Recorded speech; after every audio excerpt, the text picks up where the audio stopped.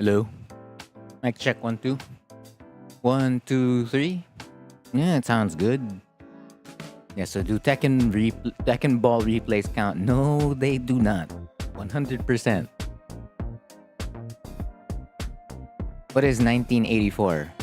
What is that combination of numbers supposed to be? A year? Kick I am. Yeah, I need your Tekken ID, and then I need your opponent's character and like their IGN. That way I can find it when I'm going through the replay. Mic check 1 2. It's what I always do, just to make sure, like, before I say anything, like I can see in OBS that like the microphone's actually picking up something, or like OBS is actually picking up something, right?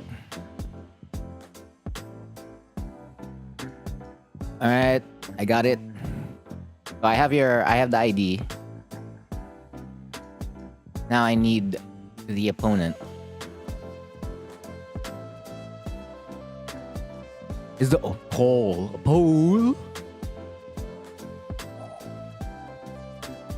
Pole Phoenix. Character with a deep sway.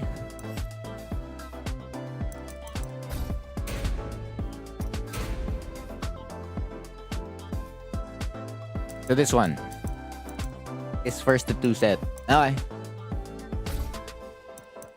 Shaheen? I'm not a Shaheen player, but I'll do my best. It's about a... I see. Are you saying just because I won't review your Tekken Ball replay, it's dystopian? Bro, no way. No way, bro. I don't know enough about Tekken Ball to even give feedback on it. Not yet.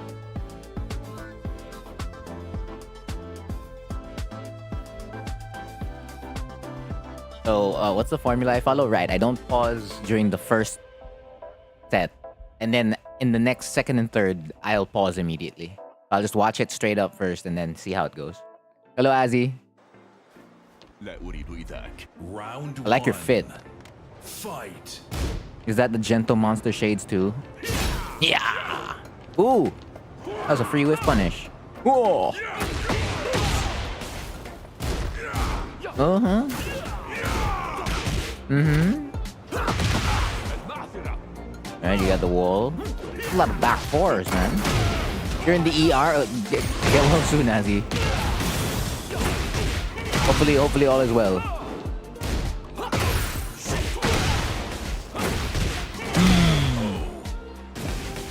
What? Round 2. Fight. These two. Up. Oh. That's pretty interesting.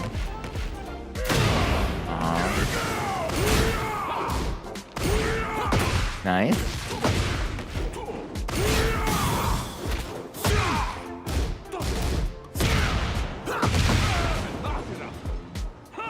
Oh. Ooh.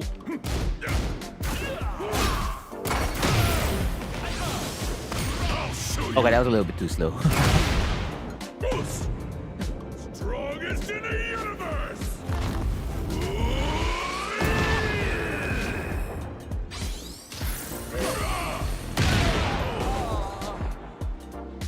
Wait, if you're gonna do that, then I don't think you should be watching a stream. Like, you should go already, right? Like, I would put my kid like top priority. Like, he should be, or they should be like top priority.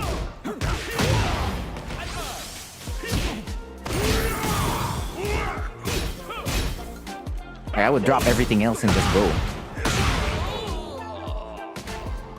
Ah, no, you're okay. You're already there. Okay. I mean, yeah. What else are you gonna do while waiting? All right, fair point.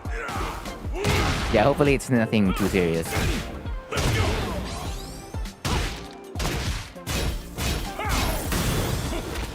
Good break. Running two. Classic ball gameplay. Yes. Yes. Hello, Vesper. Yeah, good job on not spending the dash. I like that. Okay. Where to start? Well, number one, kick I am punishment. Where is the standing punishment? That is like the first thing, because a lot of the set could change a lot by like just Fight. by punishing. Why not spend the dash? Because the guy had like a half a bar of meter. So you just do down back to 1 and then you run up. Instead of doing like up forward. Was it up forward 1 or up forward 2? Right? Then you run up and then do that, or you do running 2. And then you still have like meter to work with. Meter management is not a Tekken thing. But like a lot of Tekken players are still learning how to like manage meter. Like if you played 2D fighters, you'll have an advantage because you understand how to manage your meter. You've learned when to spend and when not to spend. Good evening, MSN. It's not a launcher. Down back to 1. It only gives you a follow-up. Yeah, see, this is number 1. Right after you get the running 2, you get +5. You backdash, they challenge with punishment. This is a free hop kick, this is a free DF2, down back to 1, whichever. So punishment's gonna be like the main thing over and over again, kick I am. How many? There's nobody in queue. It's just kick I am at the moment. Oh, there, number 2. Who is John? Oh, no, okay, I know who John is. You mean Jin Kazama? Jin, Joestar. Oh, it's Steve. Usually when I see John, I'm like, oh, Jin Kazama? What do you in the 5th? Say less. I started the lab because you had no idea what was going on in the set. I mean, that's how it should be, right? When you don't know, you gotta go in the lab. This is another whiff punish right over here. But this is the first, right? That's the second. That could have been yours. And then it's interesting that you do a back 4 check because I'm not sure. I feel like Paul could have caught that.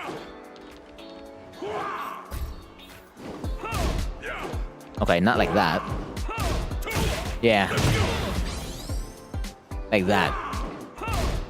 Like that. Okay, so he's not launching you.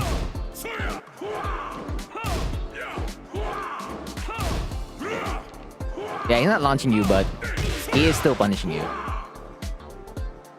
Alright, I'm gonna copy paste that Azzy. That is 5th. Got it, I got it. He still freeze up on the small. That is fair. But like, even if you freeze up, right? Like, let's say here. You freeze up right over here. She's like, oh, okay. I recognize the whiff. And like, the first thing that's like on your head is like, oh, I missed the punish. So what you could do is to like move forward again. Like, oh, so right, you see, you backdash. That's what you do. Like, which is a safe decision. But in order to maximize the whiff, you go in like check with DF1. Or even like, you have a mid that's like safe. If you really just want to like, just double check the opponent. Like, this is something, like, use the frames that exist now. Instead of like backdashing away for like pure safety. Like, something can be done here. Because they can't do anything anymore. Like a running 2. Okay, it's up forward 1. Yeah, and then you get like, you rush straight up. Like, you see the whiff. So like, you turn your whiff punishment. So if you're not getting the whiff punish, turn it into something where you can get more. Whether that be just like a straight up DF1 check, a down 3 check. Hell, if that were me, I would probably, what do you call this? I would crouch immediately. And then I'd like fuzzy on like whether I'm gonna slide or not. So instead, basically instead of backing off, take the frames. Like, because whiff moves means the opponent still cannot backdash, they cannot sidestep, they can't press a button. Because they're negative at that moment. They're still technically launch punishable. It's Paul. Yeah, so even here, and you're right up close, so you already do it, right? You do a back 4, but instead of doing back 4, that could have been a DF1, an up forward 1, a DF3, a forward 3, or a down 3. Back 1, like, you're safe enough to not throw out something really risky, and you're still safe to like throw out a slower move like back 1 where you can still get frame advantage. Or even up forward 1, right? Hell, you might even be able to throw out like a running 2 here in this scenario. Yeah, that's the important part. Like, it's okay if you can't convert off the whiff punish, but like convert the situation to something that's in your favor. Yeah, this one he just runs up into a demo man. This is 17. Oh wait, I missed something. How fast is Death Fist? How fast is it? Wah! Yeah, no, it's not 13 frames. That's the animation, but not actually the input. I'll check Tekken docs. Hold on. Tekken docs. Which is basically just RB Norway. Paul Phoenix. Paul. I'm looking for QCF2.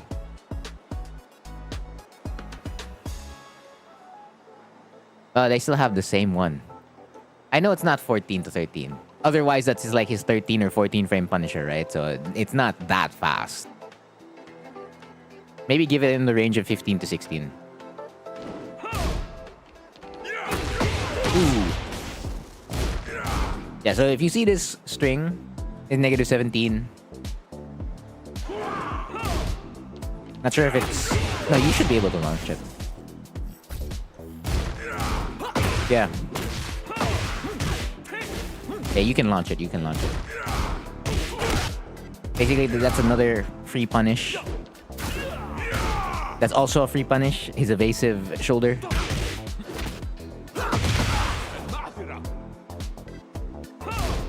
It's a lot of back 4s. I get this one because it's like for Oki. That one was too risky, like throwing out down back to 1 immediately. Like you already... So you go unsafe, right?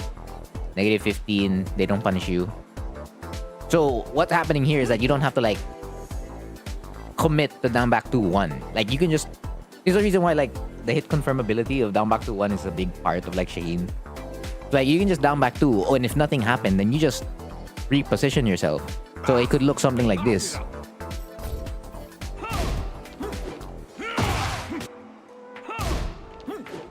Then you get the point, right? You sidestep left into a block. You're gonna block QCB1, and then like you're playing on like the +1, -1 situation. Instead of you pressing out the full string and you getting punished. Then again, they didn't launch you, sure,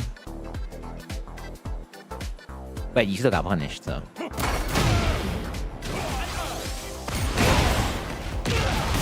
Okay, yeah. You heard me stress this earlier. I'm not a fan of spending heat immediately. Only spend it if it's gonna turn in... Like, if you know you can convert the situation. But look how much meter you have before you do back 3+4. Like, isn't the reason why Shaheen's deadly because he has... Like, when heat's active, he's just like... The mental stack is insane. Because of his guard break. So, like, you don't wanna give this... You don't want to give this away. Like, ever.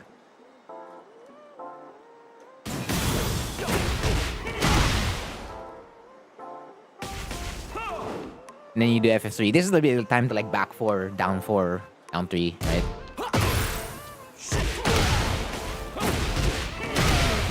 So, I mean, it paid out in your favor that time. But usually you want to keep it so that you can continue to be like a threat to your opponent.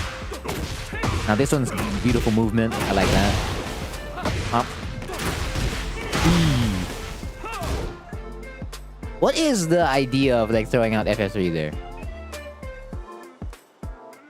Because to me, most Shaheens I have played. Right after this, it's a running 2 right away. Like, I'm gonna wake up to running 2 every single time. It's actually really, really annoying. It's the catch. Ah, okay. Wake up kicks, basically. But doesn't Shaheen have like a better, like, Oki option? I guess that, okay, that means you're going for like maximum reward. Okay, so again, nothing wrong with that. So if you're going for that, just adjust again based on like how the opponent's reacting. So like, this is like the second time where nothing happened after FF3. So that means the next time you do Oki at the wall, you're not going for FF3 anymore. Because you need them to do a, you know, a wake-up kick for you to like actually commit the FF3, right? So you're gonna gather the information that way. So it's like, okay, I'm after the wake-up kick first, and then, oh, okay, they're waking up and like they're blocking my FF3, and that's gonna put me punishable. That's a free back 1-2 for Paul, or a down 1+2. So you're just gonna adjust to that, like always adjust based on like how you're starting to like gather information in the set.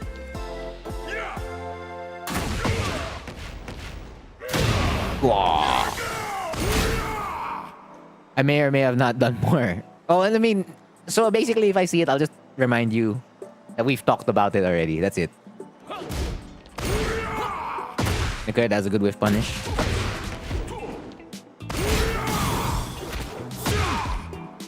Yeah, that's one. It's a one break.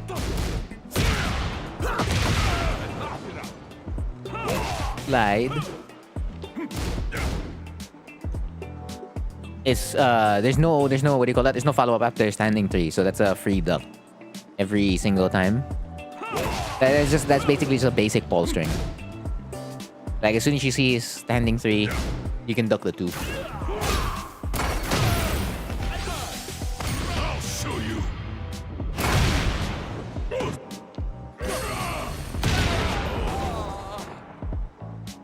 Round 3. Fight. Right, again, convert the situation on whiffs as much as possible. That's a good shot. I like that. Good attempt.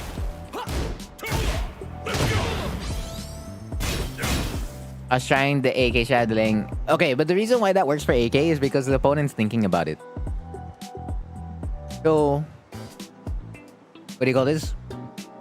You need to give your opponent a reason to think about it first. So if not that, like, okay, so if you start with the delay first, KKM, and they react immediately, then that's your sign to like go immediately. So it's basically the same thing with like FS3 versus like wake-up kicks. You're supposed to adjust to like the next option based on like how they're reacting. How do you overcome autopilot? By focusing on what your opponent is doing. What are they doing? And then focusing on like, what are you doing? Like, don't let it be like, oh, I'm just gonna press this, press that because I always press it. No, why are you pressing it? Ask yourself that. You're like, oh, okay, my opponent is ducking here on Oki. Like, let's say you do a wall combo. We talk about Shaheen here. You end on what? While standing 3-3, right? Down 1 while standing 3-3. And they're ducking. And you were like doing down 4 afterwards for Oki. Then obviously you're supposed to swap already because that's your autopilot Oki. It's the first thing you want to do. So it's always just recognizing the changes that are happening in the set. I mean, you can take breaks too. That's an option. Good duck. I know this is while standing too, Itby.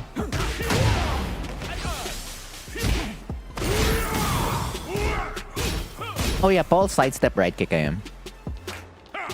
SSR for the most part. Round 4. Fight. Ow. Let's go. Okay. Good break.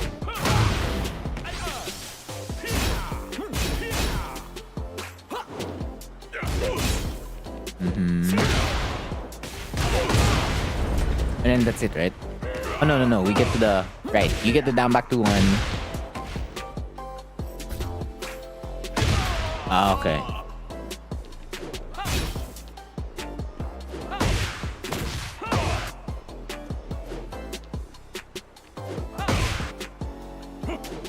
Yeah, that's how I would have reacted.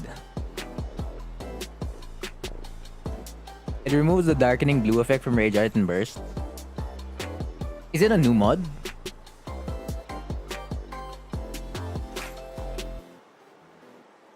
Well, I'll open up Tekken mods. But in the meantime... Yeah. That's why it's punishment. Punishment's the one that could have changed a lot of this stuff. And then here you waited too long. You waited too long to do something. But okay, that's the game state that we have. So how does it go moving forward? Get ready for the next battle. You do stuff like a basic DF1, a 1-2. And you use your approach tools in, what do you call this? Your homing moves. So if we're talking about Hwoarang here, you're gonna do stuff like dash up into like a 1-2, a DF1, a DF4, down back 3, while standing 4, FF4, FF3, RFF, DF3.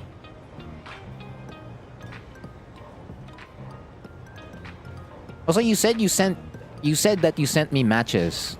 I don't see it on my Twitter. I legitimately don't. My Twitter's empty.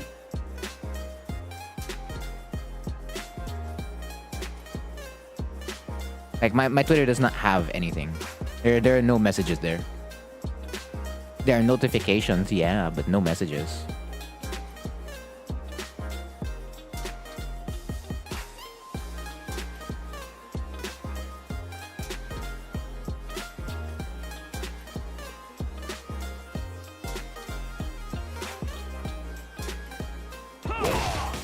Slide. Okay.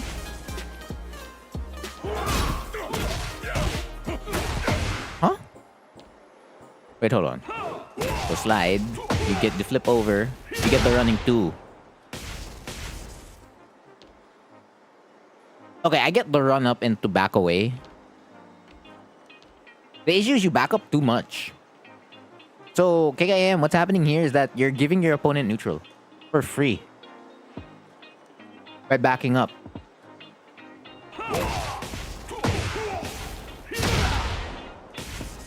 Like right here, this is fine to back up to be safe. But you don't have to keep backing up over and over again. Like, you can just stay here. Because by backing up, right? You see how much closer or like how much farther away they get away from the wall? You want to use the wall as an ally. The wall is your friend. Like, you can still remain in like a relatively safe distance, but not like taking away your initiative. Because right away off like the start, you get the slide into, you know, the Oki into running 2. This could have been another running 2. It's okay if you don't.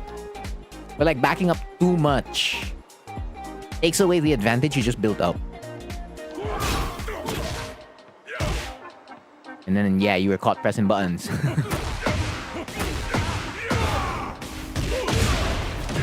Here I go. Good punish. Yeah, that's the charge up. In order to deal with this,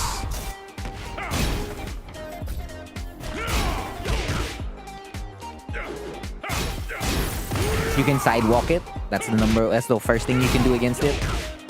The second thing you can do is to power crush it. Those are your two options against like Paul's charge up stuff. You either step or you interrupt. And usually like armoring is safe enough to interrupt.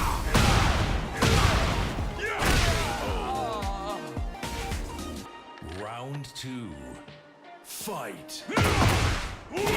Hop kick.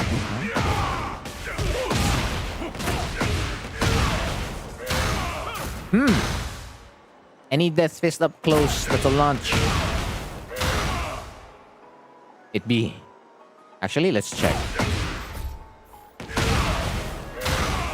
Yeah. Yeah, punishment is still big thing.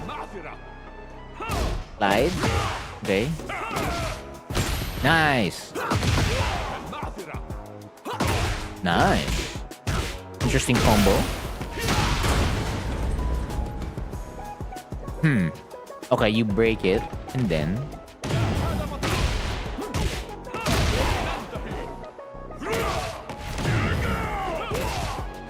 Okay, it paid out in your favor. Okay.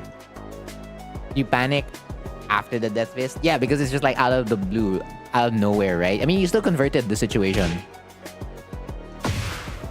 Like, where was that? Here, right? Yeah, you back one immediately. This is the kind of stuff I'm talking about. This is what I want you to do. Like, if you don't punish or whiff punish, do something that can, like, help you. Like, it doesn't have to necessarily be a move. It could also just be, like, dashing up into, like, a dash block. Or sidestep into a block, like repositioning. That kind of stuff is big.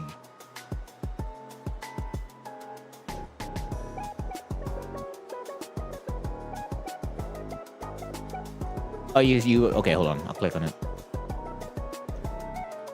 No heat. Oh, wow, that looks... Actually, looks really good. That looks really pretty. Why does the game look better like that? Okay.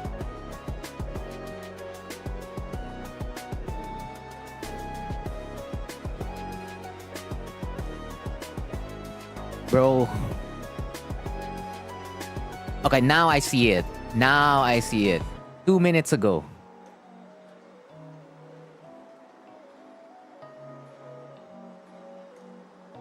Okay, I'll look at it. I'll look at this later.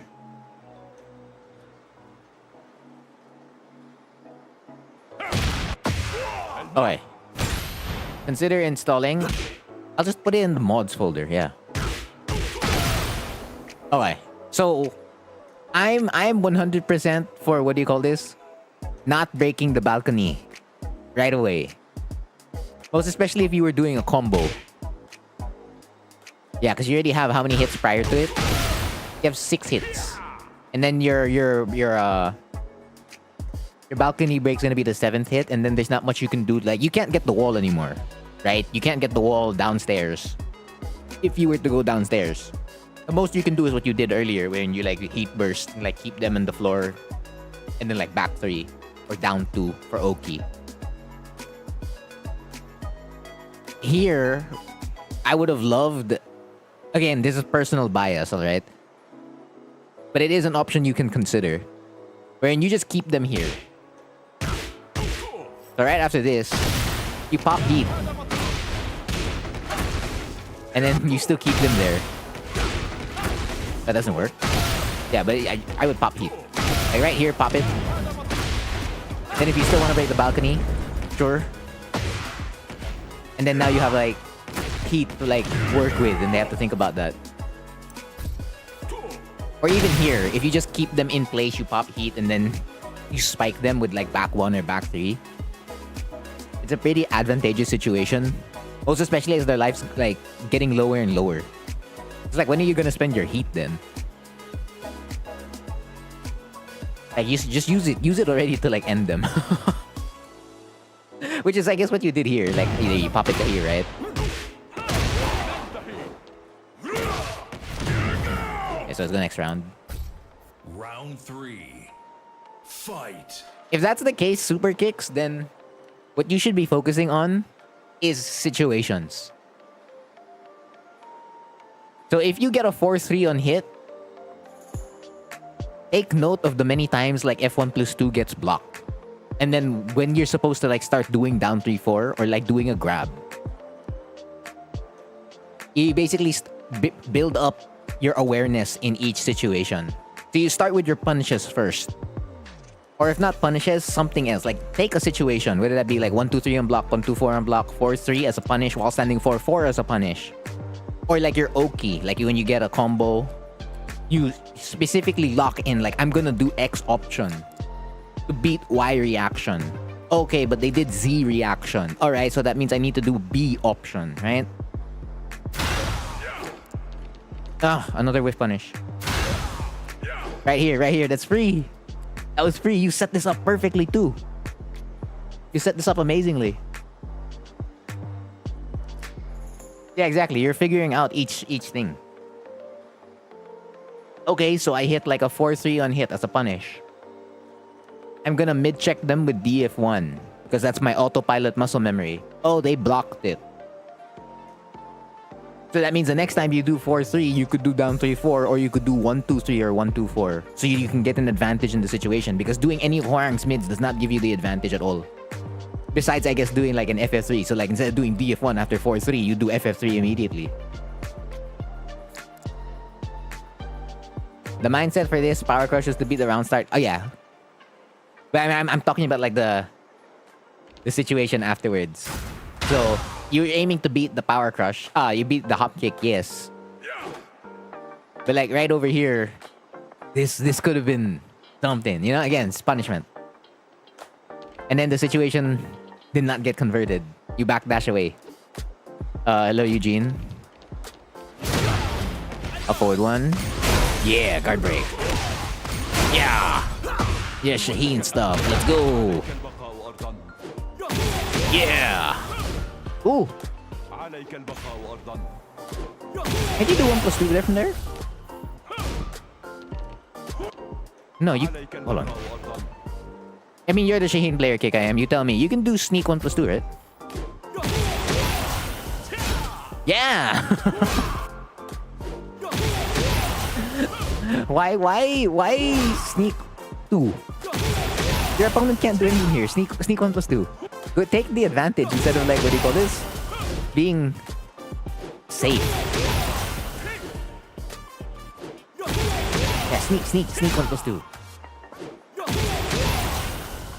Or sneak 4. I don't know, one of the two.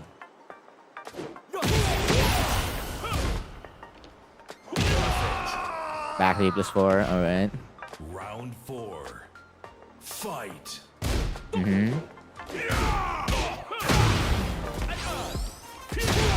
Running 2. Ooh, okay, I like that. Good stuff. You got Wait, why'd you get jab loaded? You up forward 1. You went for another up forward 1. Okay.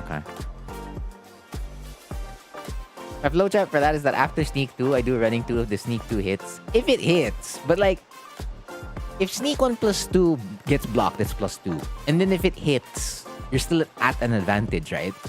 Or they get knocked down, I forget. But like, isn't it objectively the better move for Shaheen? Because they're both mids.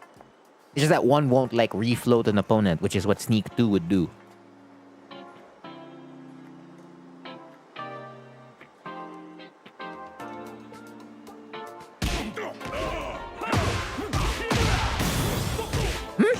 What was that?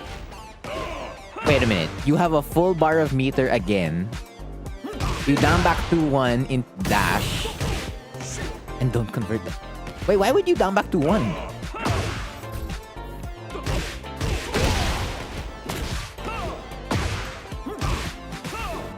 Like, Shaheen's so versatile.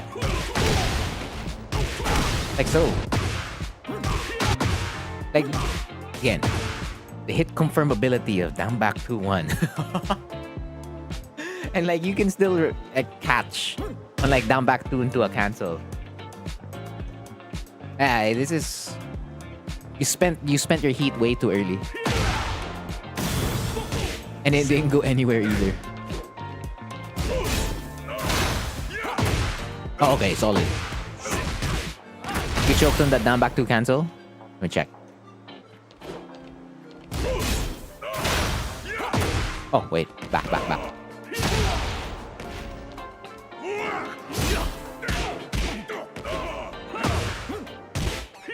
No, there was no down forward. But yeah. Next time.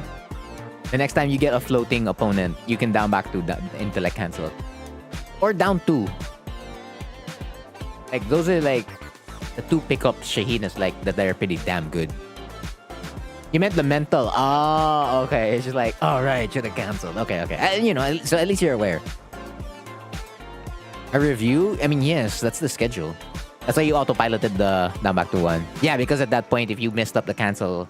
Okay, but you didn't need the... Well, I guess the dash is fine. But after the DF1, you could already picked up. Like, the down 2 is... Too many hits already after that.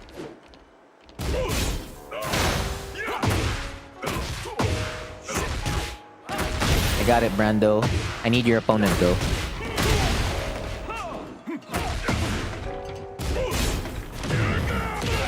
Nice. So this was a good adjustment from like the first game. Pretty damn good adjustment from the first game. What happened in the third? Because it went 3-1. Get ready for the next battle. Brando.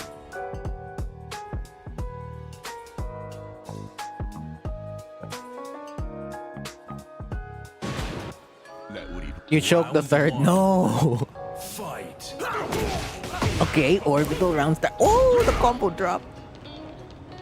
Okay, we're backing off. Okay. Nice. Boom, boom, boom, boom. Yeah. Okay. Yeah. Yeah. Wait, why did you lose there? Yeah. Ah, because you're negative 11.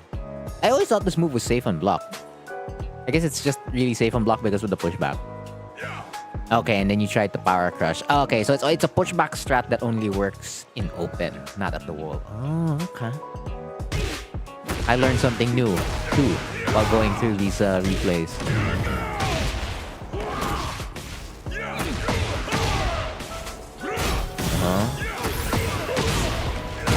Okay, there's not... Okay. There's nothing you could have done here. So the first thing here is that you have to guess. So they drop the float combo. You tech, right? They go straight for a 50-50. Alright, I mean, again, it's a 50-50. They do F4 into heat dash. And then they go for another 50-50. So this one was to beat like the Death Fist if ever, right? They go straight for Demo Man. I mean, hey, at least you pick your poison, right? Round 2. Fight.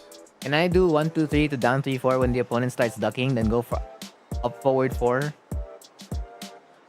You tell me, Super Kicks. Is up forward 4 safe? Is it a safe move? Is our Switch Plasma Blade a safe mid launcher? And how else would you catch someone who's ducking? You need to hit them with a mid, right? And then if the opponent is standing, how do you hit them? You need to hit them with a low, right?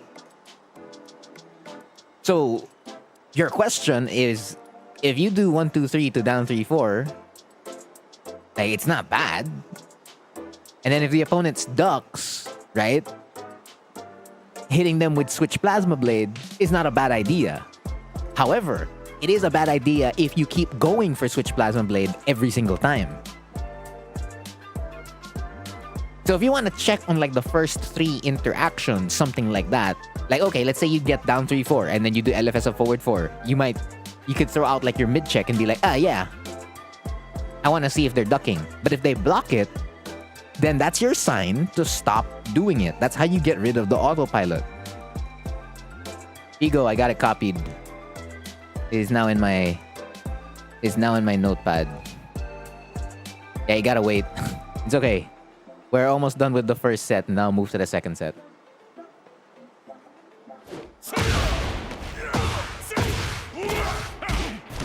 Here I go. Ooh.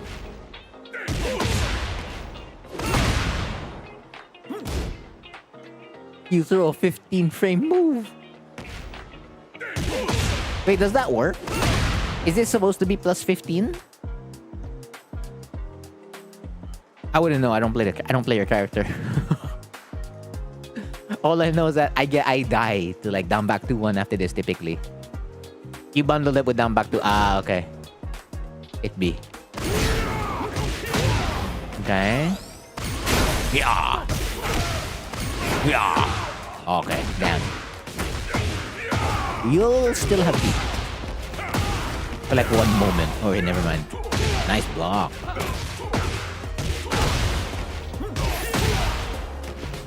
Yeah. Okay. It be. Round 3. Bungalow.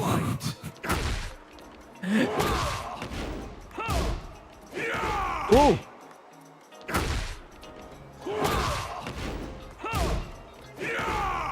Whiff punish. Yeah, so it's actually less, what do you call this? Your decisions, but on offense. It's more on like reacting on defense. It doesn't mean there weren't stuff that we were focusing on like neutral and offense. But like a lot of this is really defense.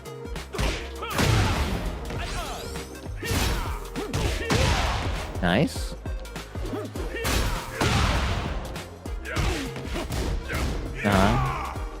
We talked about those. Those are all punishes you could have gotten. Nice. Oh. Now that's what I'm talking about. Good stuff. That's a good round. Round 4. Fight. You do?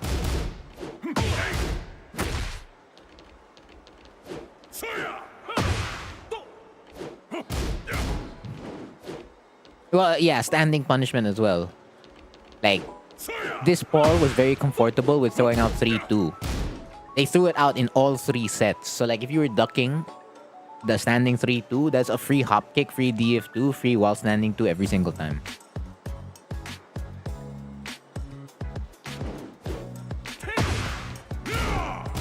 Oh, that's a missed punish on the hop kick.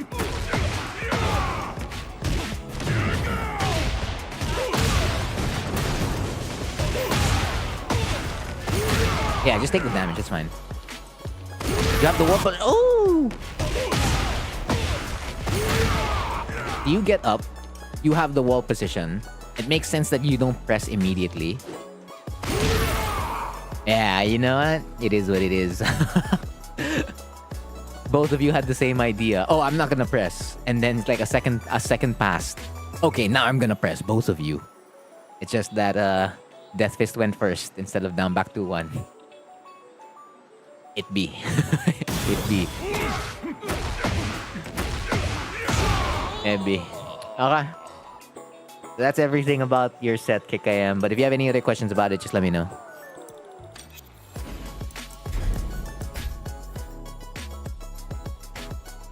Okay. Now let's move to Vespa. Set number 2. Search by Tekken ID. Ooh.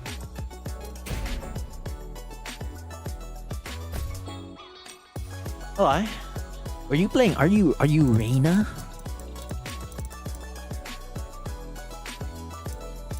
No, you are Hwarang. Time to get embarrassed? Nah. You're fine. I'm looking for Steve, right? Steve? No, I meant your opponent. Is there an exercise to help with whiff punishment? A drill, you mean? I'm not aware of a drill that helps you practice whiff punishment. Because if you record something, typically, like, you know when to, like, whiff punish, right? Typically. How many people are in queue? 1, 2, 3, 4. You got your slot, Azzy. You're the 5th. Like, everything got filled up in between. So I'm on the 2nd set right now. There's gonna be, like, basically 3 people, including this set, before you. Wait, what? 1, 2, 3, 4, 5. No, yeah, it's about correct. Yeah. I feel like I get the theoretical aspect. Yeah, real match application is the harder part. Yeah, my issue with, like, doing a drill for it in practice mode is that you're aware.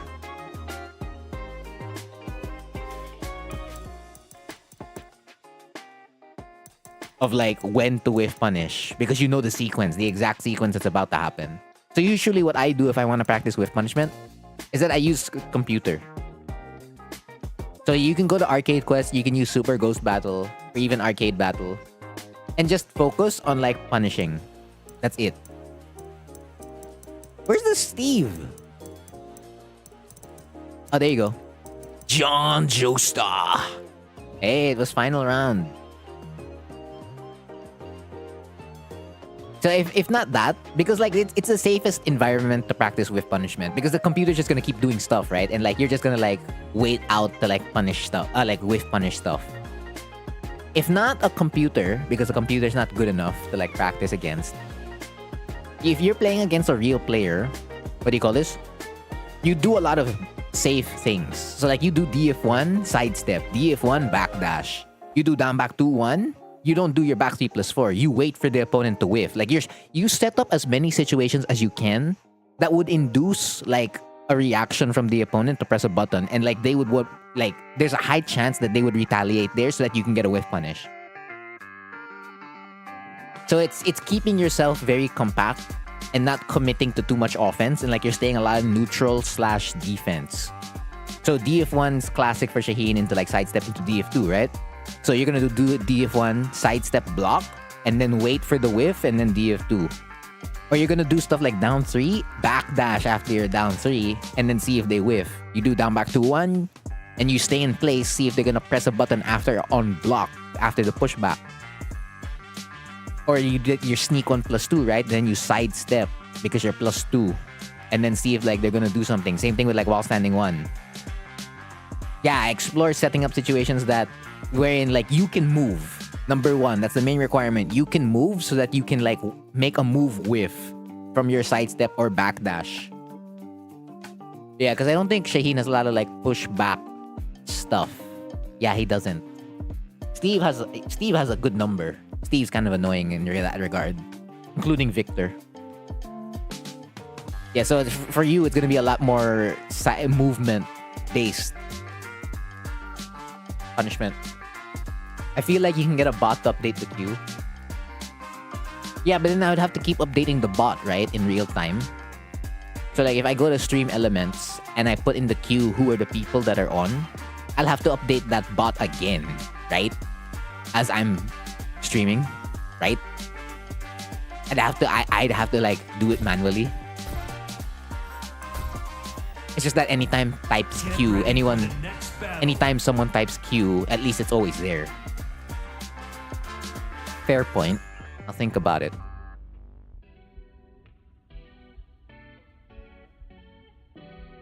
What region is Kick I am at? Where I am.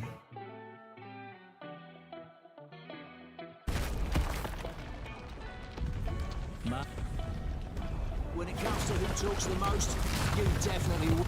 You didn't know nothing? It's okay. I mean, how the hell are you supposed to deal with like Luffy, right? He has the One Piece, bro.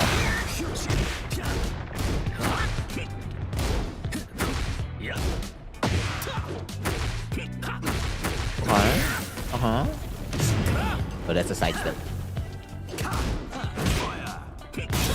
Yeah! Oh, goddamn.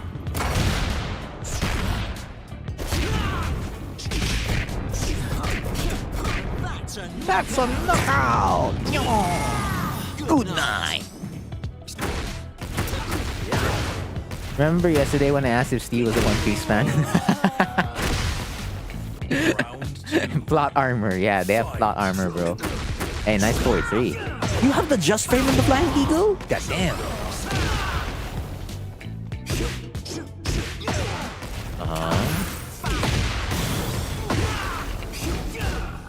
Good punish. Good check on your punish. I like that. Good check again. Yeah, because you didn't know, right? So I'm working on the assumption, like in this set, you didn't know nothing. Because he already labbed after this. Round 3. Fight. Over here. Wow. Damn, this Steve is hella good, huh? They really flexed that punishment. Actually, they went less optimal, actually. But they were just flexing like the way they can defend with Steve. Yeah, it's a very good, like if you have the Just Frame and Flying Eagle, it's hella good. Yeah, I know one session isn't enough, but like it's enough to like make you like start learning the character. Like you won't get better at the matchup overnight, but like something has to like kickstart it, right? Fight. Over here. Ah. Okay. Smash. Nice. Good confirm.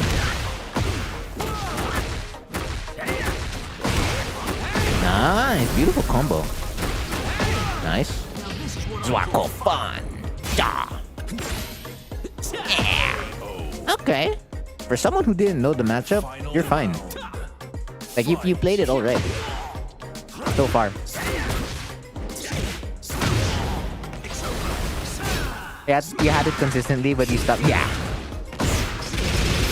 That's why I'm asking for like the adjust frame to be like a little bit more lenient. Just a slightly more lenient. Not too strict. Yeah, there's a just frame version on Flying Eagle and Lightning Halberd. So 3 slide 4 and left flamingo 4 slide 3. There's a just frame version. Okay. It's the go-to mid for you. Yeah, in right flamingo, in LFF, I guess you could use it a couple of times. The issue is it comes out at 20 frames. 22, 20? 20 to 22 frames. Okay. Yeah, because if you don't know the matchup, typically it should be bad, so... Nah, this wasn't bad.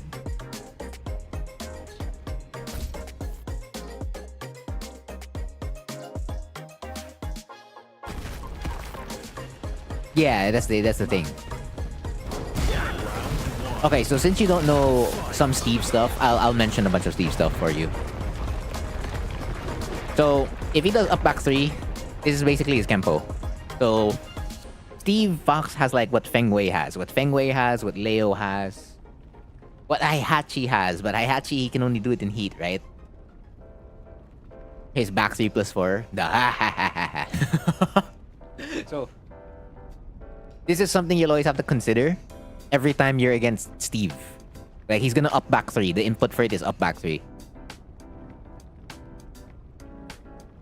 So you can't... Like, before we were thinking about, like, his sway back and his weave left and his weave right. But now you have to include his, back fox step, you know? Out fox. Hello, A. Yeah, so this is something you have to consider a lot. Like, when like he's in neutral, or like even if he's like crouching. And usually what they're gonna do to like keep it safe is like what this Steve did. So they're gonna do up back 3, right? And then they're gonna duck cancel to like stay safe. If not duck cancel, they're gonna do weave left or weave right. Because doing a duck cancel doesn't necessarily keep them safe if you like to press a button there immediately after they do, what do you call this? Out fox, up back 3 into duck cancel. Like, you could hit them with like a DF4 right over there, and then their duck cancel will get hit. So they'd be forced to weave left or weave right at that point, but you wouldn't know which one to like counter. So like, it's best to like always stay safe versus when they go for like their Kempo.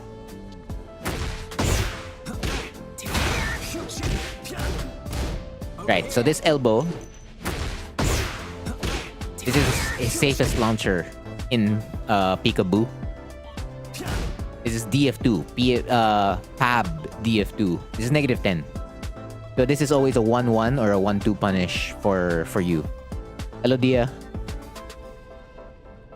But checking with DF1-3, not bad.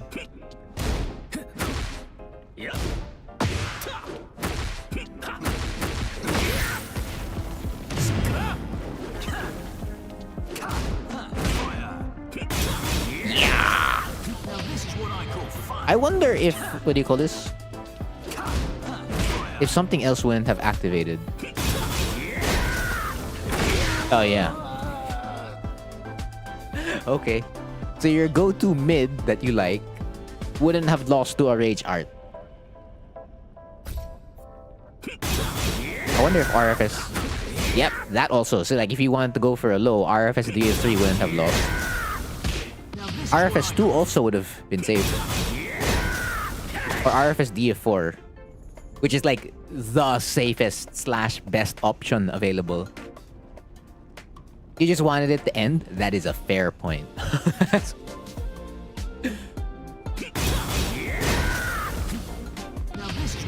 Oh, fun. Then you convert this. Yeah.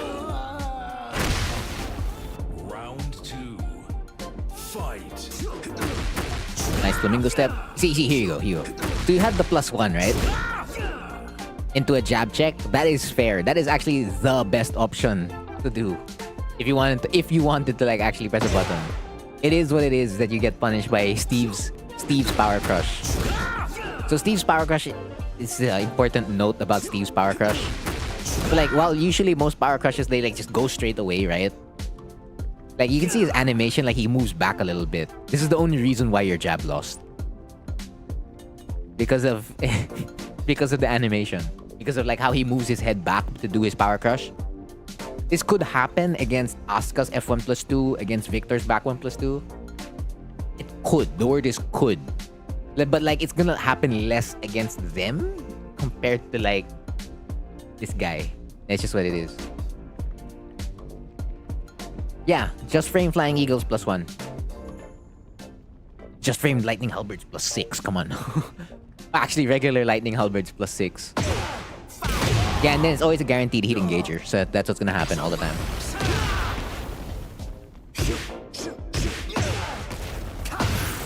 Then if you get hit by up back 2, there's also a guaranteed Sonic Fang. Yeah, so this move you block, this is one of Steve's brand new moves. This is his 12 frame Punisher. 2-2. So if you see him go, yeah, right? And he turns around, he's -14. Of course, you don't have his back, okay? Like, if you punish him here, like what you did, he's gonna stand up. He's gonna, like, turn around. So since it's -14, in this situation, like, going for 4-3 is not it. Like, if you block it... Of course, this is given the situation you're in, wherein, like, you have low HP. But, like, you can always just, like, go straight up for DF3 +4 if you want. Ignition Barrage.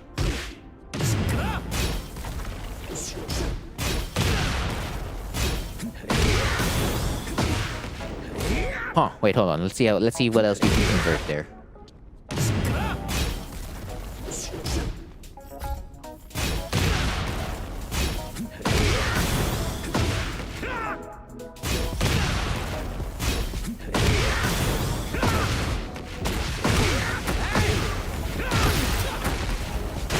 Yeah, I guess like that.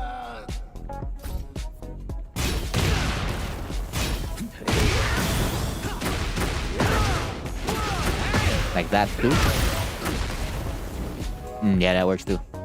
You thought you were farther from the wall, fair. Lightning Halberd. LFS 4 slide 3. Lightning Halberd.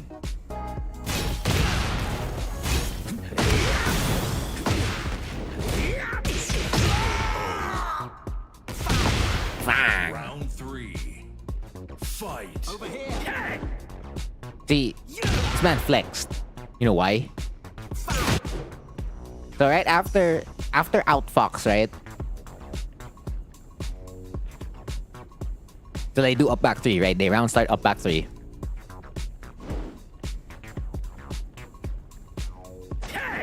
They sway out. And instead of them doing what do you call this? Back sway 2. They go for 1. Flex. But yeah, it also leads up to a guaranteed, what do you call this? Heat engager. The clinch is 2 grabs. So like when he hugs you in heat, when heat is activated, there's only 2 options. There's 1 and 2. 1 is the one where he gets like a guaranteed, what do you call this? Sonic Fang again. And then 2 is the one where he does 50 damage. So you take your pick. So you broke the first one, which is a 1 break.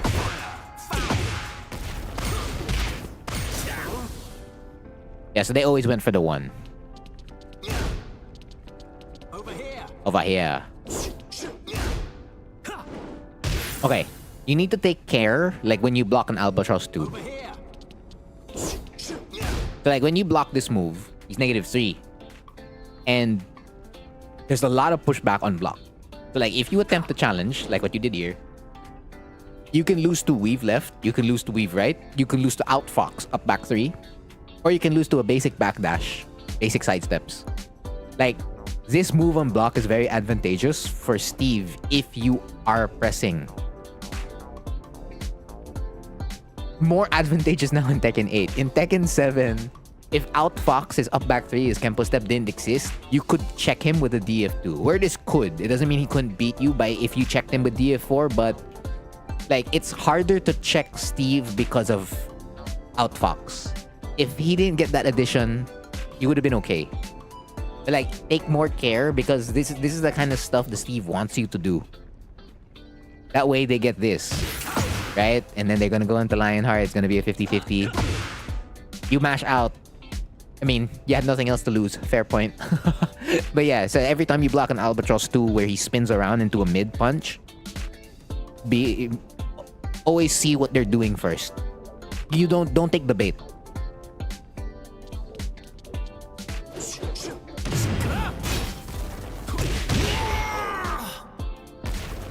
That's the second time, by the way, you didn't do anything with heat. When you did like a heat burst, you waited, which is fair. Again, you want to gather information that way. Yeah, and this one is like to avoid. What do you call this? See, this is what I mean by the Steve was flexing their punishment.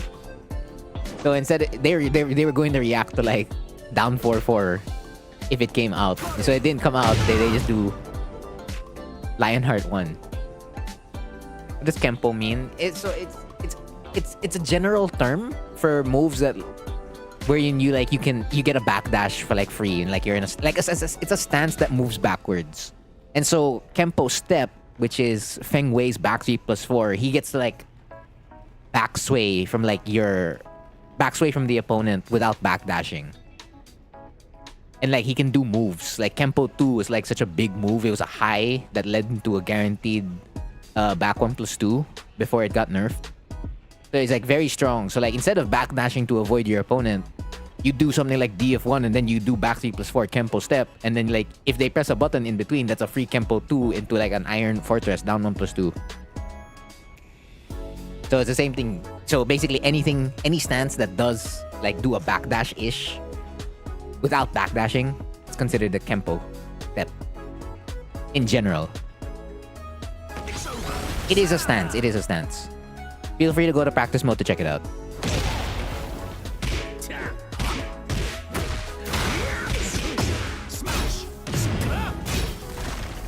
You had no idea it was that unblocked? Yeah, it is. It is indeed like that unblocked. Yeah, this is a very good convert.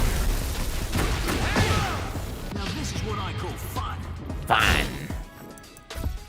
Round 3. Oh, whoops. Fight. Over here. A stance that moves backwards is Kempo. In general, because it's being derived from Feng Wei. Because Feng Wei popularized it. Or rather, like you saw it too many times from Feng Wei. So anything that does the exact same thing that Feng's doing, you just attribute it to Feng.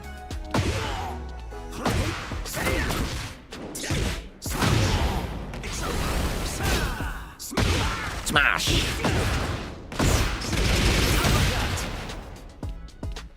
Yeah, it's like every launching low is a Snake Edge.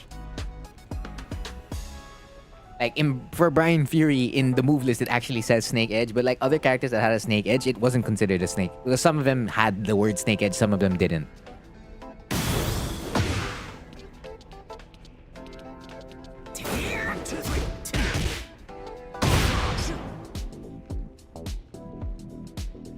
What was I gonna say? Right. If you're gonna do slow moves, don't wait. Like, do it already. Because there was another round here wherein you're doing like jabs and DF1s, which is very important against Steve. Because if you do your slow moves, there's a chance that you're gonna get hit by counter hit back 1, right? Counter hit back 1, you're gonna lose to like left weave, right weave. So if you were second guessing yourself on like do the slow move, okay. If you were already second guessing yourself to do the slow move, don't do the slow move anymore. Like right over here. So you 1-1, you sidestep. And then down 3-4. Ugh. Like, just DF1 or commit to it. Or don't do anything about it. No, Horang didn't have the worst Snake Edge. I miss the Snake. Bring back the Snake Edge. Bring back Horang's Snake Edge. We need it. We need it back.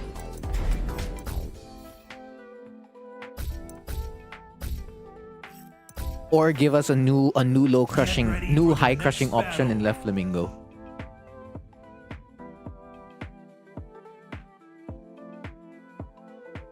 The Snake Edge Club was a very important club to be part of. I can't believe that I'm not in it anymore. Nice. Nice combo. Okay. This is a main thing about Steve. So like you already know like the risks involved when you throw out RFFDF4, right? So Steve will also still sidestep it. But instead of him just sidestepping RFFDF4 in situations where you're in right foot forward, is that he's gonna do left weave or right weave. And, well, he's gonna get either Lionheart or whatever options existed if depending on which weave he did. So on left, well, it's a knockdown usually. Like, it's gonna be right weave 2 or left weave 1-1. Yeah, so you wanna... So, okay, but here's a key part, right? When Steve does the weave, compared to a sidestep, right, you could still remain safe on a sidestep. It's like, if you didn't want to, like, punish the opponent after a sidestep, or you didn't trust your buttons, you could always just do a sidestep into a block. The issue is when Steve commits to his weave, he takes away the option to block. The character is 100% forced to press a button immediately in order to stay safe. Or he has to wait for his weave animation to end, and then he can finally block. So, one way to counter this, if you already know that they're going to weave, you kill them with a homing move. Or even, see, like, you see how Backlash still hits weave? Yeah. I need to revert. Go back a little bit. Go back. Do it from the combo. Where's my backlash? Like so. And that like takes it away. No, you can still lose to back sway. What I'm saying is like usually against weave, he can't beat this. Or your homing move. Like if you do RFFD of 3. Like, remember, he takes away the option to block. So like you can even just like check with down back 4 and that takes it away. Every single time. Even if I do DF1, right? If I do DF1 as a check, I'm still safe. And I can get a punish after it.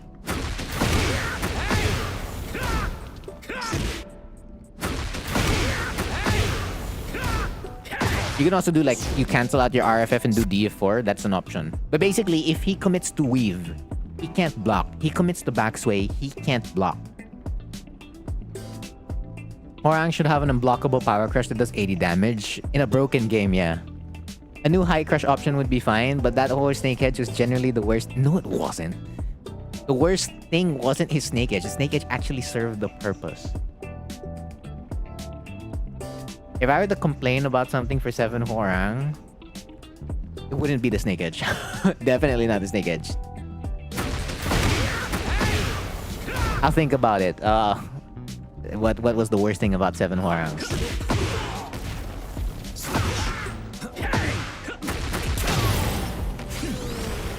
Down 3-4.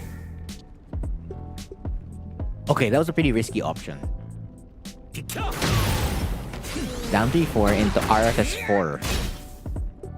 Ah, okay, it's not risky against... Right, okay, I was thinking about the... Oh, I mentioned Tekken 7, and then the moment I say Tekken 7, my frame data in my head turns into Tekken 7.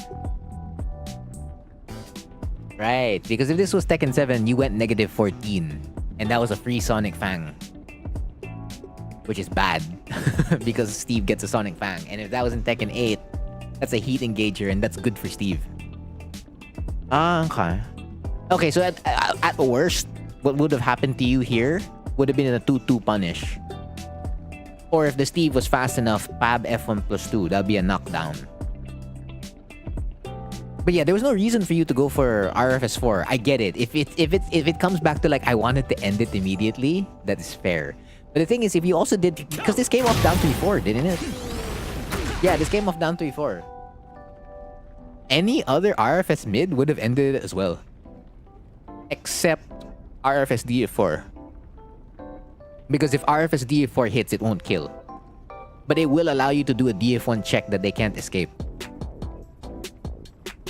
So like Flying Eagle, RFS of forward 3, and RFS back 4 all would have ended it. And 2 of them are safe.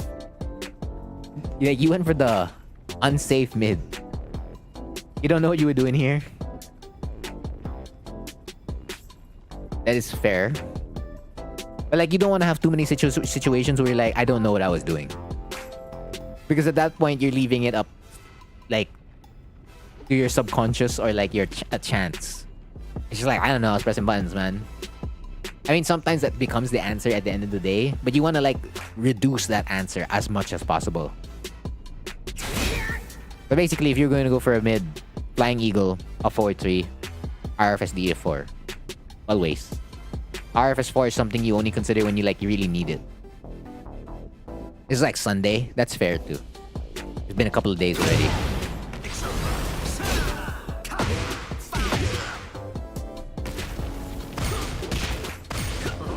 Alright, you be guessing right every single time.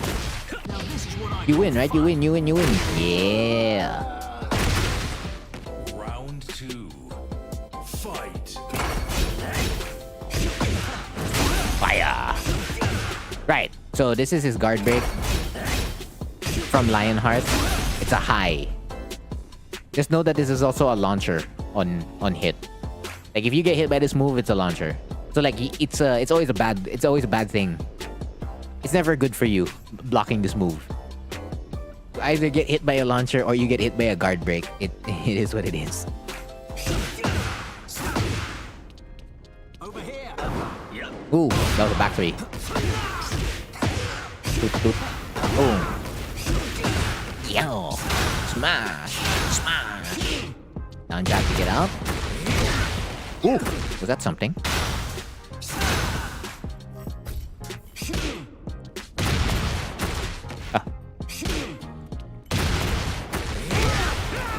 Wait, why didn't that hit the wall? It hit the wall. Huh? Wait, is the replay messing up? There are some moves that are... Well, I mean... Again, there are some moves that can guard break without heat.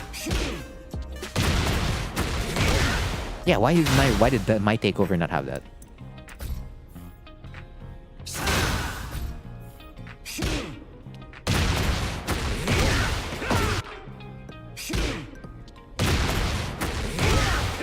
Whoa, the replay's messing up. It's doing it again.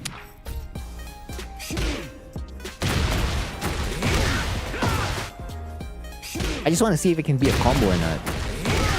Ah.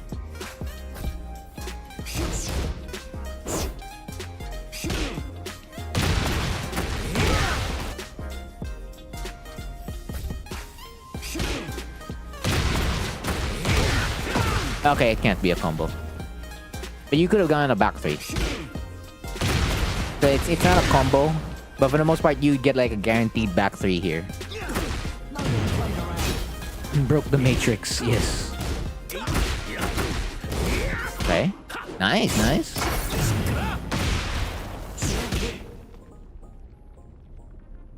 Okay.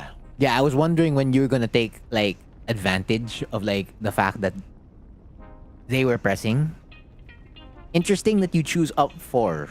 Because in like the last game, they were pressing a fast button. And it wasn't like a low. It was usually a mid. So like you would sidestep and then you would get hit by their move after the heat burst. Like up 4 is not bad. But like the fastest option is 2-4. And based on like the stuff they were doing earlier, 2-4 would be the one that would win. Nah, it must be that plot armor, right? Never mind. It's that plot armor of the One Piece.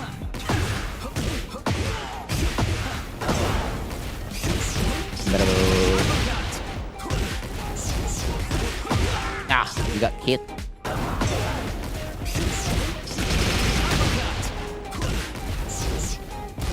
The second hit, okay, this is Pab back 2. This is his Pab back 2 string. Basically, if you see it, the second hit is high. And like you could duck it and like down jab. Yeah, there's like it's extremely good. 2-4 into RFS F4-4 after a heat burst. Because everything else is mid. You see that? Mid. So the first hit is mid, second hit is high, third and fourth hit are mid. So if you didn't duck, what do you call this? The second hit, just block the entire thing. This looks similar to the DF string. Does it?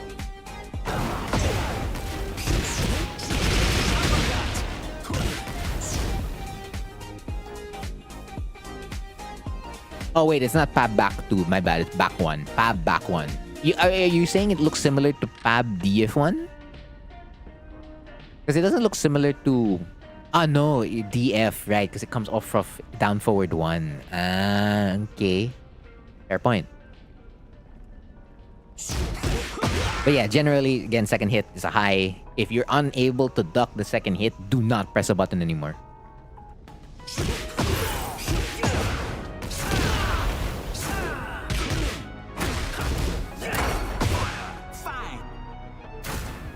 So you get the hit, 1-1, down back 4.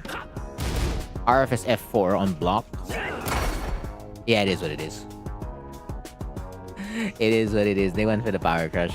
You went for a fast option. I wonder if RFS F4 would have saved you. Oh yeah, it would have. Because that would be allowed. If not that, that would be allowed. But then you'd actually have to like react to that. Yeah, you would have lost anyway if it was Flying Eagle. Oh no, you would have been safe.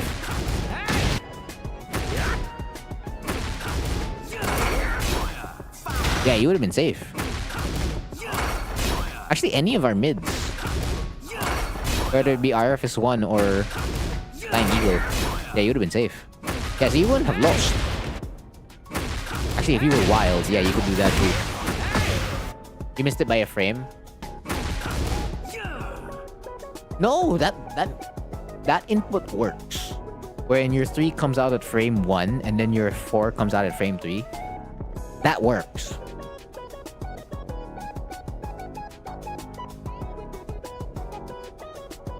Huh. FB, the game just didn't take it. It ate your input. I figured out yesterday that red, yellow, and blue sparks indicate high, mid, low. Yes. So, I mean, if you want to use colors, sure. But usually I just use, what do you call this? The words. You did it too fast? No. Because the just frame has to both come out at frame 1, right? Generally. So, like, this was just the game taking it away from you. It didn't want you to have cheese.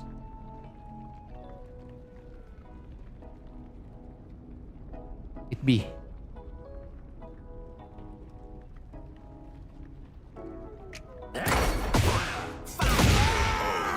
Fang. Round 4. Fight. Over here. Huh? True Horang player. Random back 3. I love it. Wait, were you actually trying to whiff punish this quick spin? You did. You tried to punish an empty quick spin. Damn, okay. No, but true Horang player. Dash back 3 random. This is the second replay? Yeah, this is the second replay. This is the last set of the second replay, so I'll be moving to the third replay soon. Also, Brando, I need your opponent. I didn't see it. Oh, well, let me look back in the creator studio instead of OBS to see if there was an opponent mentioned.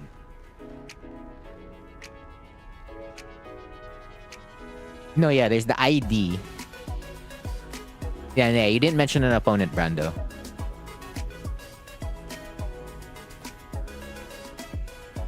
It tells me what a hit is if you don't know in-game, though. Yeah, okay, that's true.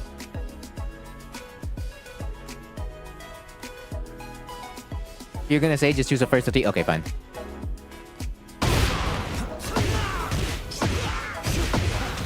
Uppercut.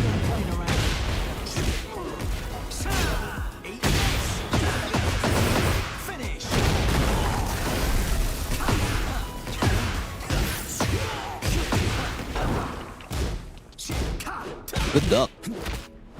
Side swap, I like it. Into heat, yeah. 2-4. Okay, straight into heat smash. Okay, that sucks. I don't know why that happened to you.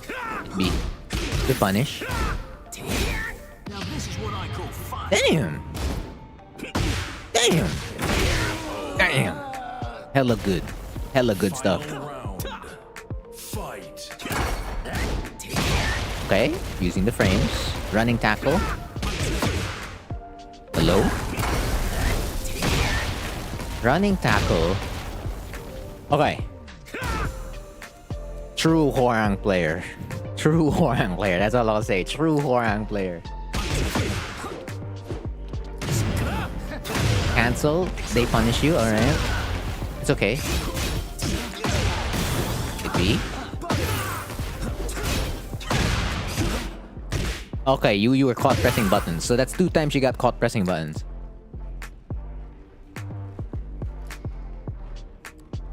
So it's a look at the law player. Okay. Okay, so you back 1 here after 2-1. His 2-1 is +3 on block, and his flicker 1 comes out at 12 frames. It's not a bad risk actually. But this is where like your punch parry comes into play, Vesper. Like Hwoarang has a punch parry to work with. So for as long as they stay on immediate timing, like they don't change up their timings. This is something you can keep in the bag. Because if you do your punch parry early, right? It will force them to change up their timings already. So if you're keeping your punch parry in the bag for situations like this, like clutch moments where it's like one more round to change the game, to win the game, it will help you like get out immediately. And it's like now they can't adjust to that anymore. Because now they have to think like, oh okay, are you gonna parry or not? And of course it's a double-edged sword because now it's just like, are you gonna parry or not? Right? But like you only need it to happen once. If you're keeping it in the bag. If you're already doing it often, then you're playing a timing-based game. You just found out the double sway is super plus. Double sway. What is the double sway? I'm just talking about 2-1. This is 2-1 on block. Not unless this is what you refer to double sway. It's a punch parry. Therefore, it can only take out punches.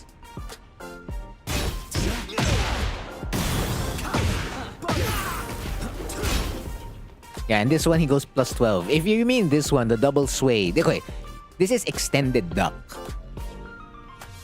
So when he charges up into forward 2, this is extended duck. It's not double sway. So when you see him charge up as he does duck. So when he moves forward, it's called a duck in. And if he holds it, it's gonna be called extended duck. And then that's when he can get like extended duck forward 2, extended duck 2, extended duck 1, where all you see all the blue sparks.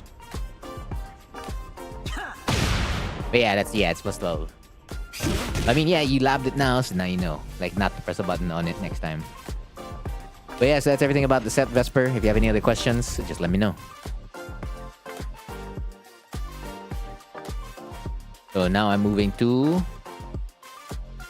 Brando. This is set number 3.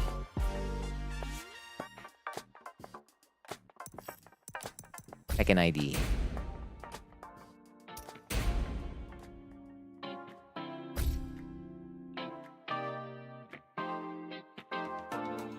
Supreme? If you didn't know Steve by this point, your main weakness is matchup knowledge. Because the way you handled the set despite not knowing was good. But of course, your lack of knowledge is the one that's gonna hurt you a lot at this level. So you need to get that knowledge ASAP. This is something you typically get when... Well, not typically. Ideally, it's something you pick up when you're in like Rulers to Fujin and early Tekken King. Of course, the labbing never ends, but like not knowing a matchup by this point at Tekken God is concerning. It's a bit concerning. Most especially when it wasn't a rare character. Steve is not that rare. He's not that low on the usage rate yet. He's still a popular enough character that you see him most of the time. Hello, Grey Bacon. Yeah, we're doing... Well, I'm doing good. I guess most people here are doing good. Right, so it's Hayabusa, right? Yeah, because this is a different law. Alright, you said you did a bunch of quick matches, so I'm looking for the rank law. Yeah, because I'm pretty sure when you take away your matchup knowledge problem, you're gonna be in a better spot. Like, decisions are gonna be way better. Okay, I'm in rank now. Depends. Because I didn't play the characters for such a long time. I learned all the matchups by playing against them and labbing them. But can you learn the matchup by playing the character? Yes, because you get into their shoes.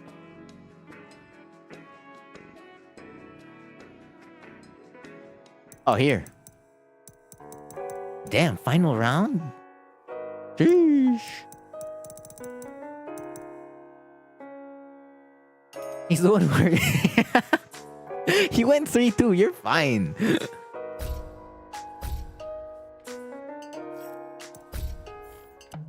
Personally, I think I learn faster just by trying to take an unknown matchup to red. Then if that works best for you, then play all the characters then.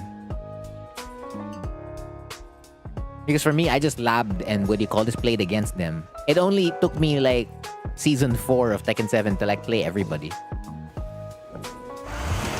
You're Rock Lee? Alright, that means I'm Might Guy. Might Gee. Fight.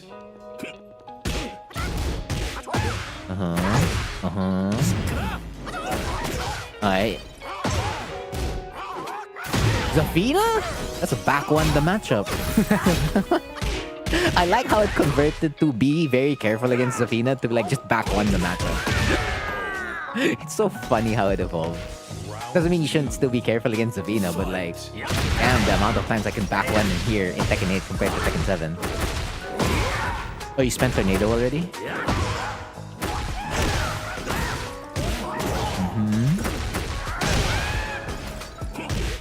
Nice.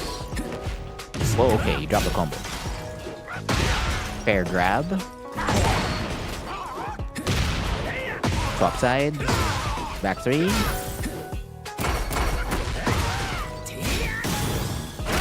Nice. Round 3. Did you take off your training weights for this one, Brando? Like, no, this law has not seen my true power yet. Nice, using the frames. Wall carry. Nice. Unfortunately not. It's all good, it's all good.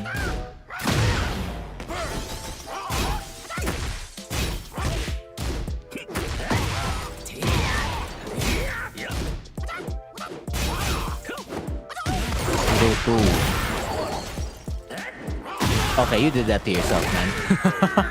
That spring kick, that's on you. Round 4. Fight. Good punish.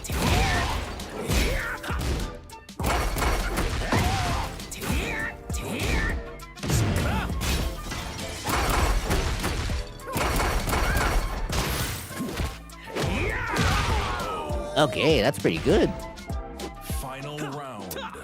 Fight. Is this Dojang Exhibitions? No, this is Replay Takeover.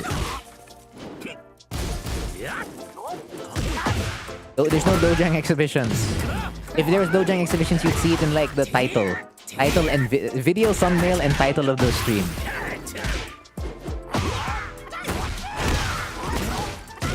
The video title for this, stream title for this is Replay Takeover. And then the thumbnail, something that still needs to be upgraded. Nice.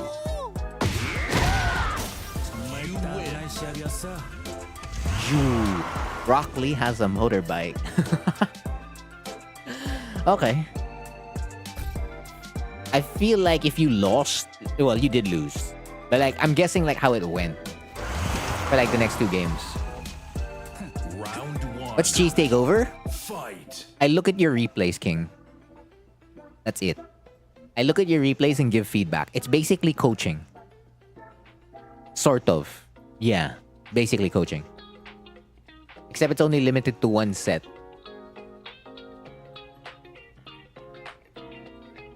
Right, so what was I talking about again? Right, law. You got hit by a lot of DSS stuff. So a lot of his dragon stance. Because you kept getting hit by like DSS forward 1. So I'll just tell you all the moves where like Law can enter DSS off a lot of moves. That's the thing. But I'll just note the ones that, what do you call this? This Law did.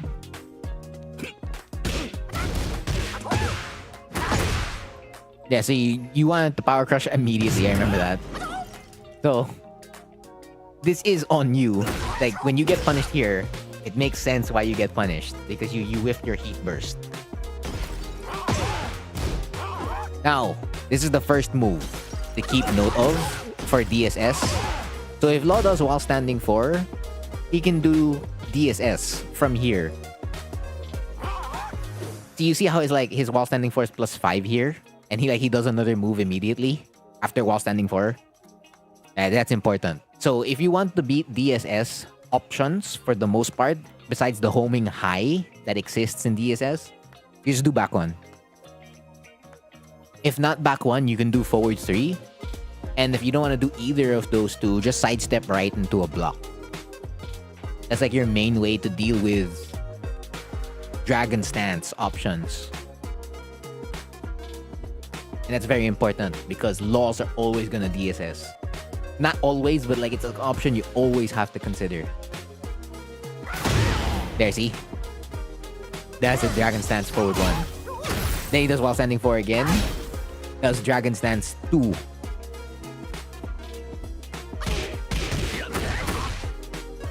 Like the repositioning. Of course, back 3. Gotta let him know you're a true Horang player.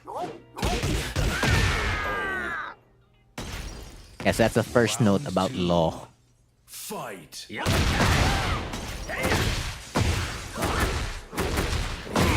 Right, you already spent your tornado. Because of what do you call that? Firecracker is an auto tornado. You can't get LFS of forward 4 here. Like, basically, after you get the wall, just go for your wall ender. And then like go for the usual Oki options.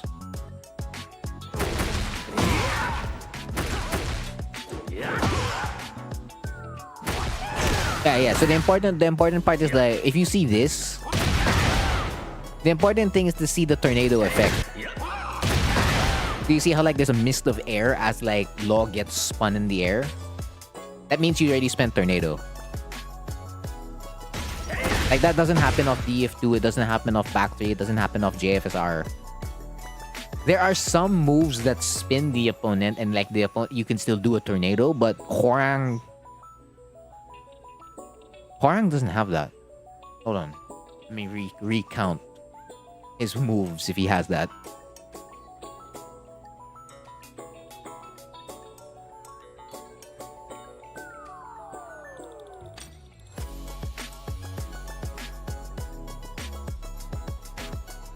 No. Horang doesn't have something like this. It is not. Oh, you didn't notice like the mist around it? There is. Nah, okay. This is a interesting offensive choice you went for. So you go for down 3-4 RFS 2-3. So you're cashing out too early, Brando. Because again, you go plus 14 on hit. And then you're trying to go for 2-3. Because if the 3 hits, it's gonna wall splat, right? For the most part. It's a cool pose, I like it. But if you're gonna commit to something like this, then it's for like gathering information. But generally, after down 3-4, your best option is a mid because you're plus 14 on hit. So RFS DF4, RFS Flying Eagle, RFS 3 slide 4 would do the thing you're asking for right now from Hwoarang when you pressed RFS 2 3. It would have done the exact same thing. Wherein you could get a wall splat. This is your sleeping position? Damn, alright. Interesting sleeping position. A sick sleeping position. Also, usually you keep this reserved for situations wherein you feel like they would press a button. Because it doesn't jail. It doesn't jail and block. Like, if you want to do this, like, you just do RFS 2 by itself. That way you can, like, remain safe. Because this is on hit. So, like, an opponent cannot launch you for you doing RFS 2 anymore. In previous Tekkens, an opponent could. In Tekken 8, they no longer can. Which is pretty sick.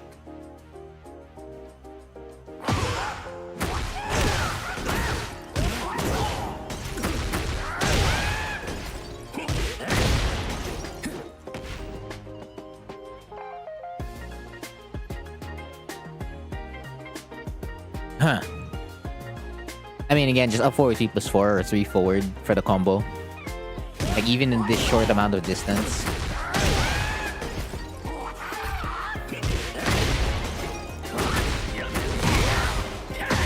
It could look something like that. Or like a down back 4 for short wall carry. That works too. Also, this was a really good option. Like right after the heat burst, to go for a grab. You went for F2 plus 3. But also, remember that we have a homing command throw.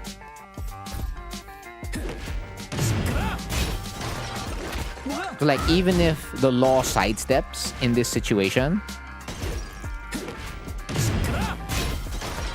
they cannot, like, you can keep them in place. So like, instead of doing like a generic homing throw, you can do a homing command throw, which is very, very big for Hwoarang. He's privileged in that regard. Like, you can make that your next option to like keep an opponent in check if you wanted to do a grab, because both grabs would have swapped sides anyway. Because you're gonna do human cannonball F2 plus 3, you're swapping sides. If you do roll and choke, you're swapping sides anyway, so.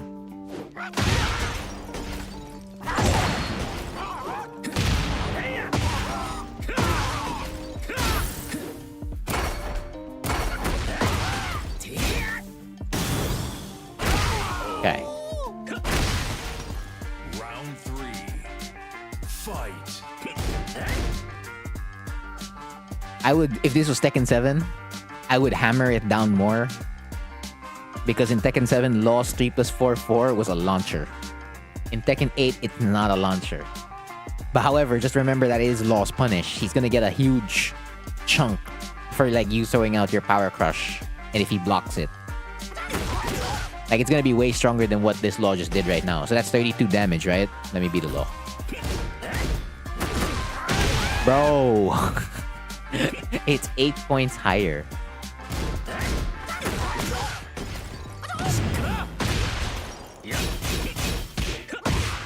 Yeah, that was using the your frame data for a frame trap.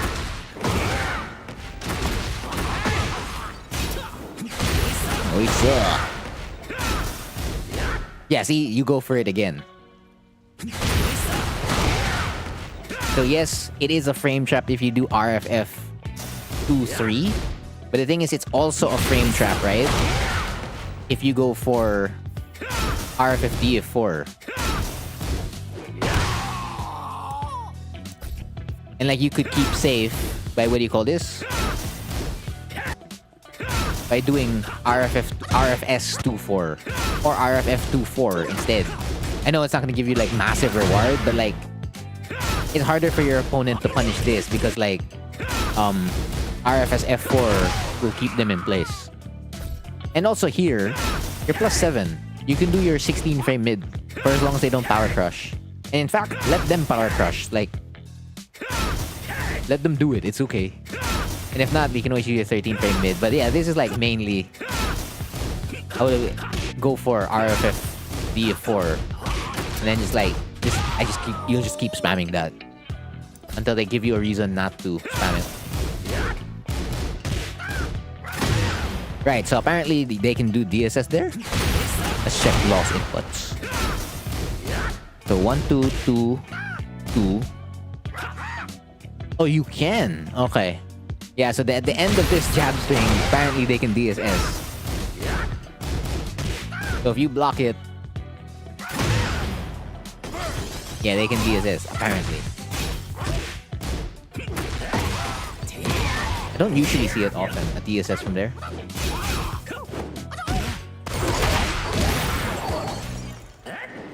Yeah, and then we talked about that spring kick earlier. Round 3. Oh, wait, that's the same round. Round 4. Fight. This is a good whiff punish.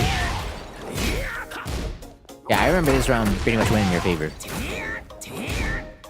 Yeah, and then you heat, that's which is good. Home surgery. Cancel out. Yeah, that was a good round. Final round. Fight. Round start, DF3-4 again.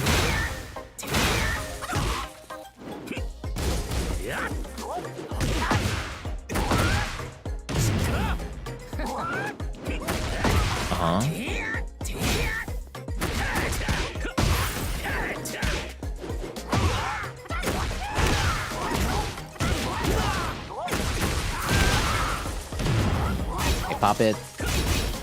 Home surgery. Okay. And then they win the next game, right? Okay. So this is the game state.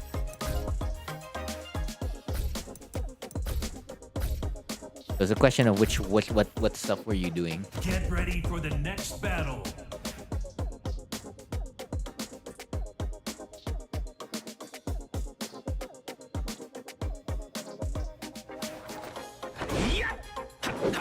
Round 1. Ah, they stopped their demotion. Okay, I like that. That was beautiful. Running 3. Okay. Okay.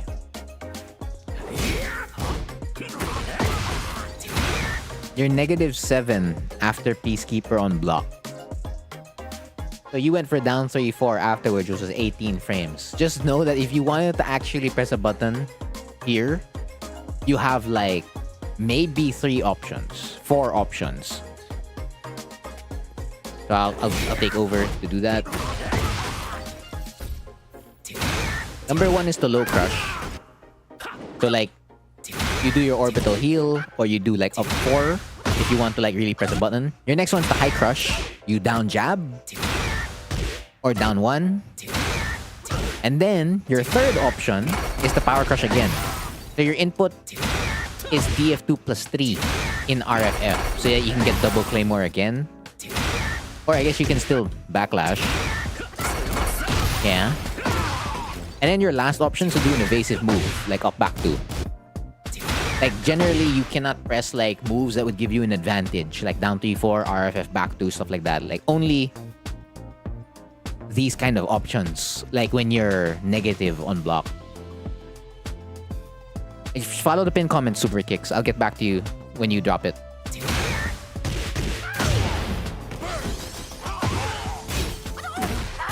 We talked about the wall standing 4 already. You get hit by Dragon Storm.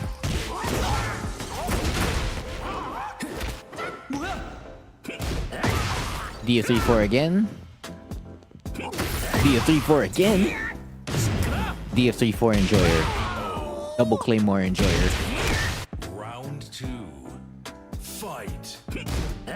Oh, I like the delay. I thought about it. I mean, you already mixed it up with canceling as well, so nice stuff. Ooh, running 3 gets caught. Good hold. Okay, but you get hit here. Round 3. Fight. Which is B. That was a frame trap. Back 3 round start, true Horang player. Hit burst. A 1-1. There you go, trying to use the frames right there.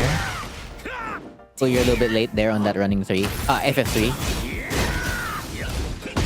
Nice.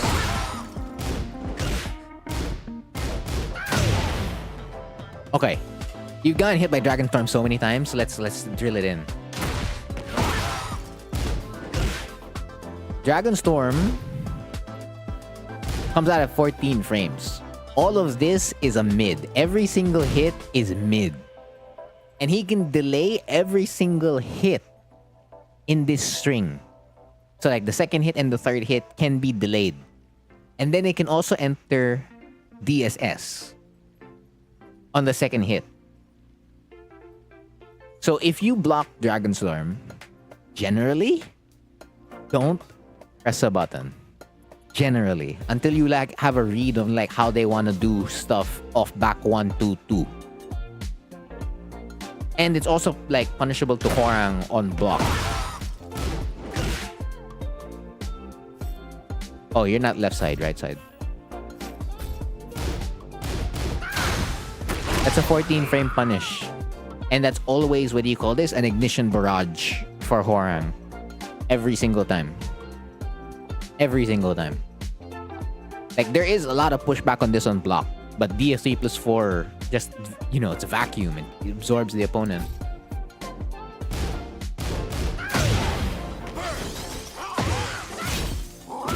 The slide. Good job on not standing up. Because if you stood up there when he gets the nunchuck, that's a launch. A refloat. Oh, beautiful punish. +1.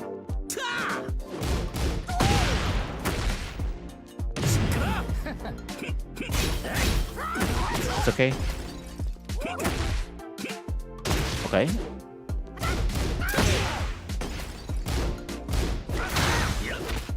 Dead or alive punish. Good spin. Yeah, we talked about Dragon Storm already, so you're gonna hit that with Ignition Barrage more often now. Final round. Fight. Okay, pop heat. Burn. Okay, plus.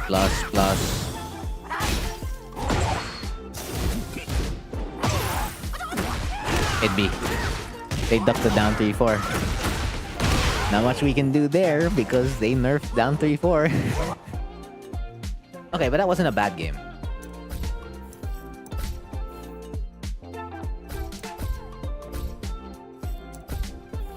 You go back and lab this. Bet. Next battle.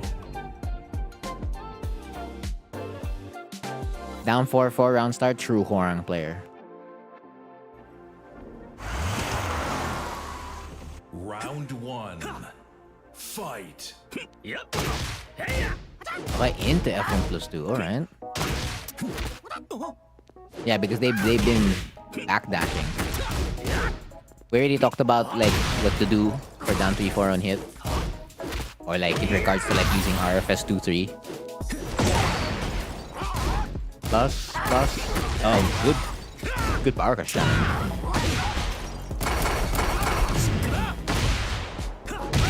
No, good. No comments. No comments on that round. Fight. Well, I wouldn't say that's how Tekken 8 really works, though.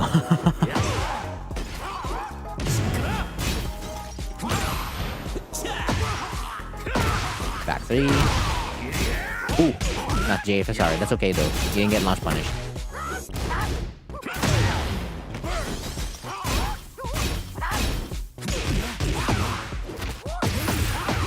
Okay. B. Round 3. Fight. There you go. Round start down 4-4. Back 3, nice. Ooh. You second guess the combo. Or is that supposed to be RFF forward 3? Ah, okay. You did it. Yeah.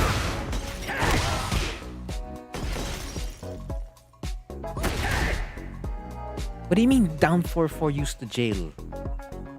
It only jails now in Tekken 8. It never jailed at all.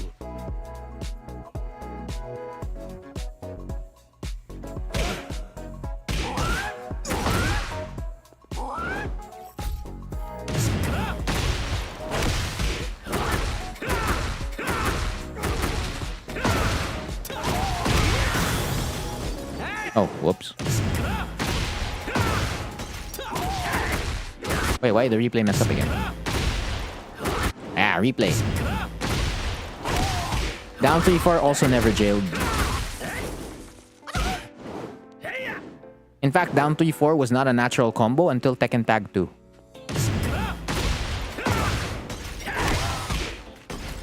Yeah, you can punish it with Heat Burst.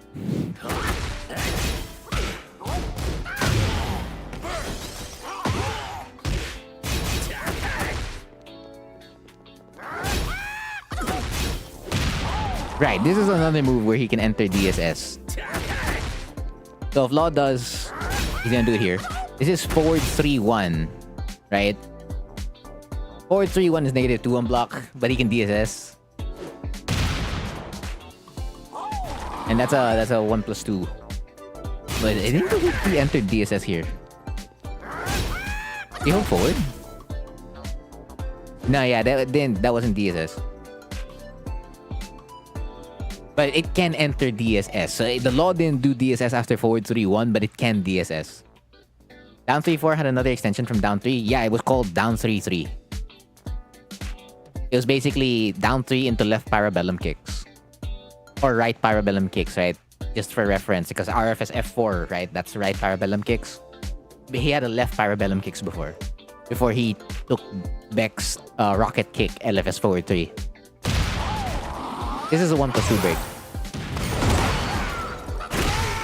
Okay, that's a 50-50. Not much you can do there. Round 4. Fight. What's up? Oh, grab gaming.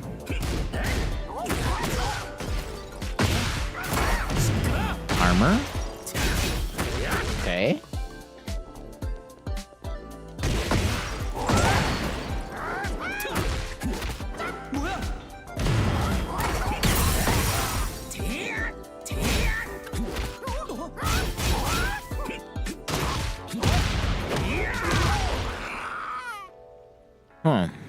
You did go for a lot of grabs and you were also adjusting like when they didn't grab. Okay, we'll just see if that's like the reason why the last round doesn't go your way. Round. Fight. Okay, DSS after Dragon Storm. We already talked about RFS 2-3.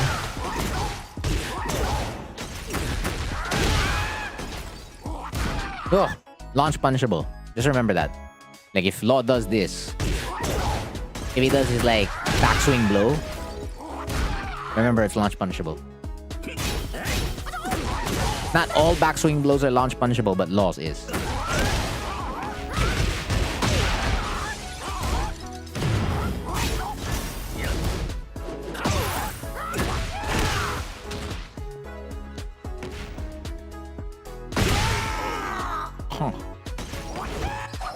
Okay.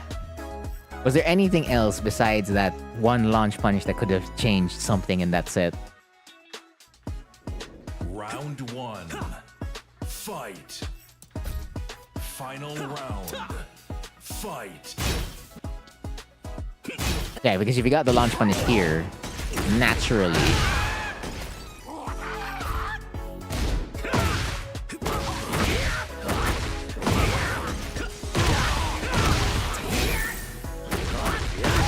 Yeah, I mean, naturally.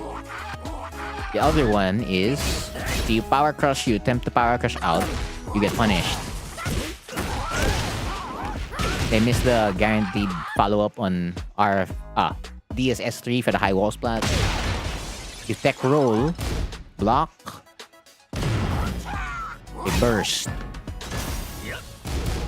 You challenge at +1. Okay.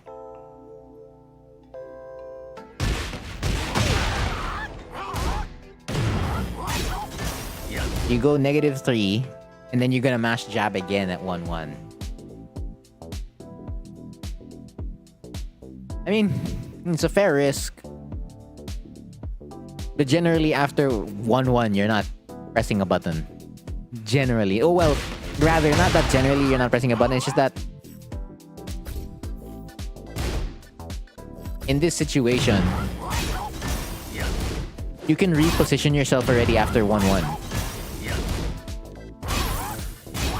Because you're still at the sidewall after your 1-1. You see how like the combo goes that way? But if you were out after your 1-1, I mean, yeah, that would make his combo more consistent, yes, but at the same time, since you reposition yourself first, and they still, if let's say they still commit to that,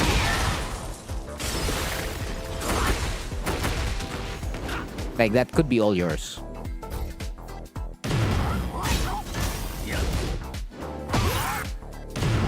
Boom.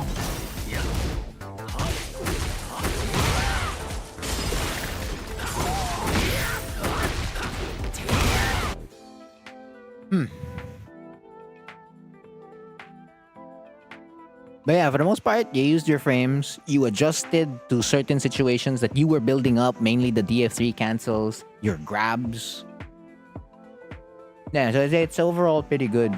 So now you just know, now you know the moves that, what do you call this? Specific moves that this law used that can go to DSS. Because this 1-1 thing, this is adding more layers to your offense rather than just this. We're entering what you call this mental frames territory at that point. So experiment a little bit, like instead of rushing on like using your frame traps or like trying to steal your turn, experiment like sidestepping or waiting for a moment before committing to an option. Most especially if you already have been committing to options and like in the set. Like it adds another layer to your timing in offense to like mess with your opponent's defensive options or like what they are thinking about to do, right? But yeah, that's everything about the set, Brando. So if you have any other questions, just let me know.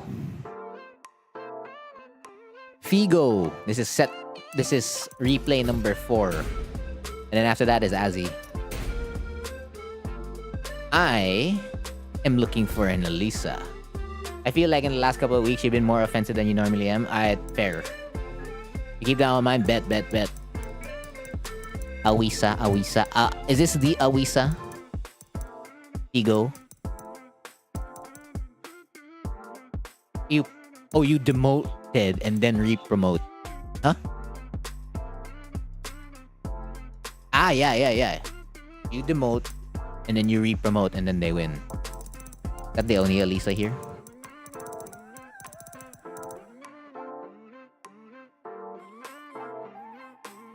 Oh, there's another Elisa here. Which Elisa is it, Figo? Because there was no, what do you call this, IGN that came along with it.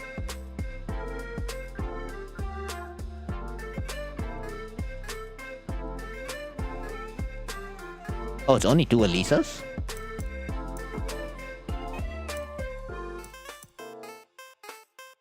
It's first to 2s. So if you're gonna give me a lobby set king, I'm only gonna look at 3 games at max. Like I can look at the end part of your set, the middle part of it, or the start. Because the issue with lobbies, or like quick, or like basically lobby sets, right? Is that the game state changes a lot. So like I wouldn't know like how it was going before. So like that's the one asterisk that's gonna be part of it. Because I'm not reviewing a long set, I'm only reviewing short sets. You had some T7 saves coming flashbacks there. It's like they were fighting, they saved the rank again. Next time I met them in the replay, in the my replaying tips, they're the same rank again. How is that possible?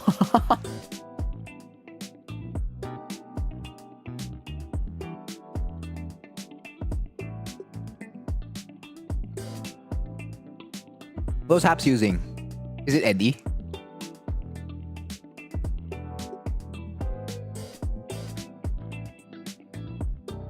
Yeah, I mean, it depends on like, I mean, I guess look for the part where you felt like if you could have adjusted here, it would have changed the set. Because obviously, naturally, we always, as competitors, are like, oh, you're not out for the count yet. Like, even if you're down 9-7, 9-5, like, even if there's a gap, and like your opponent's at set point, you can still make it back. But usually there are points in the set where it's just like, this is the one thing, like you just got out of this, like you got a momentum, or it changes like how your opponent reacts here, da da da da da. At 9 yung score. Messi. Messi? Figo, are you here? Figo? I need to know which Alisa is it. Because you just mentioned against Alisa. There are 2 Alisas in these replays. You're back on time. You just made it just in time. I was looking for you. So there are 2 Alisas, Figo. There's this one against Birdie. And then there's this one against a YouTuber. YouTuber Alisa. Where is it again? There you go, this one. Against Tekken Armory. Birdie? Alright. That's the set I'll look at then.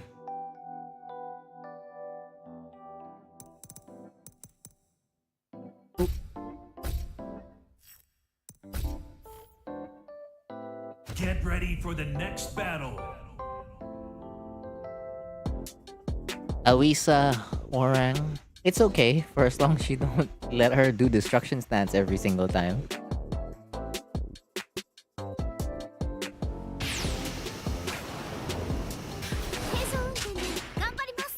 Round Oh, it's the 1. Grim Reaper. Fight. Second Grim Reaper I'm seeing. One on Paul and now on Horn. Okay. Oh, okay, you dropped it. B. Get out. Yeah, get out. Get the Alisa out of destruction stance immediately. Get them out of destruction stance!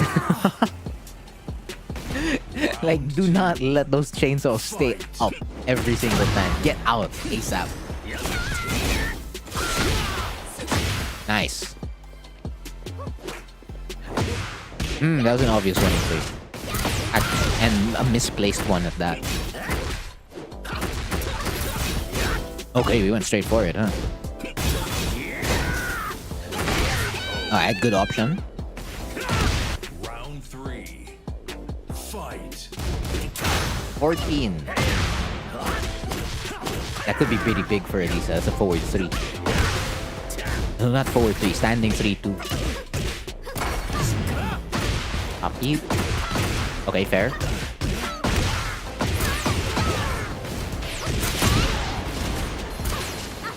Good job. Good job. Good job.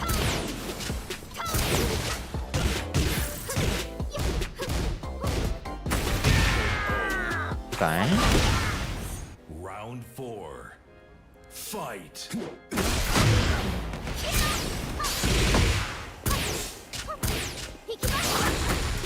Up 40 plus 4 to get them out. Plus 1. Plus 4. Plus 4. Punish. Late. 2-4? Ah, the grab. 1 plus 2. Okay, for that grab birdie, that's a 1 plus 2. If she goes for the self-destruction, by passing her head to you, that's 1 plus 2. Round 1. Fight.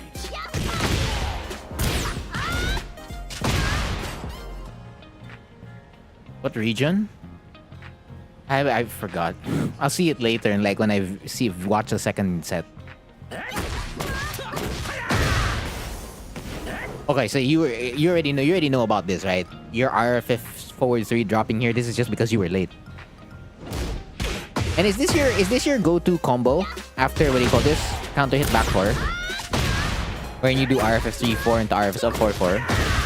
Like, hold on, let me see the damage.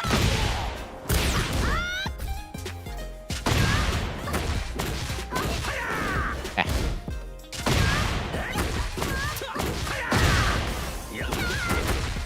60 damage?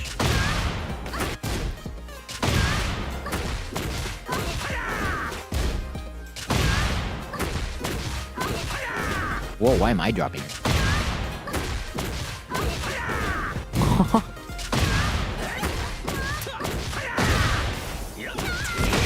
67? Because the B&B's 64.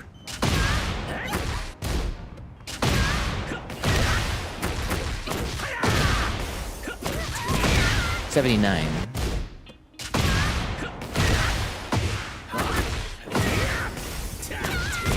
$75. You often miss the okay. Fair. I mean, for as long as you're consistent with it, it doesn't matter. For the most part. But yeah, you already know this one, so no need to focus on that. Now,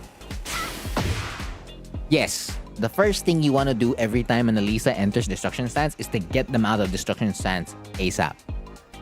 Now, doing it on hit is very risky because usually the Elisa has frames to keep you in place. So like you back one here, right? Hold on, let me become the Elisa for a second. Like if you back one, right? That's what happened to you. You died. And that's not the only mid option. Like there's that mid option. Here's the other mid option.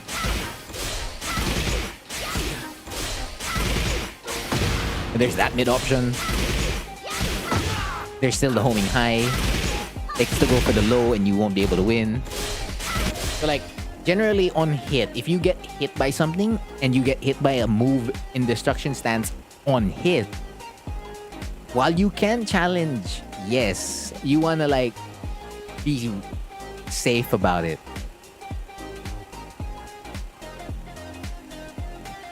It's usually on block, wherein like you can prevent Elisa from like doing her destruction stance options. Like she'd have to fly. She has to move in destruction stance to beat your challenge.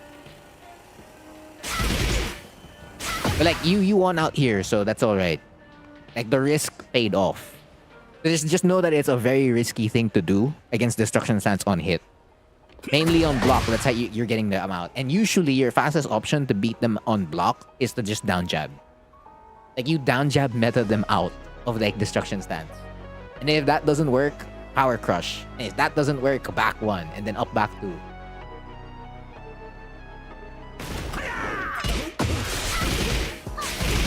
Like here, see? They get a 1-1 into destruction stance. You get hit by destruction F1. And then you try to power crush. You get hit by destruction down 1. And then you're stuck in place, right? Because they're at frame advantage. Then you get hit by another destruction down 1. And then that's the button I was looking for. F1+2.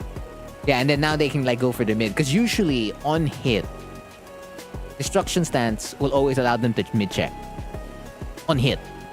However, the moment you get to block the mid option, you can challenge out. Usually. For as long as they don't do this mid, wherein they do destruction F1+2. Because destruction F1+2 will give them frame advantage again. But if they're doing any other mid, to like mid check you, because this is a slower mid to check. This requires mental frame advantage. Tabini Chep, if you get hit by Elisa, yeah, if you get hit. But on block, I'm like 90%, 85%. 80% confidence is the lowest I'll get. Challenge Elisa. This is worse than, what do you call this? 7 because of the chip damage. Hello, Zach. What's up? Replay Takeover, that's what's up. But yeah, like it's easier for you like the moment they do any other mid to like mid check after destruction F1 or destruction down 1. Or if it's any other mid. If it's this mid, then yeah, you're gonna be forced to guess again. But the thing is, if they keep getting this, then that means they know that they can like, they know that you're respecting them too much. So it becomes a balancing act of like whether you challenge or not. Round 2. Fight. Ignition barrage. There you go. Yeah, challenge out. The risk paid off. Now this one, I did say earlier, is a misplaced running 3. And it is because I don't know if you were trying to go after the whiff DF2, but the thing is, Elisa recovered already. by the time you try to go for your running 2. Like, look how it looks like in like when you pause it. You know? Like, if you were going to move, you'd have to move right here as soon as they whiff the DF2. Like that. ASAP. If you wanted to do a running 3 immediately. Because if you're waiting to just throw out running 3 and they haven't pressed the button yet, there's a chance, a strong chance you're gonna get interrupted and floated. So if you wanted to do running 3 in open at this distance, make sure a move whiffed first. And make sure you go move really quickly. Because usually you're gonna get to use running 3 a lot in like frame traps because it becomes your 3rd to 4th option to like continue laying down the pressure, or even certain Oki situations like if you do Lightning Halberd as an ender, LFS 4-3, you can run up and do running 3. It's legitimate Oki. The only time it's really dangerous is in situations like this or some other Oki situations.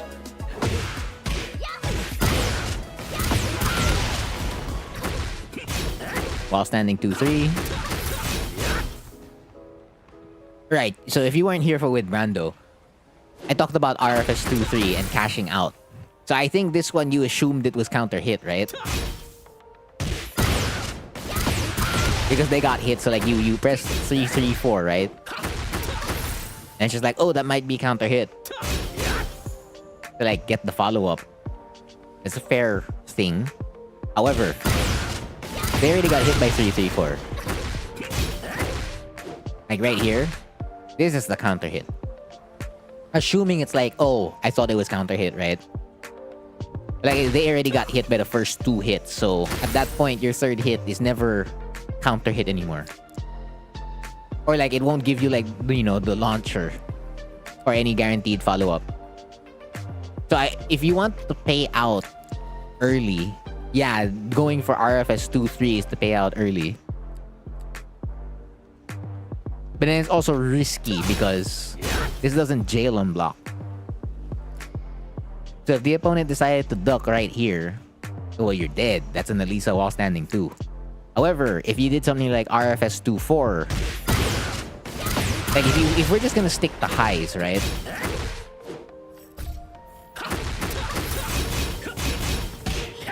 And you still have heat. You gotta remember that. Like heat is active in this situation. I'm doing chip damage to Elisa. And you have enough HP to tank a Rage Art. So like, you don't have to like go negative already. Like you can still keep your advantage frame-wise. That's the important part. Keep your frame advantage. So, RFS 2-3 is a payout tool. I want damage kind of thing, right? RFS 2-4 is the I want to continue pressure and still be an advantage kind of tool. So just go back to like your frame data for like each of your options. Like when you get a down 3-4 on hit, what can I do? What's my best option? Typically your best option, even for this RF 3-3-4, is to go for a mid. So like Flying Eagle in Right Flamingo is perfect. RFS 1, not bad. And an RFS DF4, which is like your best mid on paper to go for because it's a counter hit launcher, +1 on block, and +8 on hit. Hello, Hui. But yeah, you didn't have to pay out right away.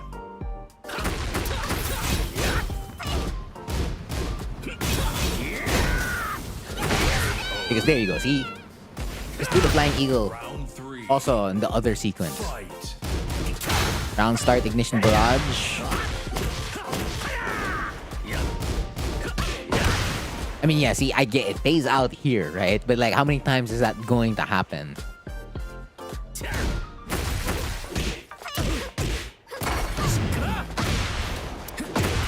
The grab here is fine because you're checking for the opponent after using your heat burst. Yeah, after the heat burst, you go +2 because it's on hit. So going for a grab was a fair challenge, like a solid option. So now you know, like, you have the information, like, oh, they would like hop kick, right? Now this was very good awareness. I like it.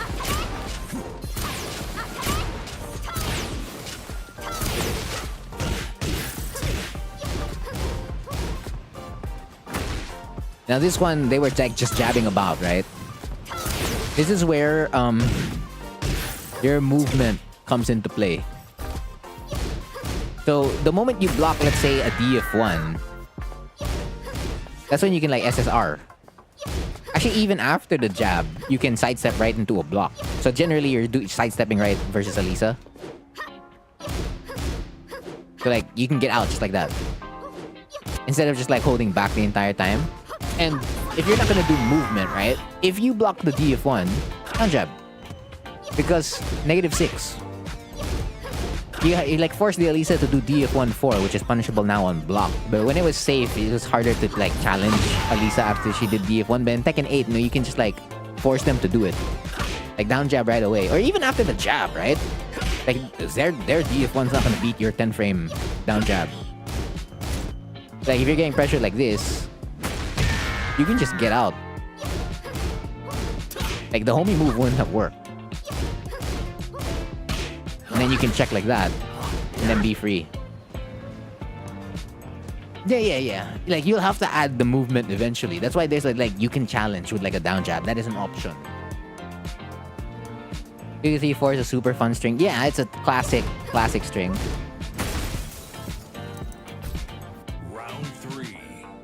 Fight. Well, look. Here you go. Round 4. Fight. Hey, look at that destruction again. See this one. You see this movement?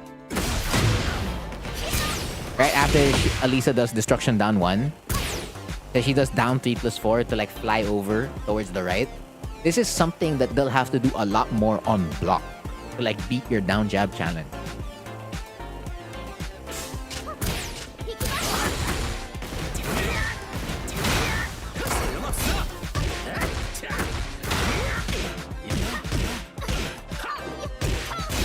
This is a punishable string.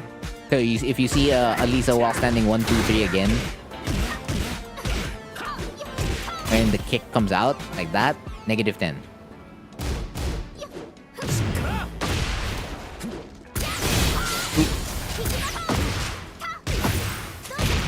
Yeah, and then this was the 1+2 break. You challenge with a rage art? No, you don't.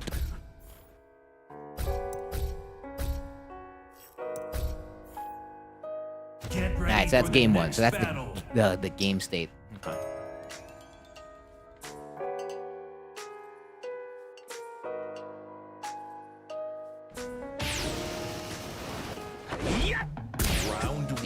You run this back. Okay, what you did there was the correct punish, provided you block the move.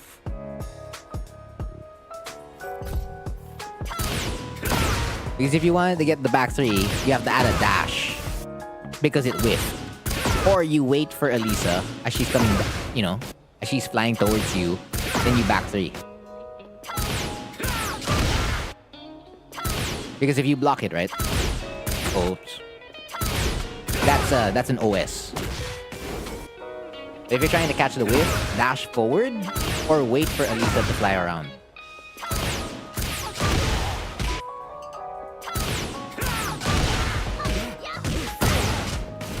Up. Oh, okay. What the hell happened there? Interesting. Backlash. Keep in check. Nice. Okay, that was a risky DF3-4.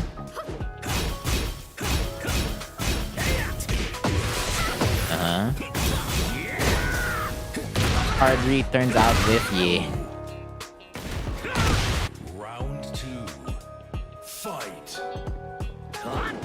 Okay, that's fine. We talked about like when you're pressuring, getting pressured with jabs. Nice, get out with back 1. Cancel, yeah, because they've been blocking DF3-4. You got hit by destruction stance. Okay, power crush. Whoa. True Hwarang player right here. Right after the heat burst back 3s. As a true Hwoarang player. Assert dominance, you jump kick. Brave. The challenge with Alt F4 now, that's a true challenge.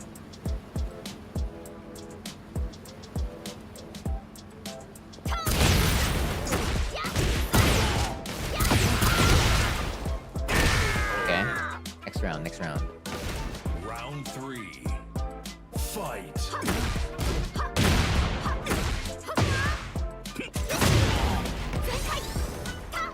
Oh, I good low parry. I like the combo. Okay. Why'd you go for that?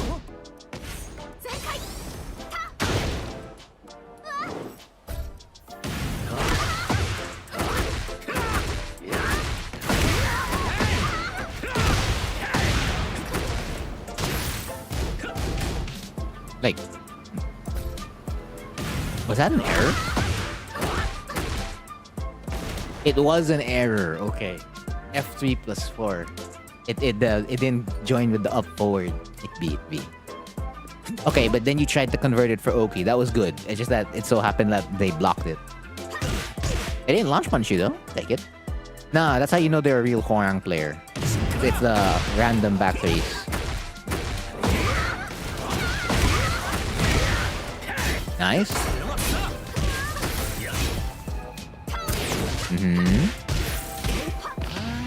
Oh, that's your win.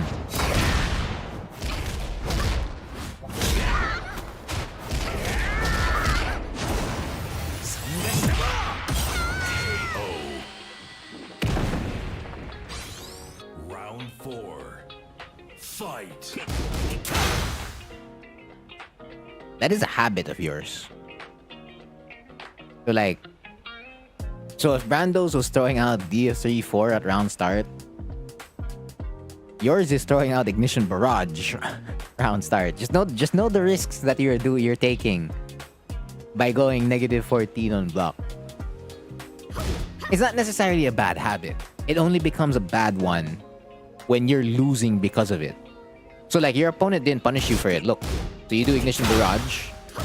Their jab didn't even come out to punish it, which means they were really late with their jab. Like again, a bad habit. A habit only turns bad when it's not helping you achieve what you need to do, right?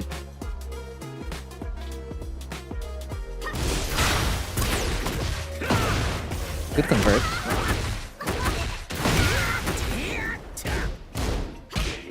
Okay.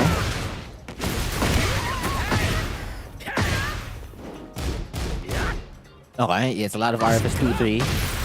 We already talked about the payout on that though. There you go, see? Do that RFS 2. I like that.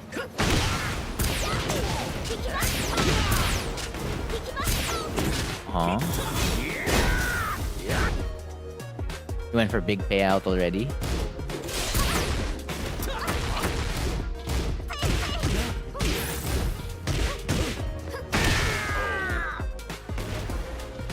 Final round. Fight. Nice. Into the frame trap with RFS back 3. Okay. Back one out. Wait, what did you try to press there?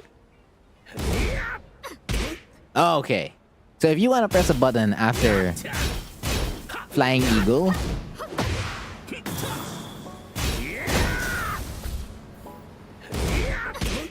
it's the same thing as I mentioned earlier. Evasive moves. So either you're up back 2 or you're back 1. Your down jab. Your power crush. That's about it. Or again, like you can do movement after, what do you call this? Your Flying Eagle. That gives you like way more options. This input? Nah, it was just standing 3. I don't know what you were trying to do something, that's for sure. I don't know which one, but he did throw out standing 3. Back one out. Cancel. Yeah, we really talked about cashing out with RFS 2-3. No, no, no. Again, I said it was a habit. It was a habit. It only turns bad provided it starts making you lose. Now, yes, you can say like, oh, okay, you're throwing out a generally bad move and that becomes your habit. And that will eventually become your foundation moving forward. And then it's something you're going to correct later when you meet a stronger player because they keep beating you for it. And like your foundation isn't solid enough to work with. That is a fair point.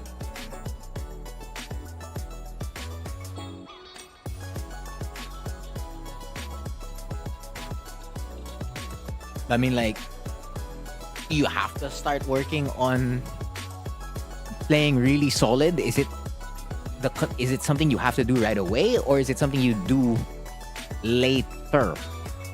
I mean, it depends. Because you can build foundations now, but then let's say you play solid now, you're gonna have issues moving forward in regards to cheesing or abusing moves against other players because you don't know how to play that way. Conversely, if you do stuff like this and it pays out, then you know how to win that way. It's a matter of like methods. Like how many methods do you have to get a W? Yeah, good habit can have flaws. Oh well, a thing that is considered good can also be turned bad. Again, it's all about like what makes you win in that set. Assuming you can call it a dirty dish. Like right now, I won't consider throwing out DFT plus 4 at round start to be bad. Because you could throw out a button round start and that's not necessarily a bad habit. Because pressing a button round start isn't necessarily bad. Spamming unsafe moves can be considered bad because it already is unsafe. But if your opponent's not punishing you for it, then the game state's different.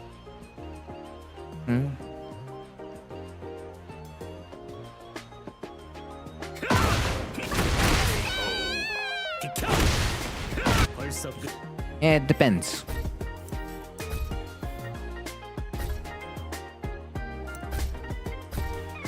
Like, I probably would be more in favor of, like, building your foundations right away, but you're not me, you know? So, like, the way you'll learn and the way you'll progress is yours. It's your journey, right? And if there was a quote-unquote optimal way to play the game, sure. But I don't think there is an optimal way to quote-unquote play the game. Or like an optimal method. Because it's already been proven with the competitors we've seen in competition that you can play like this, you can play like that, and you can still get a W. You can play this character, you can play top tier, and you can still win. Round 1. Fight. No, yeah, that's yours. It's not a bad one. I would, again, 100% prefer that more often than not.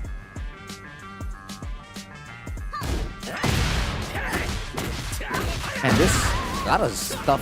Wait, am I watching the same? No, it's okay. It's not the same. I am watching the last one. Yeah, because you're back to Kishin. It's like the sequence was like exactly the same from the first game.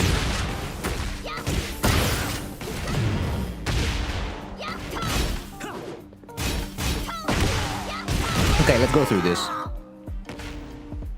I was ignoring while standing 1-2 for the most part a lot, but they throw out while standing 1-2 way too many times. So, the next time you see this move, right? Where do you do it?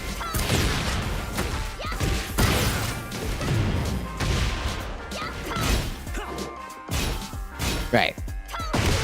So the first one we talked about is the last hit of while standing 1-2-3, right? Wherein it's -10 and you can punish it. And unfortunately, their reward is a launch. It's B.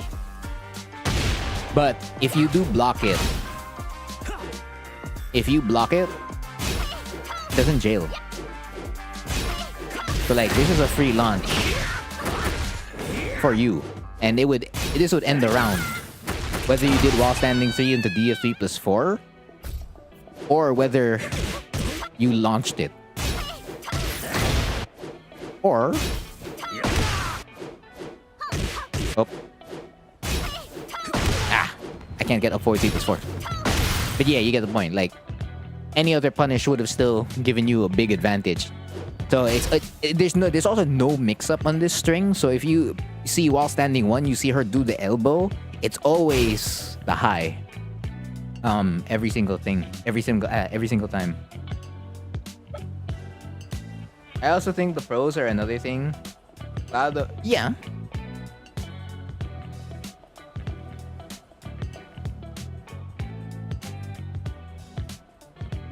Yeah, and then at the same time, what's happening at mid-level is not necessarily conventional. It's always doing what works best for you. That's what always matters. New string knowledge, yes. Because it is also 100% spammed the entire time. So you can always duck it, because there's no mix-up. Only on the second hit, because the third hit's again mid, and it's negative 10 on block.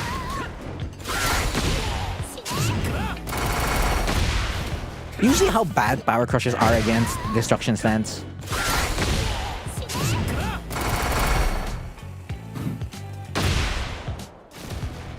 That is how much damage Elisa got to do to you before you even got to do any damage back to Elisa after armoring a destruction stance move.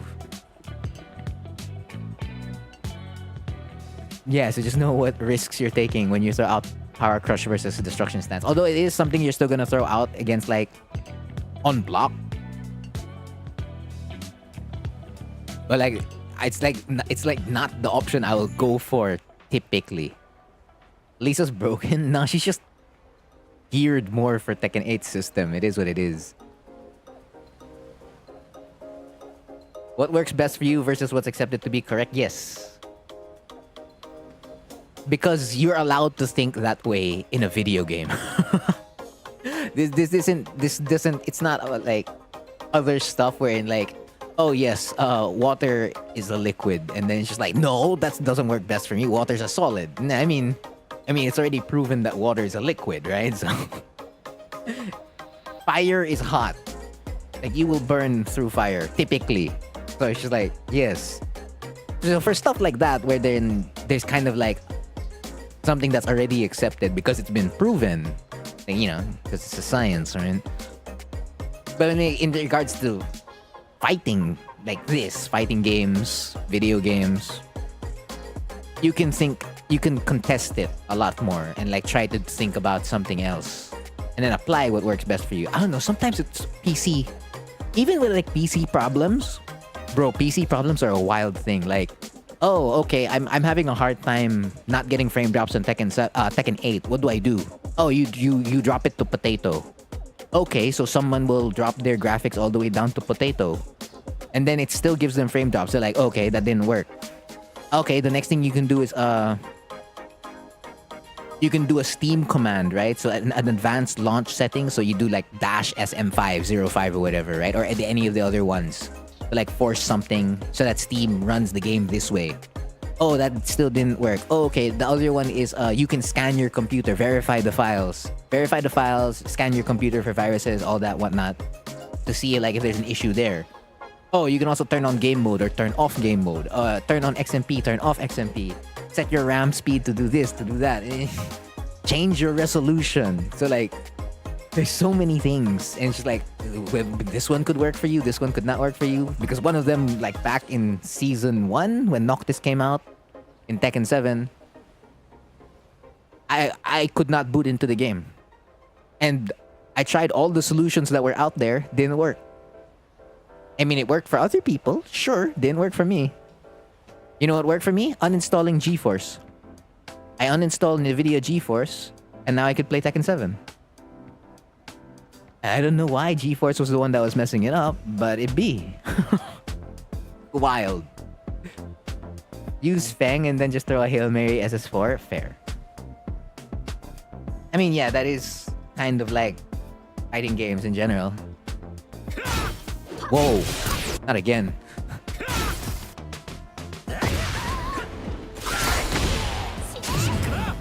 true Hwoarang player twice in a row. Alright. I mean, again, for as long as you're not getting launch punish, that's great.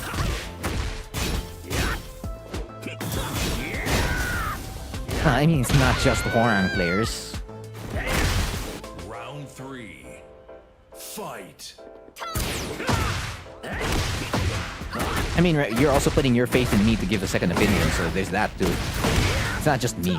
It's also you. And like wanting to get a second opinion. But she doesn't punish. Fair point, Figo.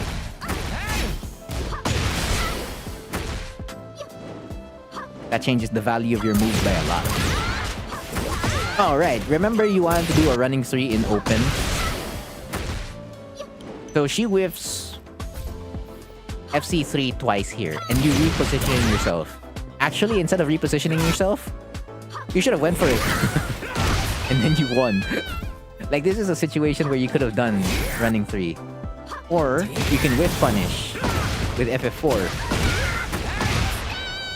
That doesn't require movement. That just requires you to be like, react immediately. Like, this is a free whiff punish situation.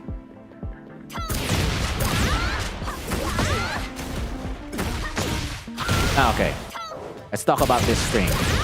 Because while the Elisa didn't spam it, you might meet an Elisa that will do it. So this is DF3-3. This is a mid-low. This is usually a round-ending string. There's no mix-up to this. And if you block it, that's a low parry. Actually, even if you get hit by it, right? No, if you get hit by it, it's natural? Whoa, they made it natural now. God damn. Okay, it got buffed. But yeah, but basically, if you do block the move, this is a free low parry or a duck into a punish. But yeah, apparently, if you get hit by it, it's a natural combo.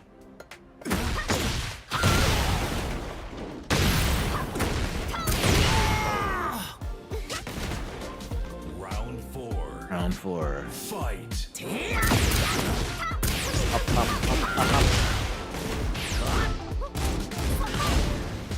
Negative 12, as you can see.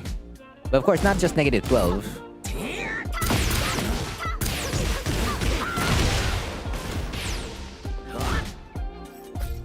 This string has a high. So the same thing with what do you call this? While standing 1-2, the second hit can be punished for as long as you duck it. But if you don't duck the first hit, the second hit, just punish. Isn't making it a natural combo nerf? No?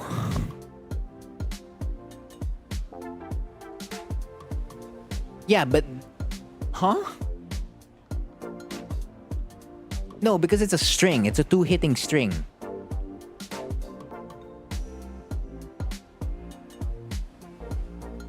Lisa misinputted down 3 twice. I didn't notice. I wasn't looking at their inputs. You see, it's a 2-hitting string, so like, do you want your string to jail or be natural or not natural? Because if it's not natural on hit, then that means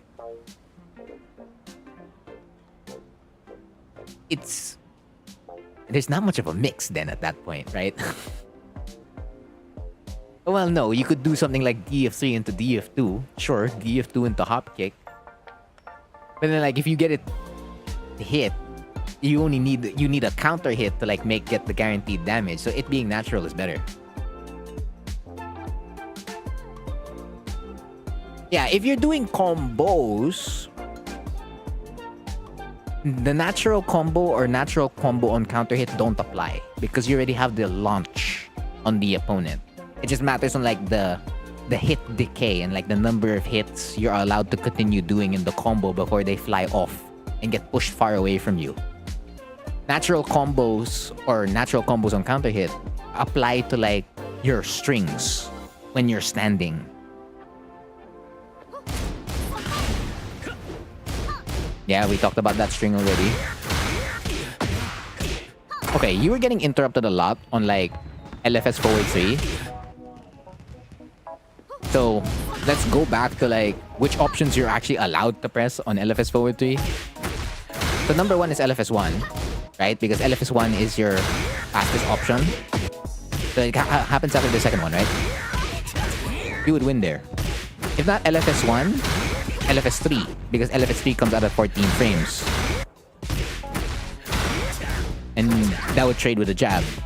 Your next option is the power crush, because then you will absorb, what do you call this, what your opponent is doing, and that's a free punish. And of course, if they're staying in place after LFS forward 3, LFS down 4, or LFS down 3-4, right?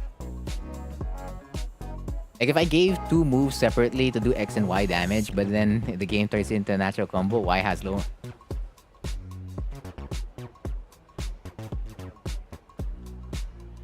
It needs a typo. I mean, it'd be...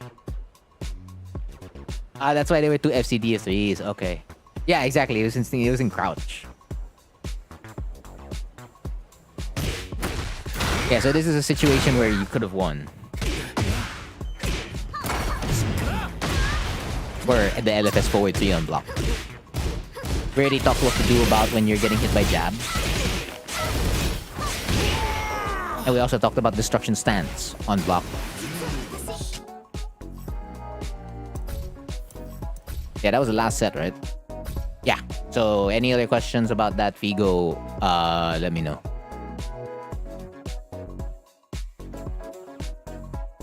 Now let me get Aziz's second ID. Copy paste.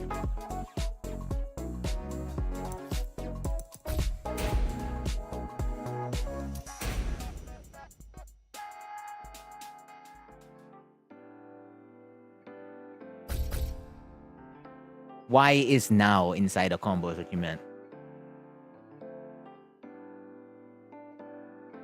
I mean, yeah, if it's counter hit, it's gonna do more damage, sure. You dropped your ID? I didn't see it. Damn it. OBS, please.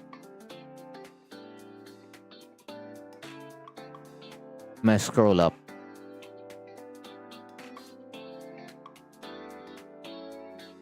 Okay, there you go. I got it. Now I have it. No. I got it. Oh, it's not showing up in the OBS version of YouTube.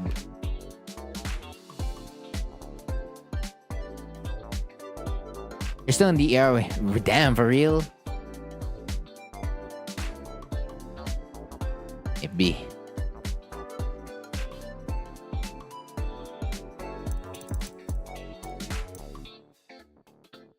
Oh, there are 2 sets against anonymity.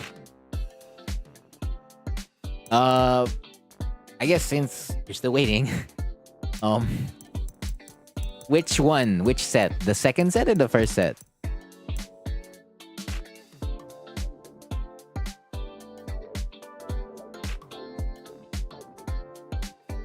Yeah, because the first set will I guess it's like more knowledge checks. Because it seems like in the second set there's like an adjustment.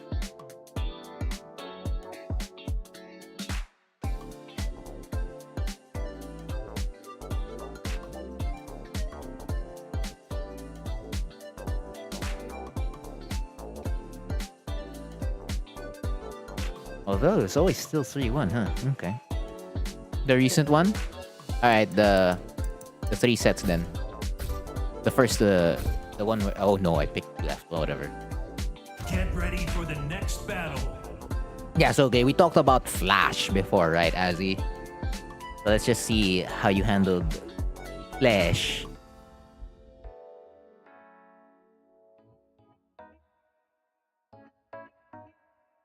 No problem, Figo. Round 1. Fight.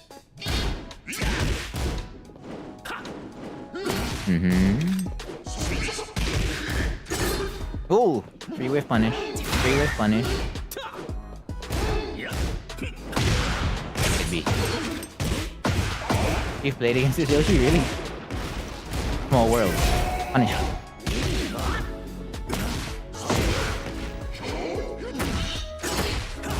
You see how they flashed already? Good confirm. Ooh. Oh yeah, I guess that's in the assumption like, oh yeah, it probably killed already. Round 2. Fight.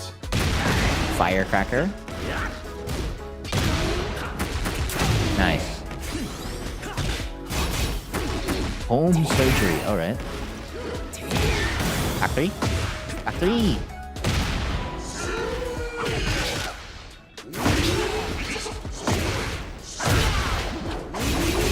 Press the button.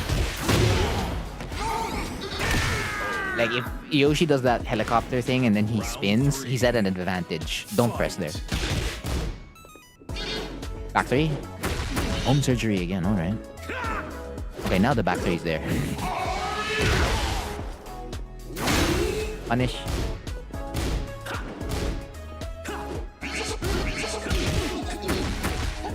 Nice. Nice.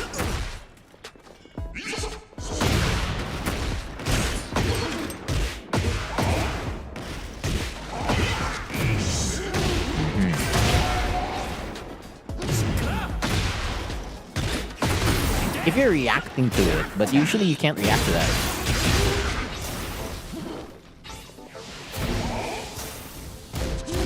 Oh, punish.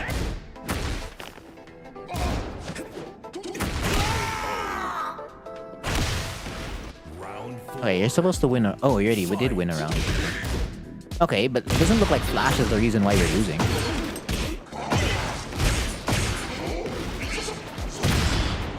Nice.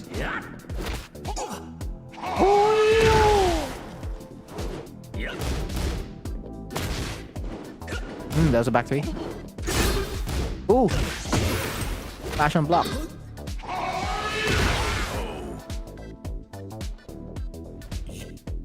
Okay, so it's punishment and offensive decisions. It's less like Yoshi's Flash. It's more of, yeah, because if you got all the punishes and whiff punishes, this would have been your set. No, there was no Flash. There was no Flash this game. If there was Flashes in the next 2 games, alright. The grabs they did here is a 1+2. Yoshimitsu only has 1 command throw. Well, if you don't count the one where he takes your HP, then yeah. He only has 1 command throw. It's just a 1+2. Like every time he grabs you, for the most part, you can guess 1+2. Yeah, but it's mainly punishment and offensive decisions.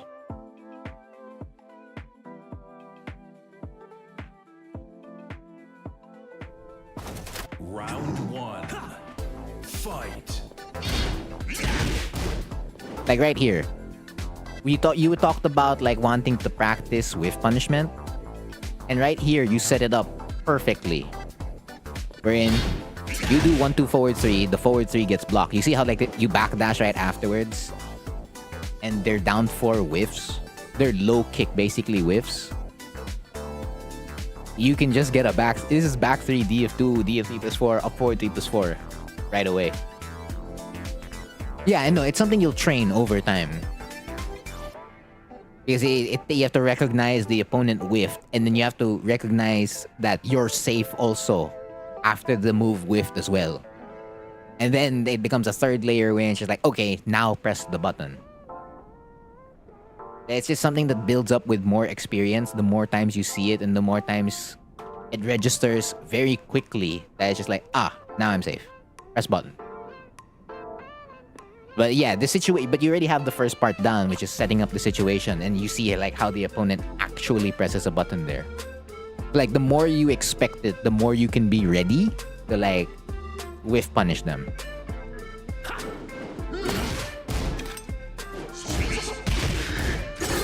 They do it to themselves. You didn't even do a string. You do 1-2 forward 3 again, and they flash. That was a free back 3. Again. This one, FF4. This is a free FF4. You're a little bit late there. But at least you have the decision down already. Is this unsafe? Yeah. So apparently, that's sidestep 2.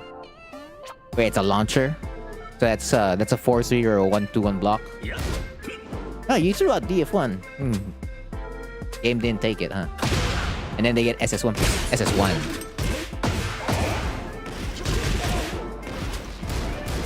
This one is -14. Gotta remember that. So for as long as heat is not active, this string is punishable on block. Like if heat is active, it's safe. And this is a free wall standing 3. So before that would just be like a knockdown for you. But now... That's this. Which would be great.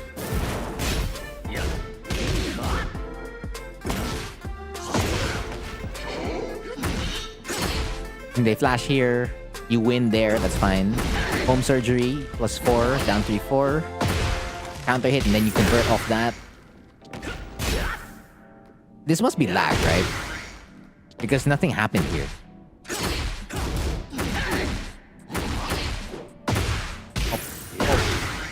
Yeah, and then nobody puts an input. Yeah, that's probably lag.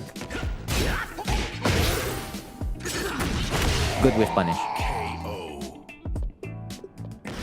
Yeah, doing the right thing is always good. Fight. I mean, both are practice. Reactions and bad decisions are both practice. Because for bad decisions, you're working to like recognize the situation and apply the right option. So if you have like a bad habit, then it's just like working against that. Because if you're trying to block, let's say a 20 to 21 frame low, that's a tough reaction to build up.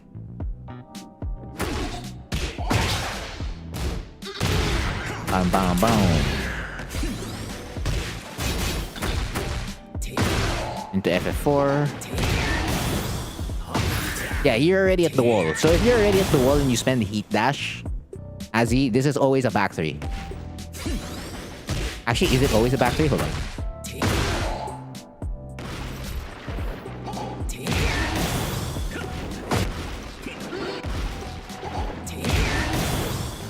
Okay, yeah, it's always a back 3.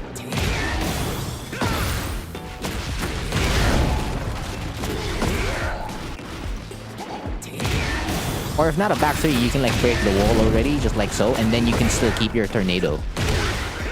So like choose to like go for tornado already on like the heat dash, or break the wall already, and then go for tornado afterwards. Those are your two options mainly after a heat dash on FF4.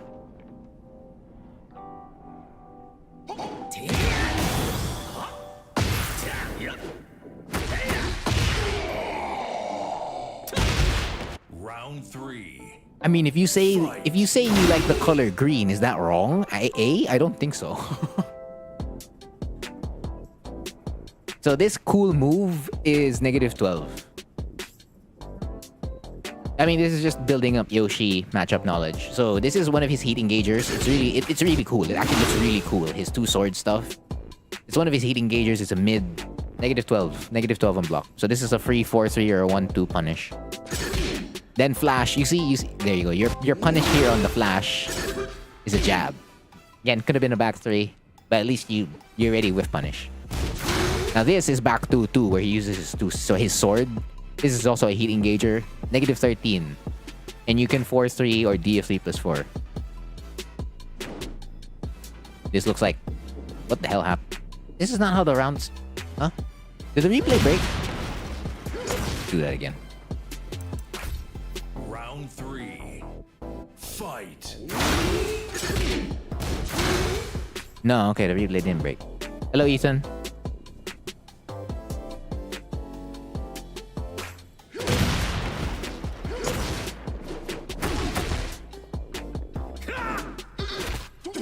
The grab we talked about, this one is already... This is a 1+2 break. Okay. Be careful when you block sidestep 1. You see how much... You see where you block sidestep 1? He didn't even hit you. He didn't even hit you. Look. Look at where he is versus where you are, and you blocked it. So be careful about it, because on block, you see how much space there is between you and him? So it's like Steve's Albatross 2, his quick spin 2. If you whiff a button here at this exact moment, you lost to... You're gonna get punished by Yoshimitsu DF2 right away. So be careful the next time you block Yoshimitsu sidestep 1. Like that. See, you whiff here, you would have lost. Provided, again, the Yoshimitsu would whiff punish there, right?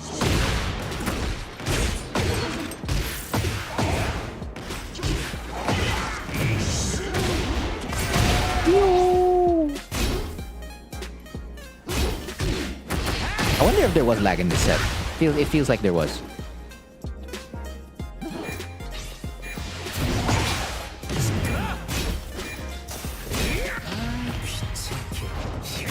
Why am I not remembering? Okay, hold on. I wonder if like the replay broke or not. So I'm just gonna go back to it. Because this is still the first game. Yeah, this is still the first game. I don't remember seeing that stuff. Get ready for the next battle.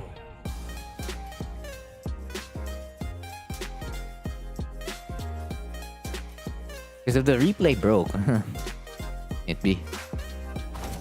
Round one. What did you click on, Ethan? What does the stream say? What's the stream title? What was the thumbnail? Round three. Fight. No, it's really like that. Fine then. I didn't. That means I ignored it for the most part. Of course, Power Crush, you already know that you can grab punish. My man, just clicking? Is that what you do when you're on YouTube? You just click on whatever? Paano yan? You're just gonna watch whatever video you click on?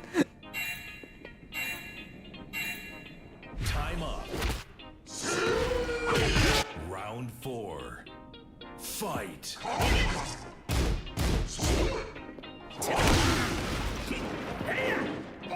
Of course, that string, the last string he did, that was negative 13. You just saw Frontier and click, bro. If this was Twitch, yeah, that makes sense. Because you'll see it on like your followers list if you follow a channel. They're live and then you just click, right?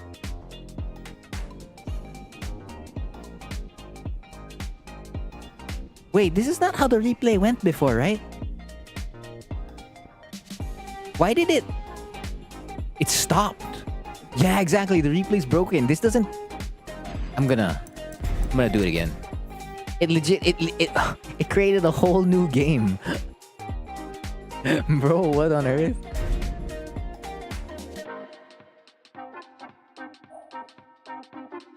It even rage quitted. Why would it do that?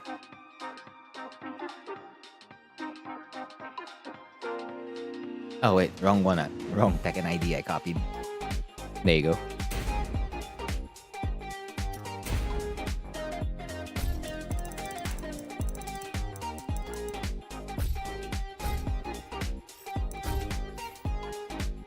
Get ready for the next battle.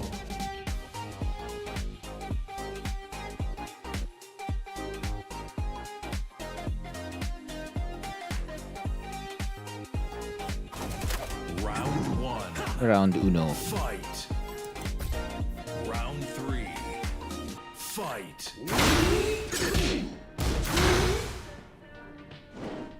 It's still doing the same thing. Wait a minute. So if I go to round four. Round four. Fight.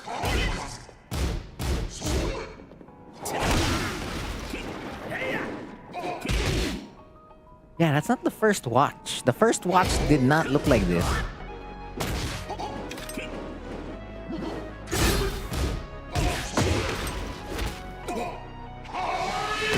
And then it's just supposed to like randomly rage quit here, right?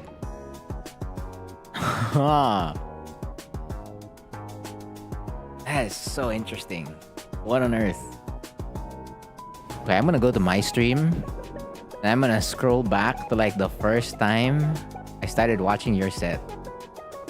Because I know for sure that's not how it looked like.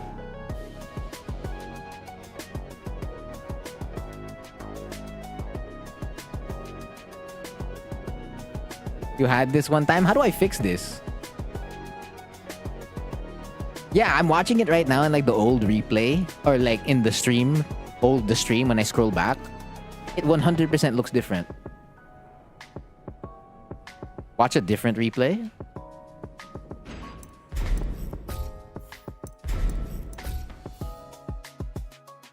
Okay, fine. Let's say I watch the Kazuya one. Get And now ready just for let the it run next and then come battle. back to the old replay, right? And then I'll come back to it.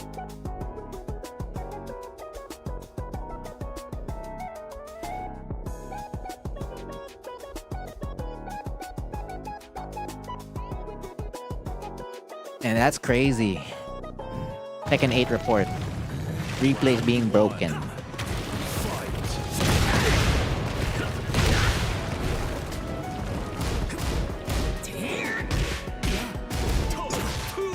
Duel 1, 2, 4, 3 Kazuya.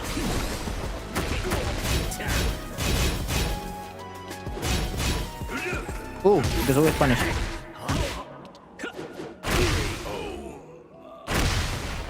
Round 2. It made you rage quit on the replay? Yeah, it did. It's so odd.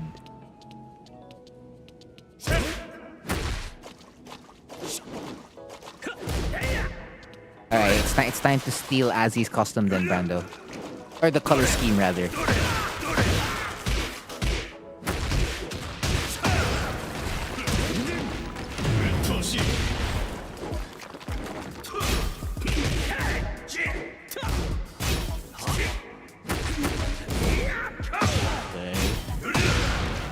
waiting for this replay to end so I can go back to the Yoshimitsu one. And then if it's still broken, I don't know, man. I'll reboot the game, that's what I'll do. You wanna learn a good Christmas jingle? Okay, which one is it, Ichi, that you're gonna share? BTS inspired? Ah, I see. Punish! Negative 12. Kazuya's DF2.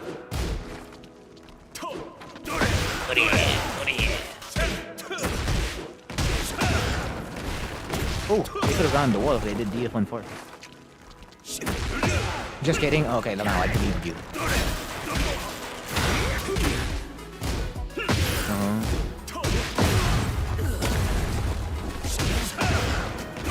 A man changed Jose Marie-chan's lyrics. Most of yours are anime characters. Dude, we have Gerald.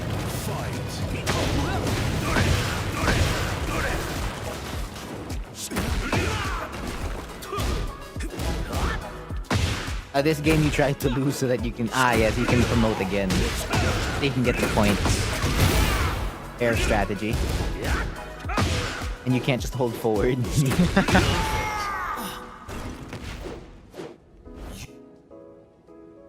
Okay, now I go back to Yoshimitsu. It should work now, right? It should work now.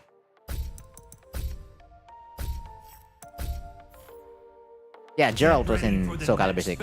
Guest character.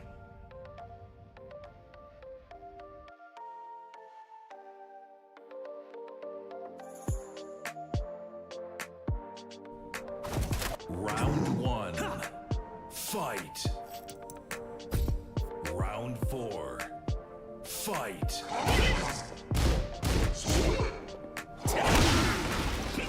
No, the replay still broke, man.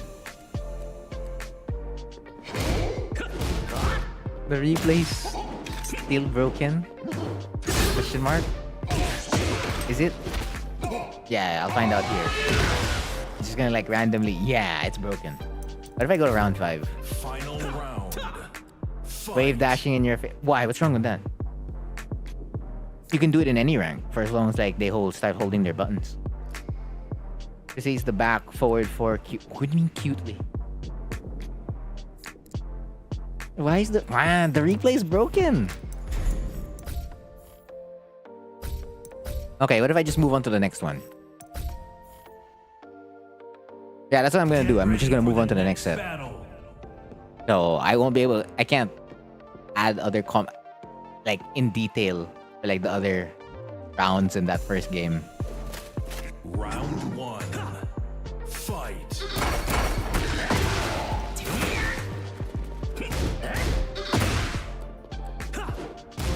We already talked about that. You have to punish that. Boom. Okay. Oh, there's another right over here. You backdash, that's a back 3.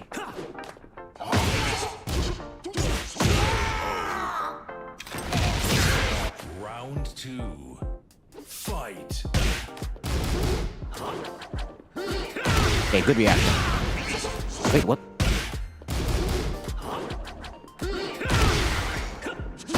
Ah, because they're still in back turn. Okay. You see it more as a flex, I guess. Oh, whiff punish again. That was a back 3.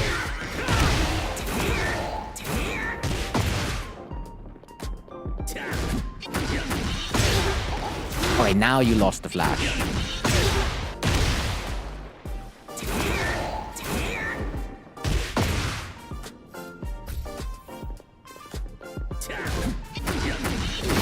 Oh, you were too slow on your flying eagle. Because you went for flying eagle. And then you get flashed. If I do it right away, yeah, you wouldn't have lost if you did it right away. It always depends if they're gonna respect it or not. Or if you've made them think about it. Like, you need to give the opponent a reason to stop pressing a button.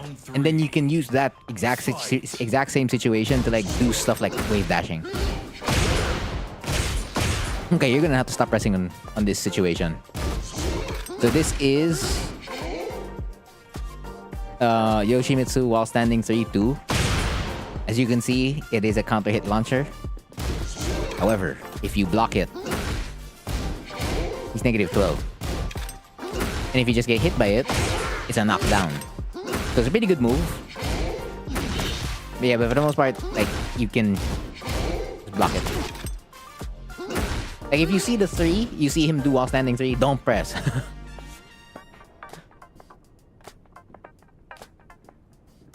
Purples and down will just mash it. Bro, I've had more blues mash. So, I mean, again, it's your experience versus my experience. But of course, yes, players with lesser understanding would be more inclined to press. That's not wrong.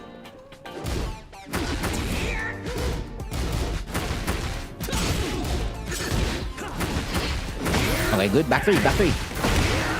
That was a back 3.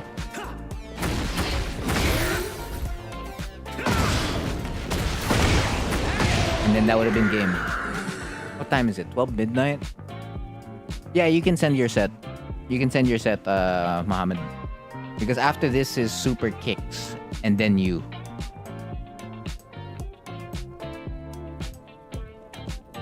Yeah, so you could have back 3'd because... What do you call this?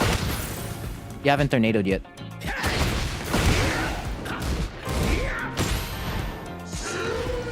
I mean, your choice, A. Punish.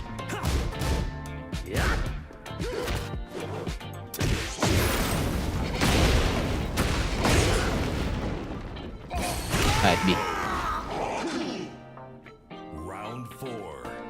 Okay, your set might have been a quick one, but my feedback might not be a quick one. You get it? So it wouldn't really matter whether you got destroyed or not.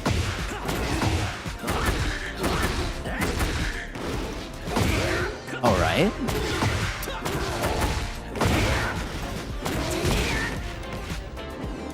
Okay, so yes, the move whiffed here. But you actually could have still continued the combo. Like so. Like, just because it whiffed, like, for as long as you can, like, move the character. Like, think about, oh, okay, if I could still press a button, what would I press there? So, like, just press that button right away. Because you have nothing to lose. But yeah, you can still continue. And then continue to rack up damage. But in most situations like this, where you see a splat like that, and starts to become a low wall slump, like when Yoshimitsu's in this position, just focus on doing like while standing 4-4, or like down 2 into while standing 4-4. Or even like back 3 or down back 4-4. Those are like your main go-tos. You spent Tornado here already. Into the dash. Alright. Fight. Down 4-4, Firecracker, doesn't pay out. That's fine. Good hold. DF2. Oh, bada boom. FF3. That's fine.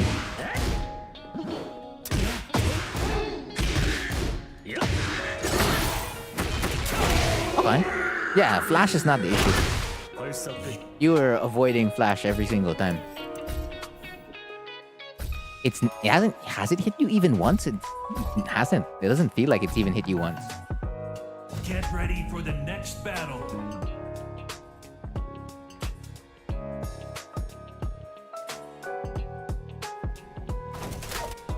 Round 1. Fight. 1, 2, forward, 3. Yeah, okay. Mentioned the helicopter before, right? So generally, you're not pressing here. Yes, it says you're +2, but the reason why I say you don't press here is because of that. Because it is 100% because of flash. That's why if you do, let's say, block the helicopter, sidestep. Because that will take away the flash. Or even backdash. But generally sidestep. And then you can just continue as so. Right? That's usually what I do. I like sidestep left into a block. And then like see if flash comes out. If flash comes out, I punish it. If not, and like they throw out DF4, DF1, I'm gonna block that.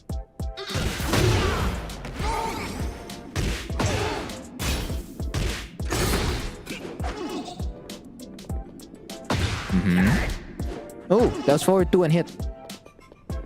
Of course, yeah, again, it comes to like recognizing like the remove hit or it got blocked. Because I still fall into that sometimes. It's just like I wasted the +9. No! Oh, they were going for the Sudoku.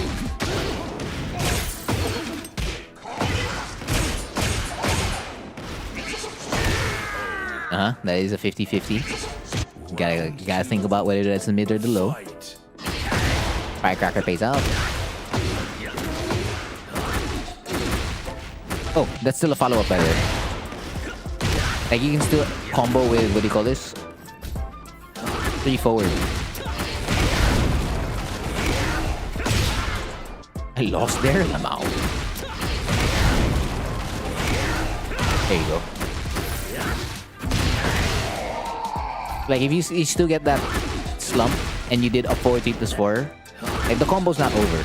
You can actually still do 3 forward, LFS 3 forward, 3 forward 4, or LFS 3 2. Take your pick.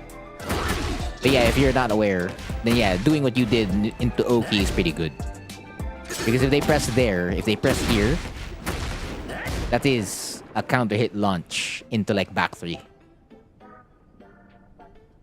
It can be worth the risk. The word is can. It is always an option. Pressing at round start is always a risk.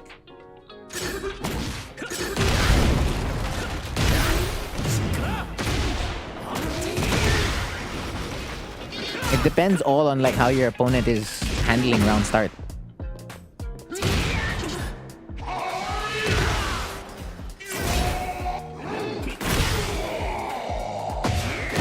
Good whiff punish. Punish. 1+2.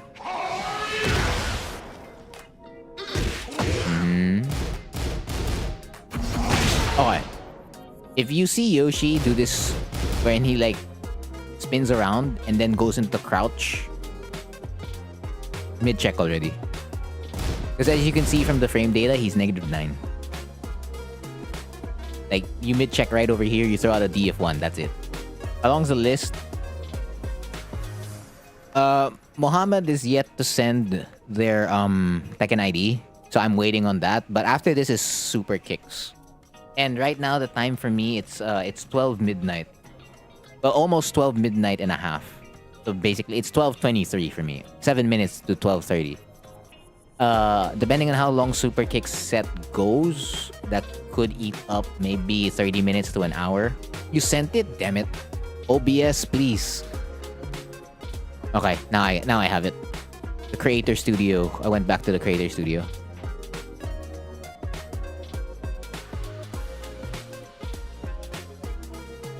Now I have it. Oh, you didn't include the opponent. Which character do you want reviewed? Or are you gonna make me pick? Man, we're gonna take forever if you're gonna make me pick.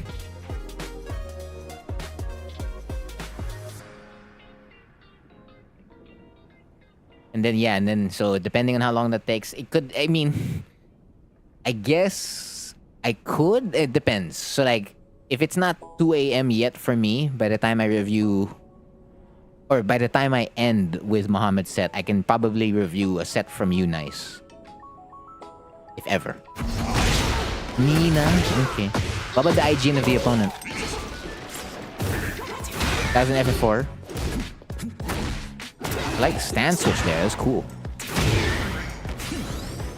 Now 3-4.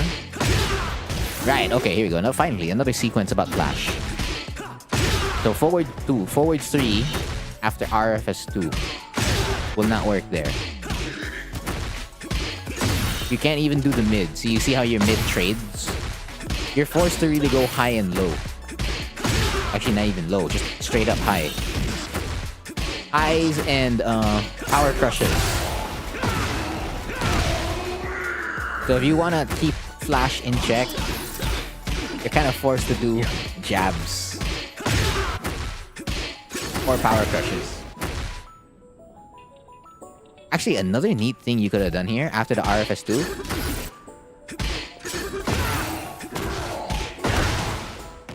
Because again, that goes along with aiming for like, what do you call this? With punishment.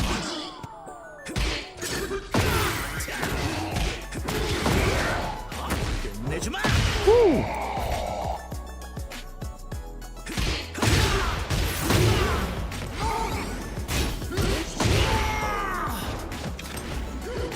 Round 4. Fight. No, you can't. Because you have to always think about Flash first. It's the same way like how you're gonna do the blender against Xiao Yu. You have to always consider AOP. The only time you start, mixing them up like crazy is because you now have like their timing on when they're gonna flash or when they're gonna do AOP. Or like you've stopped them from doing those two things. And like they stop doing it as well. Okay. Now, let me see if this one actually works. Or back one. Get ready for the next battle. Yeah, back one is a concern. But AOP is the first layer, usually.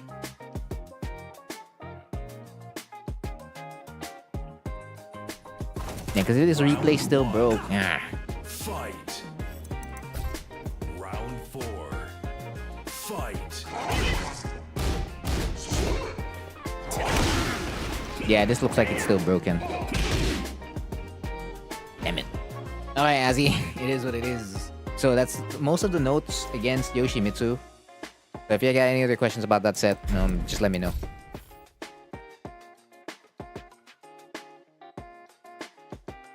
Super kicks. Super kicks. You did not give me an opponent. Which set am I reviewing here?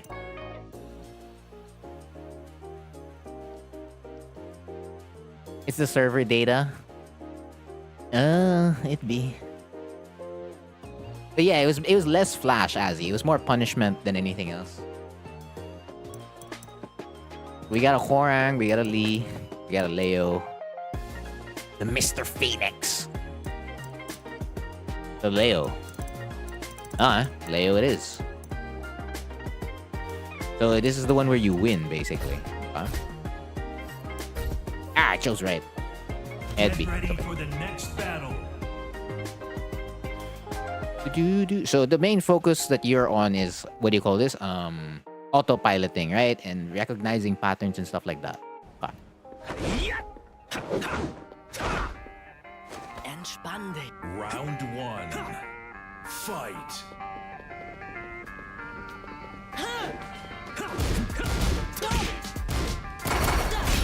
Yeah.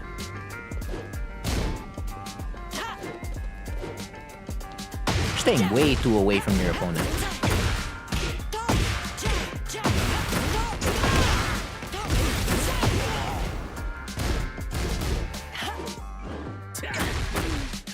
Okay.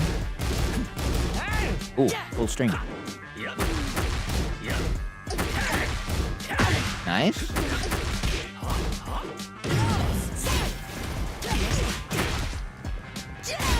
Yeah. Whoa. Okay, true Horang player right there. Punish. Oh, 10 hit. Round 2. Well, no, up to the third hit, it's viable anyway, so. You're backing off way too much. Like, you can still keep the same distance when trying to, like, figure out how the opponent's reacting to your stuff. Nice. +1. Ooh, okay. That's a shoulder that's not launch punishable. Yeah, you keep backing off.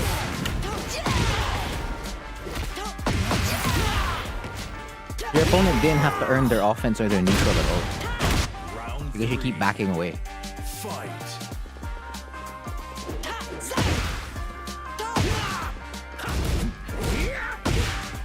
Uh-huh. Nice. Yeah, see, you get more success if you're actually pressing buttons.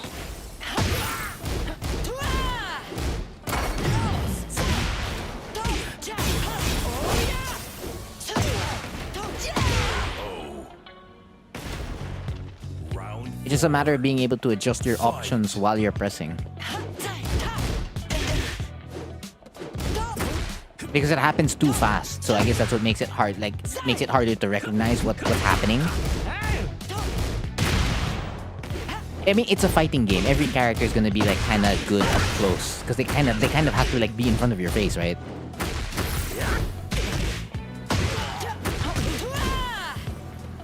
Nah, they're spamming enough lows. It's the fact that you back off too much and yes, there are ideal distances per character. Like Victor is the character that probably doesn't want to be up close all the time.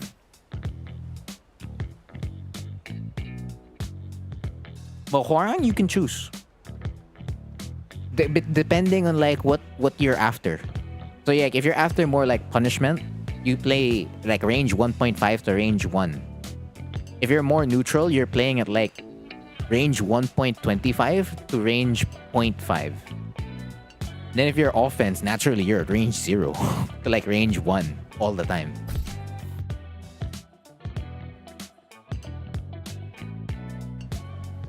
Round 1. Fight. Yeah, so number 1, you're backing off way too much.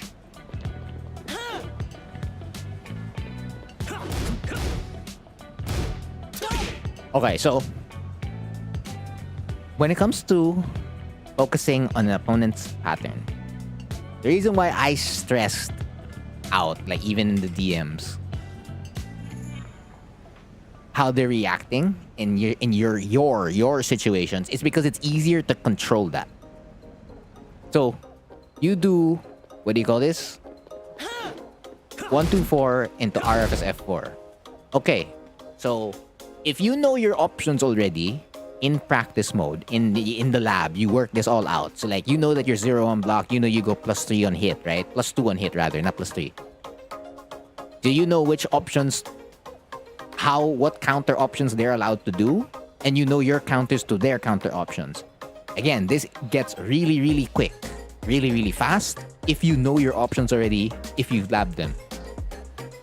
So they go for RFS 2. No, they go for their jab and you go for RFS 2. So you went for the safest option to like exit right flamingo. And they chose a decent challenge versus RFS F4 on block. So like, okay, that means they're gonna challenge out with a jab.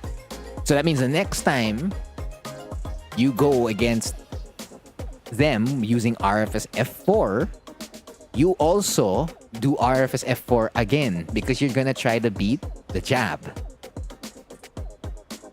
But it's just like, okay, what if they do the down jab? Then you can do RFS back 4. But like, you're not sure what they're going to do, then you can, yeah, what Nice said, you can do it again. So like you do RFS F4, right? And then you're gonna go for RFS 2 again. You wanna see if they'll commit to their challenge. That is the important part.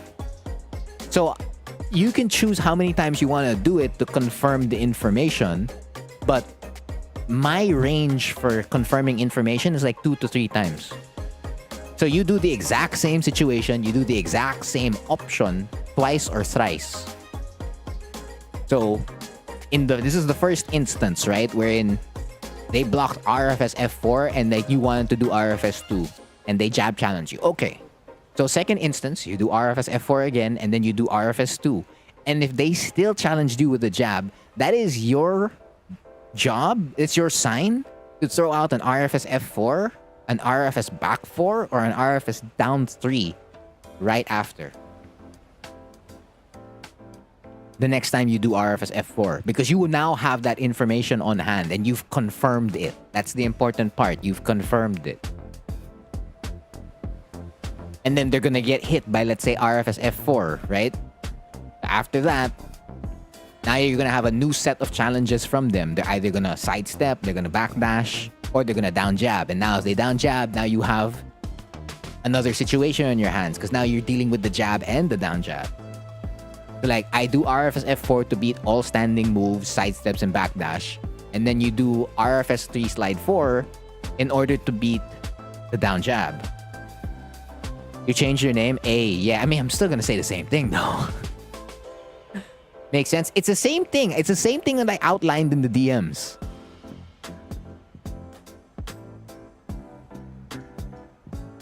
I guess it's easier to understand because now you have like visuals, right? But yeah, again, you need to like have all of this ironed out in the lab, in practice mode. You need to know all your options. You need to know all their counter options, the general counter options. You don't need to know every specific counter option, but you need to know the general counter options on like how they beat your stuff. Okay, but like, so if you know you're a visual learner, Super Kicks, you better start going back to practice mode and visually seeing all of it.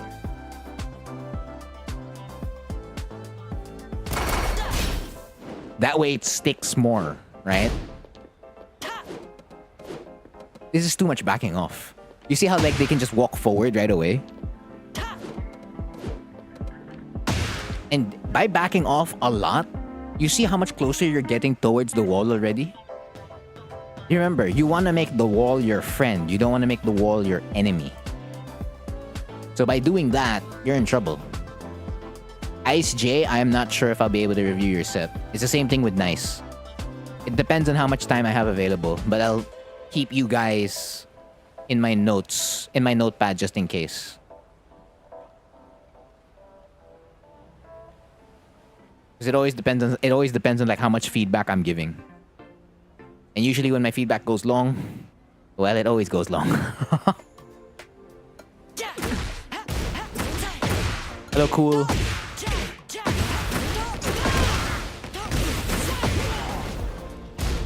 Of course, you tried to punch there. That's good. And you tried to punch again. See, because in every offensive sequence you did, you were winning. So like, don't be afraid to like go on offense. It's a matter of like being able to adjust during said offense. So like, see, look, if you go right away with RFS F4-4 and they didn't do anything, it's like, okay, so like, the next time I do RFS F4, then that means I'm allowed to do RFS 2. So like, this was an adjustment from earlier when you did RFS F4 into RFS 2 and they jab challenge you. So by pressing the full string, this is to prevent a standing challenge. You see how you're already adjusting? You're actually doing it already.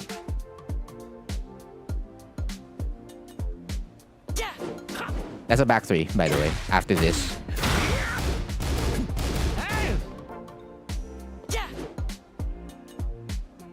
That's a back 3. Back 3 with punish. There, see, I like this. This is 100% like you're checking.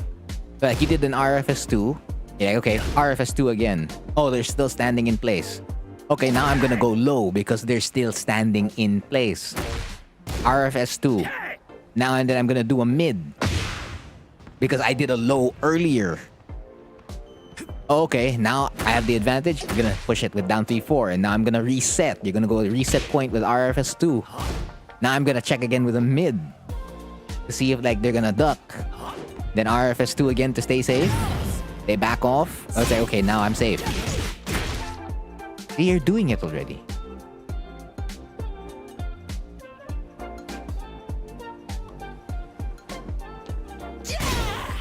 Also, Leo's more SSR than sidestep left. This is a punish. -12. Like, for as long as you block this, it's not like down 3-4 or any low-high strings. Like, for as long as you block the move, you can punish Leo while standing 4-4.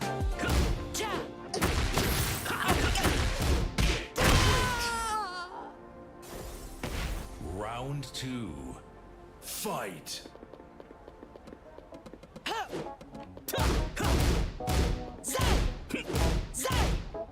Easy, you're doing it already. 1, 1, 2. LFS1. And then you back off. You wait. And then you 1, 2. You wait again. Of course, again, you're missing the punish. Don't forget to have your punish. Leo's DF2 is unsafe. I mean, yeah, that's kind of like how you do a clutch back 3. 2-2. This is also a punish that was missed. I started backing up and sidestepping into the center. Yeah, but basically don't go to the wall.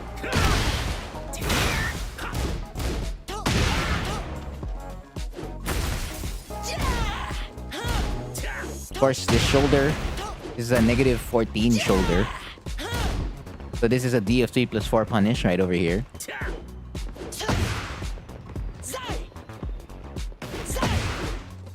Also, look how you keep sidestepping left. So this is where you started, right? You started with them at the corner, right? And then they're fighting their way out of the corner. However, you still have a side wall. But then because you back off like this while sidestepping towards the left, like where does your positioning go? Super kicks, that is 100% a subjective question you were asking. Is your playstyle alright? You know, for me, for as long as you keep pressing buttons and you do offense, you are alright. Doing this, backing off, yes, that's a bad approach. But in regards to like trying to recognize patterns and like adjusting your option depending on like what the opponent is doing, you're already doing it in this set.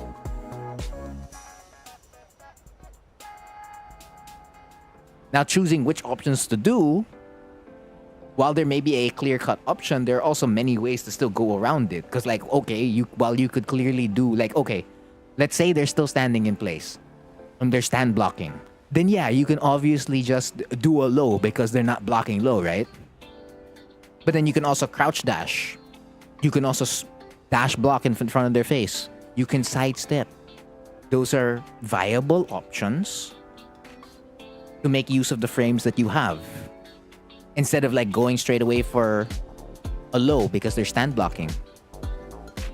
Is it right or is it wrong? Not necessarily. It always depends on the situation, context.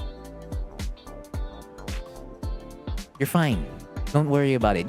In fact, you're already doing a lot of the stuff I sent you in the DMs. I'm just now confirming it fully for you that you're actually doing it.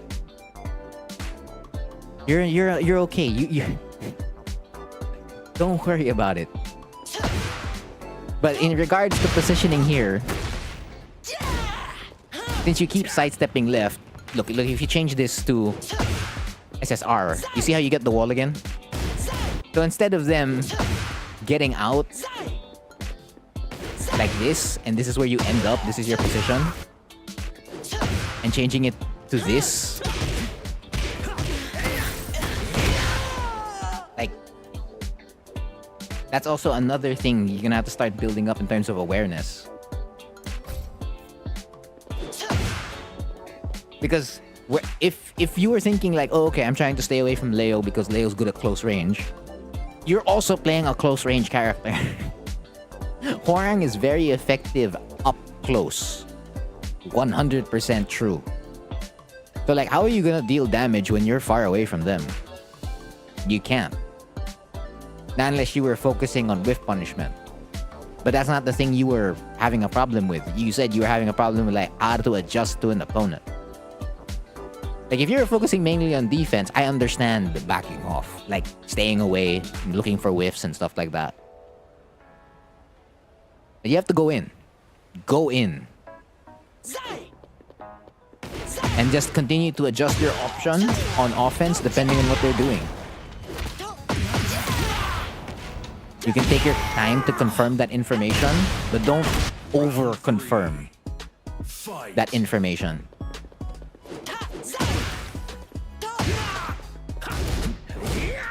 There, see, you talked about Switch Plasma Blade before, right?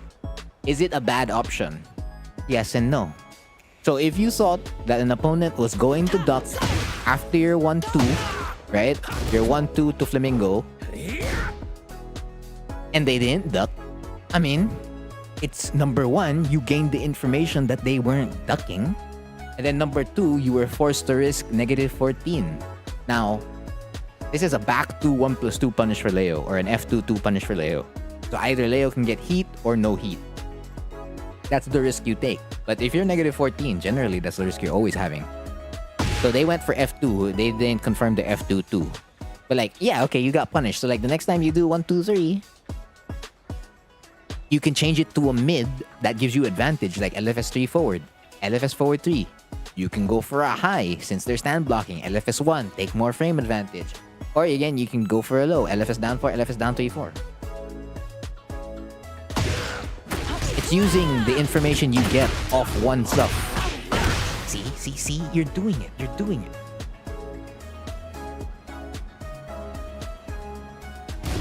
already doing it. 1-2, RFS2, into a mid, confirms mid, FF3, best option afterwards, into more plus frames, into the low, stand switch, LFS forward 3, stand switch, RFS 4. Okay, so now, next time you do this sequence, you can either now change that to RFS 2, RFS down 4, RFS down 3, or even RFS up 4 cancel, or RFS 2-4 forward. I guess the main thing that's troubling you is that this all has to happen fast, right? It all has to happen so quickly. That's the main issue. So, if the issue is that the fact that it has to happen so quickly, reduce the number of options you're doing on offense. Change it to 3 options only.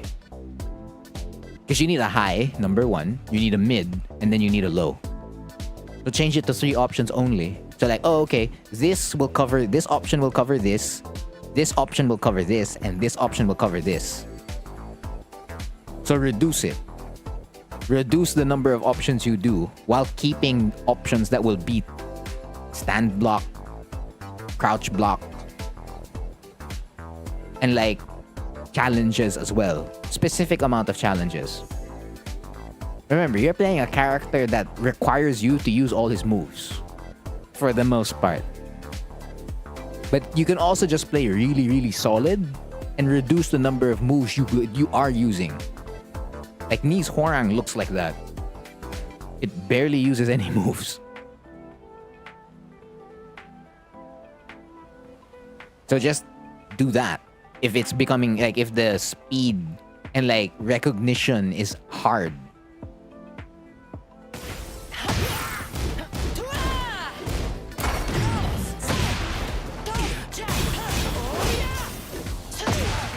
Because after that, once you're able to be more comfortable in recognizing it with the least amount of options, which is 3 options, then you add 1 more option on top of it. And then you get more comfortable with 4 options. And then you add another option. That becomes 5 options, 6 options, 7 options, until you're able to add all the Hwoarang stuff again.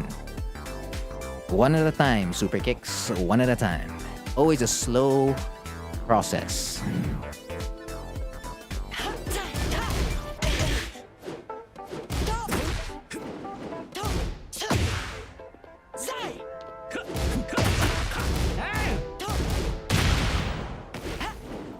Yeah, so, I mean, I watched this. I watched this already, right? Yeah. I'm gonna go to the next game. But this is a one where you win convincingly. All right. Get ready for the next battle.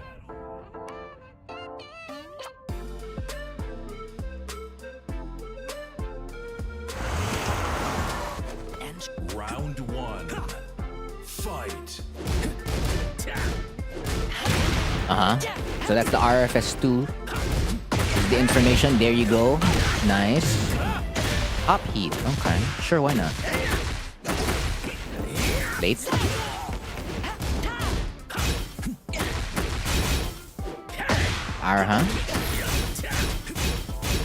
Yeah, there you go. Fish. Nice. That was good. That was good. Very good. Fight. Actually, okay, that works too. Switch plasma blade. Didn't work out, so you've confirmed that information like twice.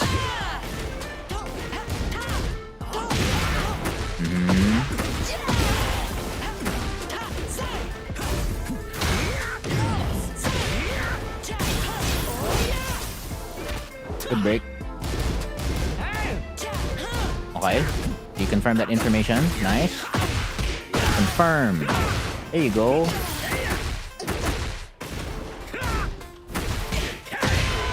Good. Round three. I see you. I see you.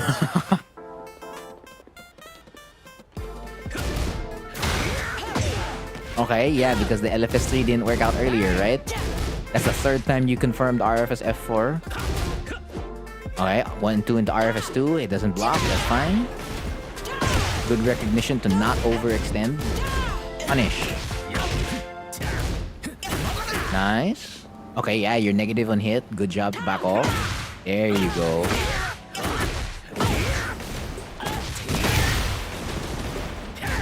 Running shoulder. Trying to get the mix. You're doing it. You are doing it already. You love this game so much. It's a beautiful game. Get ready for the next And when you're battle. losing, I hate this game. I hate this game.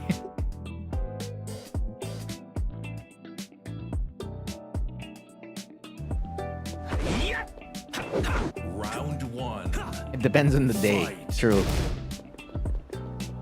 Oh, they're AFK. Okay, they're back.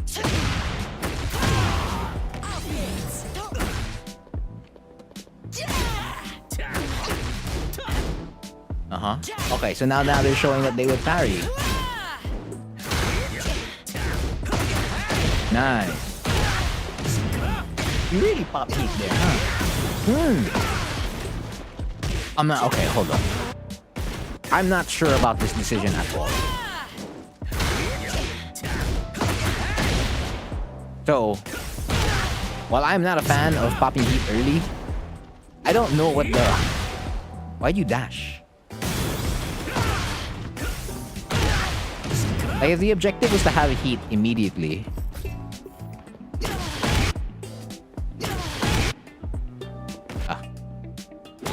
Like, you can just go for the basic wall carry.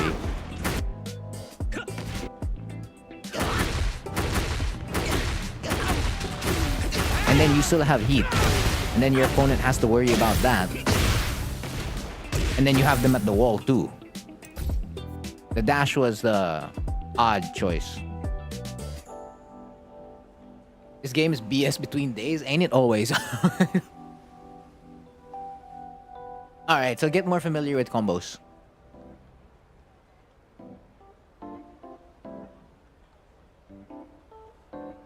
So, if you're, I guess since you've only purchased it recently, yeah, don't rush. Like, if you just got, oh wait, hold on. So you're just bringing the knowledge from Tekken 7 to Tekken 8 now. And then all the more you don't have to rush. You're fine. Take it slow. You already know what to work on. So just like keep doing it. And like, again, progress, it'll show. It will show itself.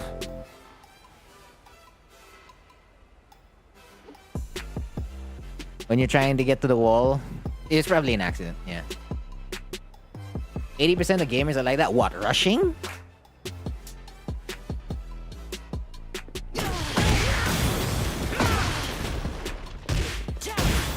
Rushing to get good? Ain't majority of gamers though, like just casuals though? Round 2. Like they're not focused on like getting good, they're more focused on like having fun.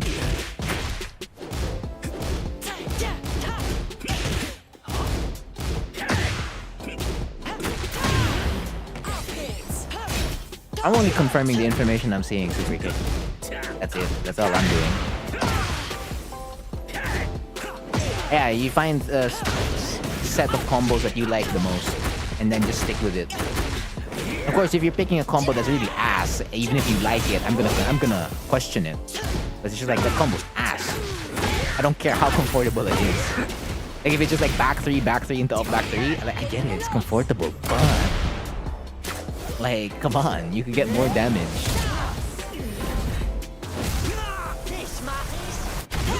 In your experience, competitive focused people? Yeah. Round 3. Fight. I suppose.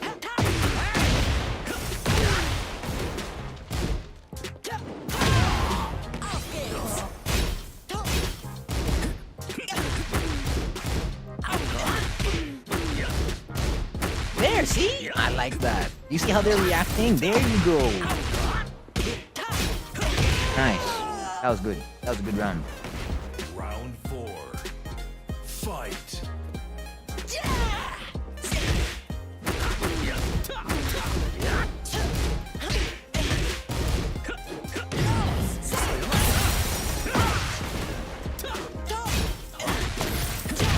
I mean, I'm like that too. I hate this game too when I lose.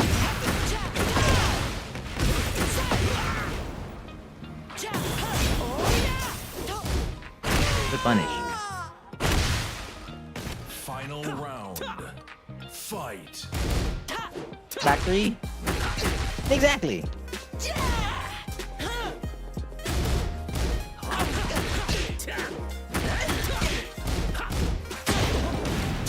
See, now you've confirmed like they're tired of your cheese,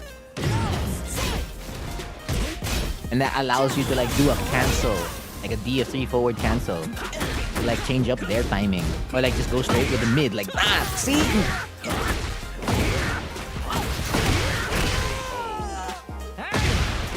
you're fine.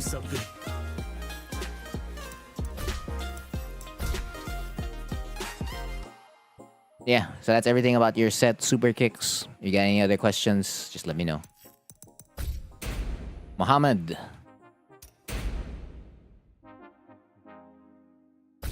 I am looking for Nina. This Nina? Is it this Nina? Or is there another Nina? Is that Nina? Bet.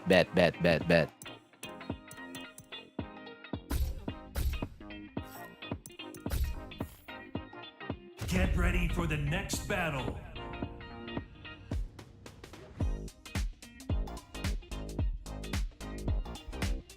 I already said it. You already know what you need to work on, super kicks. Fight. You reduce the number of options you're doing on offense so that it becomes easier for you to apply which option to use depending on like what the opponent is doing, because it happens so quickly. But earlier in the set I watched, like, it seems like you don't have to reduce the number of options you're doing. I feel like you're just a little bit overwhelmed, like when you fail. So like, don't give too much weight to when you fail. Just recognize like, oh, okay, that option failed. Let me try a different option. So like, just reconfirm everything, all your options and counter options in the lab, and then your combos, right? Because there's a combo that was a little bit off. Watch some combo videos and be like, oh, okay, that's the B&B. And if not, watch some combo videos. You can check out the Talon combo list that I have. You can learn all the B&Bs there. And if not that, you can again go to Hwoarang Academy, go to Signia's combo doc, and that has like all the optimals there. Because my list is only practical combos. It's not optimal. That's about it. Like,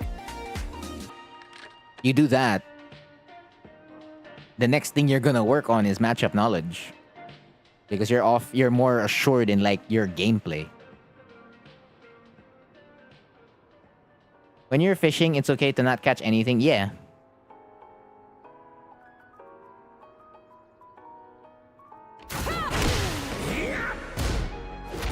Okay.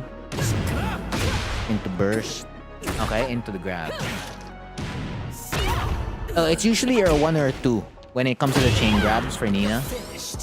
Like hold down 1 or hold down 2. Take your pick.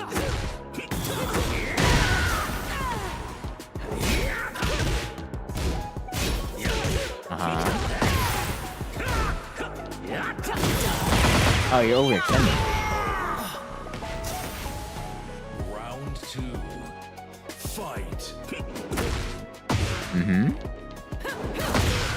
Nice. Into RFS forward 3?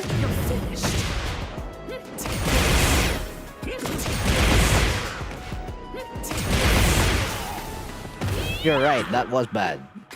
But okay, it's still, while it is ass, it is an opportunity to learn. You're not getting away.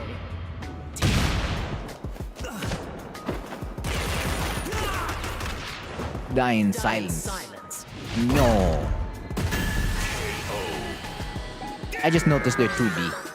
Round 3. Near automata. Fight. Whoa, whoa, whoa, whoa, whoa. Unblockable?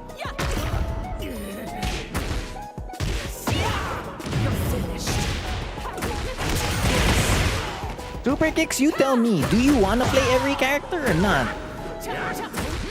What works best for you in regards to learning another matchup? Do you have to play them or do you just play against them and then like lab their moves in practice mode? You know the answer to that. That's not me. I'm not you. Yes, can you learn a matchup by playing the character? Yeah. Can you gain more experience by playing against the character? Yes. Is it important that you check out their moves in practice mode? 100%. So now you need to only figure out, do you play them or do you play against them? That was a misinput, the unblockable? Fair. So that probably was like just like back 3+4.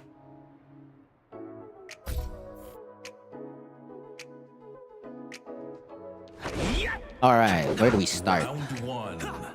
Fight.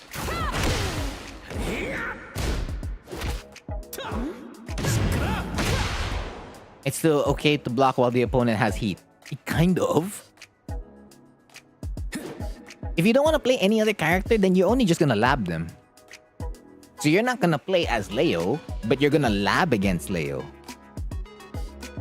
So you're gonna be like, okay, which moves can I sidestep towards the right? So you're gonna tell Leo to do, or you're gonna use Leo in practice mode. You're gonna have Horang as the dummy, and you're gonna tell the Horang to like guard and then sidestep right, and then you're gonna see which moves of Leo's tracks towards the right, and be like, oh, okay, as Horang, I can sidestep right all these options, but not this option. And stuff like that. Like, so you don't have to necessarily play the character, but you still have to lab them.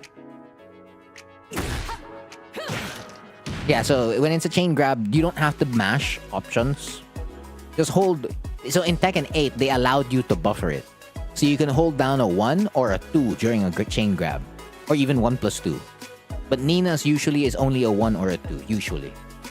Like, just hold down one of those 2 buttons and I guess roll with it. Or you can go to practice mode, see which is the command break for which chain grab. It's usually said in like the move list in practice mode, so you're gonna have to check out Nina's grabs there. And like, oh, okay, for the chain throw, it's a 1. If she does this, it's a 1. If she does this, I hold 2. Stuff like that. That's how like you figure out King's chain throws as well. And it's already outlined there, so it's perfect for new players like yourself.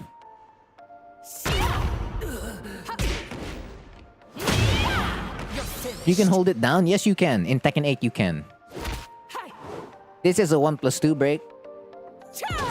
But Nina has a whole command throw game rather, like Hwarang. So you're gonna be guessing a lot.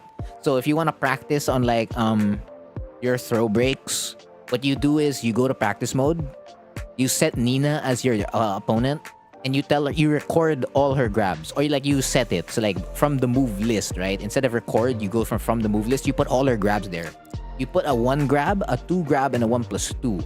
Basically one where it's the left hand, the right hand, and the 1+2 where it's both hands, left and right. That way you can start practicing your throw break reactions when you're seeing the hand. You're mashing the entire time. That's in older Tekkens, you have to mash. In 8, you don't have to anymore. You forget the chain grabs, Dragunov, King, Nina. Dragunov has no chain grabs. It's King and Nina. But yeah, in terms of like practicing your throw breaks, you need to look at the hands. But if you want the chain grab routes, then you're gonna have to pick the characters with chain grabs. But technically, you could just use Hwarang as your dummy and like have him do 2+4 back, up forward 1+2, and QCB 3, and then you can just practice against that in like practice mode. The only plus thing about playing other characters, yeah, on offense, you understand like which options they like to do a lot more. Yeah, don't worry about it, super kicks. The grabs themselves or the tackles? No, the tackles, yes. And like when he does moves into a grab, instead of like just doing a grab by itself, right? Yeah.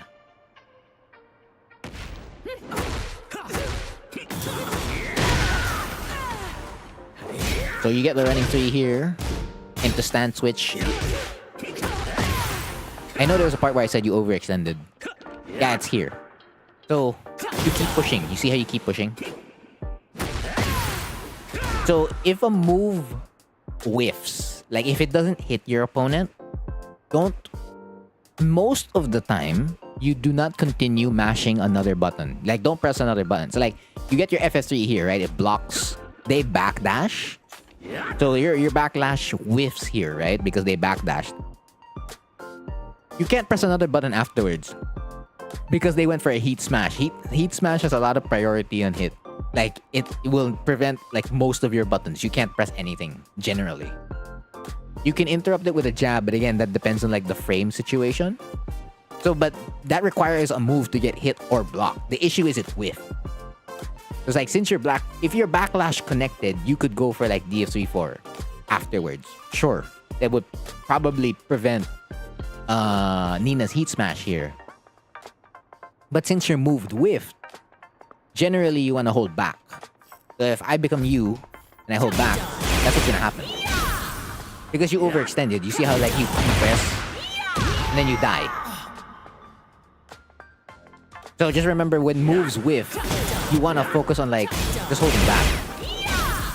And then now you're gonna be forced to block a 50-50. Which is better than dying, you know? Because you have a chance to live. Round 2. Fight. Now this one, this is another one. You need to use your frames more efficiently. So you get, what do you call this? You get F4. You get F4 on hit. So you can see here that F4 is +20 on hit. So okay, you're +20. And the Power Crush rule or Rage Art rule is that you minus your frames by 4. So 20 minus 4, that's 16. That means 16 frame moves or faster will always beat an opponent's Power Crush or a Rage Art. Which means basically, they can't Power Crush or Rage Art anymore. They can't. Because most of your mids in RFS are 16 frames. Most of it, right? There are 20 frame mids, which is the one you pressed, which is RFS forward 3. But this is an extremely safe option. Because you have them with F4. Like when you hit them with F4, they go -20. You can't sidestep, you can't backdash at -20. And you can barely even Power Crush. So they're forced to take your 50-50. It's like if you block the Heat Smash earlier from Nina, that's a 50-50. Like for as long as you're plus... what's the general range? Let's say as long as you're +8 and above, it's a 50-50. Wherein the opponent's 100, like more often than not, forced to block rather than to press a button. So your best mid option, if you did F4, is to do RFS DF4 because it's +1 on block, it's +8 on hit, and if the opponent presses, it's a counter hit launcher. Now, if you don't want that, you can do RFS 3 slide 4. That's Flying Eagle. You go -3 on block, knockdown on hit, and then if you did the just frame, you're +1. And it's generally all you're thinking about. You're generally like mid. You want your mids to be like your core option in the mix-up. So when you're trying to mix someone up, they have to think about something that's gonna make them, like that will force them to do another reaction. So if your main option is a mid, that forces what reaction? It forces them to stand up. Because in order to block a mid, they have to stand up. So now what do you pair up with a mid? Something that will take advantage of the fact that they're standing up. So either you can use a throw. So in this case, if you do F4 into RFS forward 2+3, your throw, human cannonball, now you have two reactions. They're forced to either duck to beat the grab or throw break the grab because it's a 1+2 break. So now you have a 50-50 in your hands because now you have two options that force two different reactions. But let's say you add a low instead of a throw, which will also elicit the same reaction. Except the only way for them to beat a low compared to the grab is that they have to crouch grab. That's a crouch duck. Crouch block. That's the only thing they can do. Because with the grab, they can just throw break and they can continue to stand block. They don't even have to consider ducking the grab. So now that makes low a stronger 50-50. Low and mid versus low and, mid and throw. Like that's the stronger 50-50. So now that means the low you're thinking about is either RFS down 3 or RFS down 4-3. To pair up with F4 after you do F4. And generally, after any right flamingo option, that's like what you're thinking about. On hit. Yeah, so that's kind of like how you break it down for every situation. You look at your frame data and you just kind of basically apply basic math all the time. So, okay, I'm +20. Your power crush rule is -4. Your power crush rule is like you minus it by 4 frames. Alright. And then you can check if like the opponent can sidestep in that situation, if they can backdash in that situation, if they can challenge you with an evasive move, power crush, or a general option like a jab or a down jab. This can all be figured out in practice mode, which is great. And the more you know that, the more like you can apply the right option when you're in match. Beautiful. Because here you're already doing it, you see that? When you go for a heat burst, you go +2. And you're trying to go for a grab with QCB1, which is our 11 frame grab. The issue is it whiffed. Frame data might be your biggest issue. It's all about the situations. So focus on your situations first. Like figure out everything about your character first, because yes, you'll need to know what the other characters do. However, you can win without really knowing what they do, because there are general tells or like indicators that like this move is a mid, this move is a low, this move is a high. And then of course if you see mist like this, it's a power crush. If you see like the streaks of blue in the move, it's a homing move. Stuff like that. So you want to figure out all your stuff first, because if you don't know what you are doing in your situations, oh well, you're going to have a double whammy. You don't know what you're doing, and then you don't know what your opponent's doing. So what are you going to build up when you're playing the game? How are you going to figure it out? You're just going to wing it? I mean, yeah, I guess you could, but if you know yourself and you know all the the universal options, the universal counter options to your stuff, you're going to be fine. Because now the only stuff you're going to be figuring out is like, oh, okay, Nina's allowed to do that, but another character can't do that. Therefore, it is a Nina-specific counterplay to Hwoarang after I do, like, let's say, RFS 2 on block. Because you can go really far without knowing a lot of characters. Like, we had one earlier. They were what? They were a Tekken Emperor. Like an Emperor Tekken God, something like that. And they didn't know a certain matchup. So that proves how far you can get without knowing another character.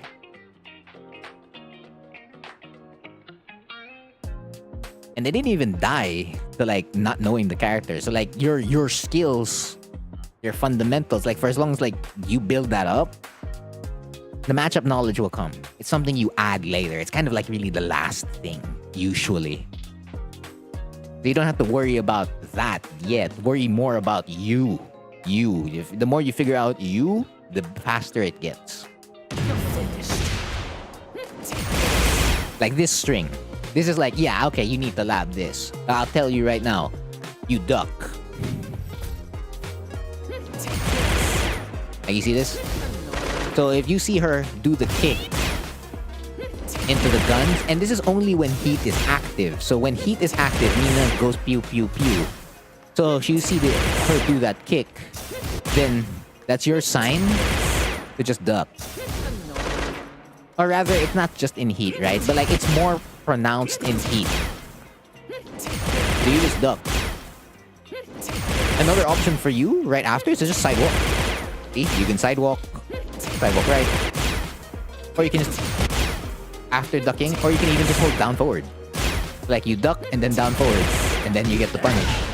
So the fact that you have replay takeover, that's also going to speed up like a lot of your matchup knowledge, because it's like, oh, if I died to like an option, a string, how do I beat that? So instead of like going to practice mode and looking for the move, you can just go to the replay and then take over in that situation, and then you're good.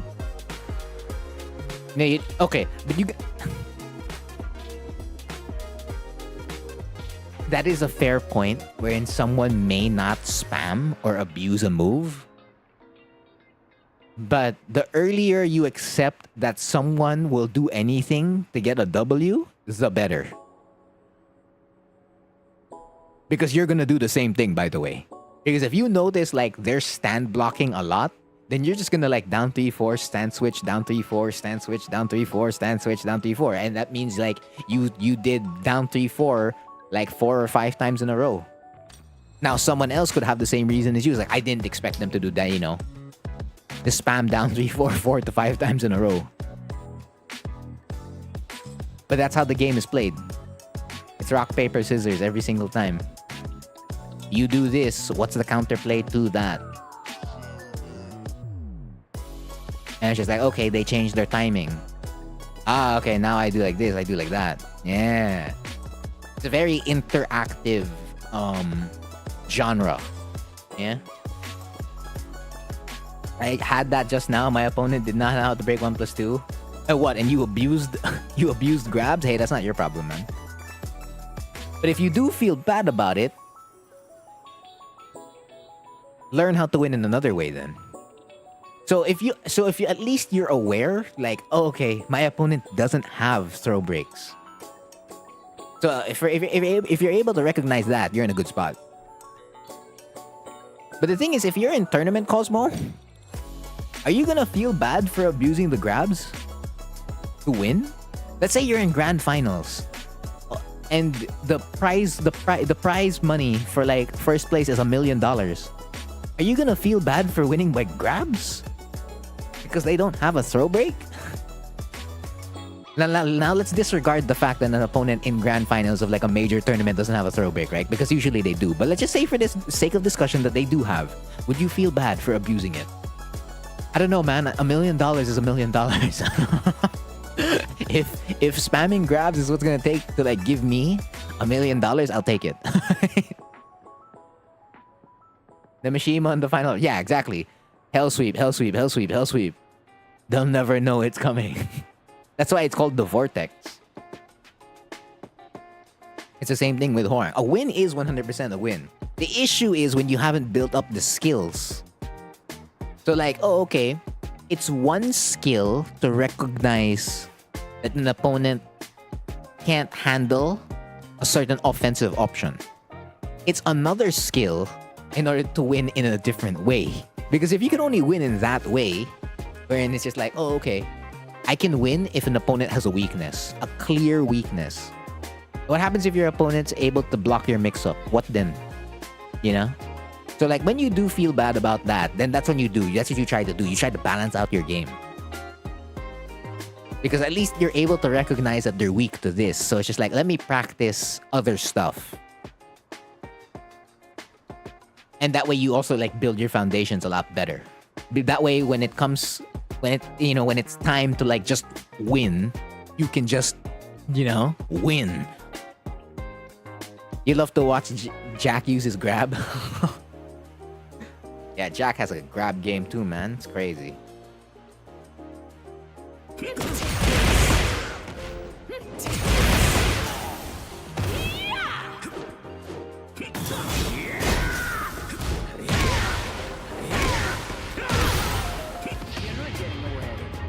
This one would be, that's a 50-50. They decided to like rage art.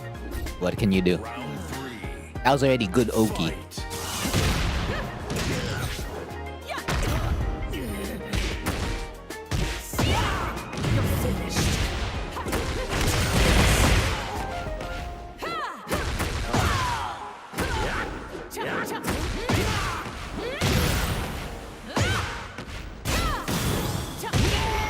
Oh. Let's move to game number 2.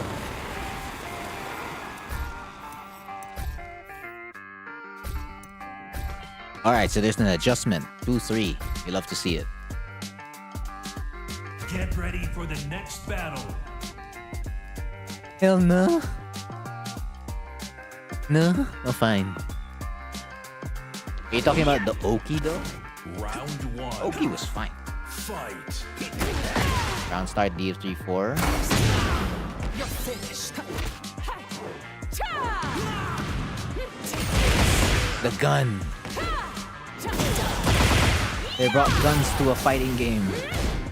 To a fist fight.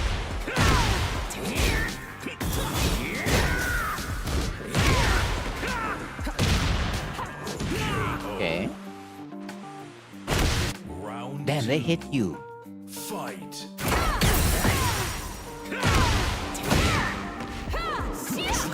Nice.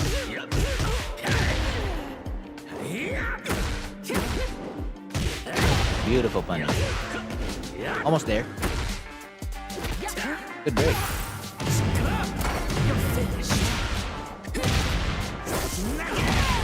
Nice. Round 3. Fight. Oh, beautiful use of frame advantage. Okay, you messed up the buttons there.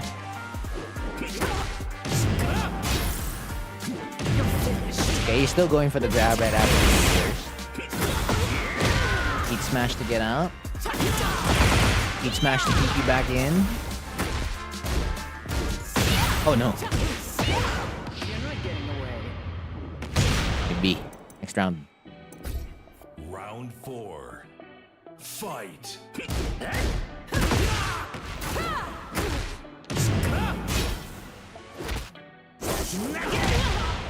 Yeah, it'd be, man.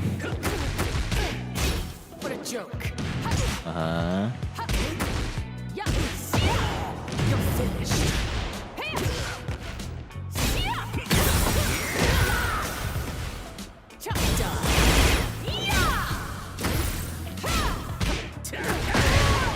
Okay. Final You're crying? No, don't. Fight. You got 2 rounds compared to the last time. Nothing to cry about. It's an improvement.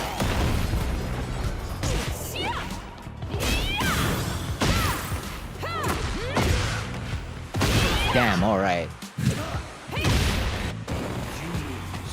Isn't it past your bedtime? Yeah, but for the most part, everything I mentioned in the first replay, like the first set, it applies here in the second round. Second one. How bad was it? It's not bad. Again, don't worry about that. Why? Do you want it to be bad? You know what would be bad, Mohammed? That the fact that you don't improve, that would be bad. I could care less how ass your gameplay looks like right now. It's a matter of like how it looks moving forward. This is not a game of like how ass you look like. No, it isn't.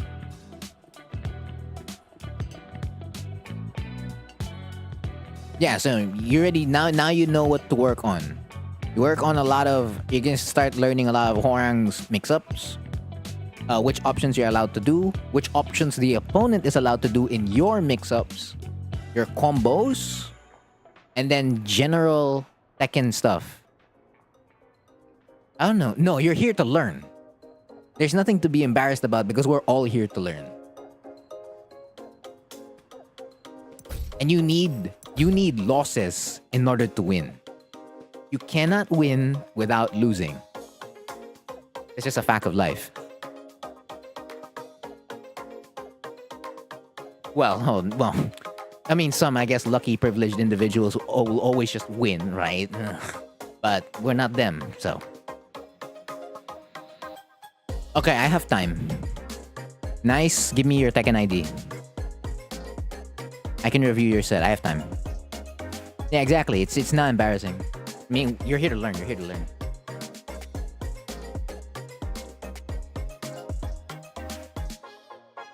And eventually you will do a random back three. And that's not embarrassing. It's a ritual to show that you are a true Horang player.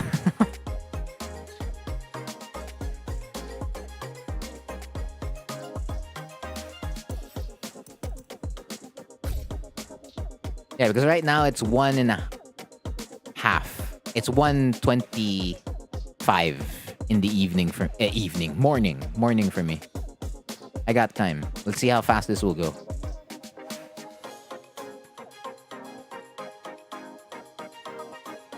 It goes fast enough, then great. I could probably do Ice J's replay too. Depending on like what's the focus. You don't have your Tekken ID on hand? Okay, what's your Tekken name? Tell me your Tekken name and I'll just search it on Waifu Wiki. Like, what's your name on Tekken?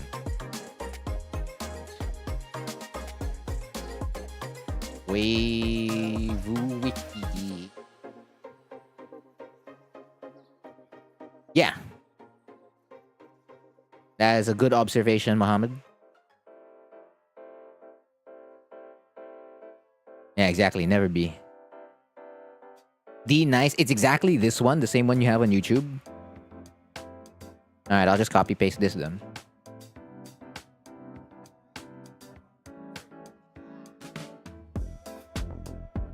It says no players found. Is it just D nice or is it with the numbers? Or did you say that's it? Like the name is actually that's it. Oh, Mystic Chaos. There you go.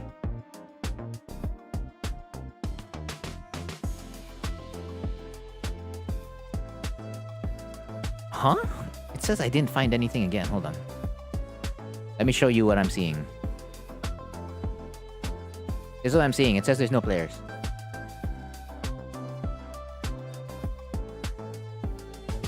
Someday you know you can surpass me.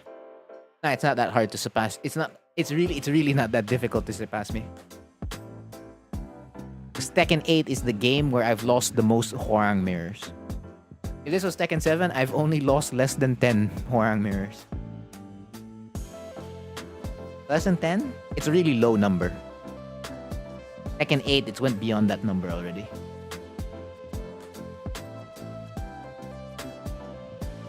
Is that Nice's, what do you call this? Tekken ID?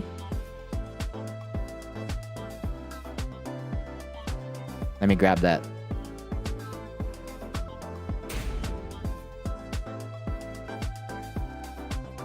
Oh, right. I included it with that. Hold on. I included it with the slashes. The dashes. So why can't I see it? I typed the name. And then Waifu Wiki's giving me nobody.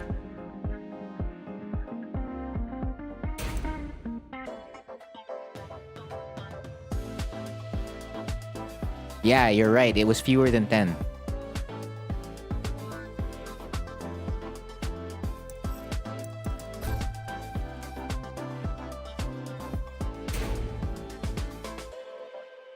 No, it's about right. It's 12.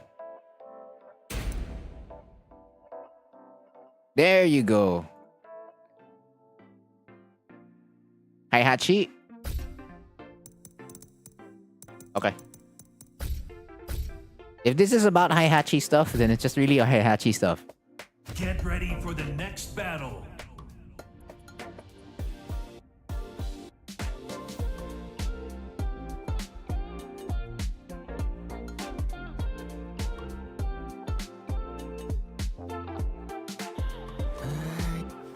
Round one. Fight. It was tough. I mean, new character.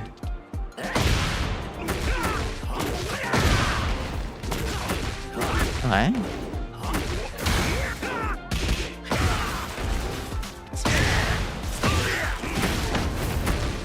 Yeah, this character's combo damage is insane. Bro. Bro.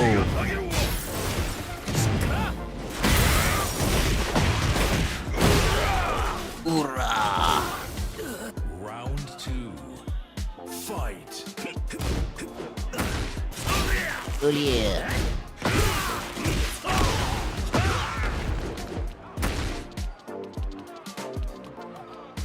I had to find.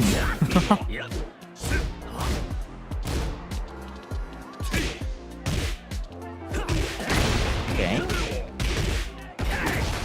Oh, that was an error. Nice.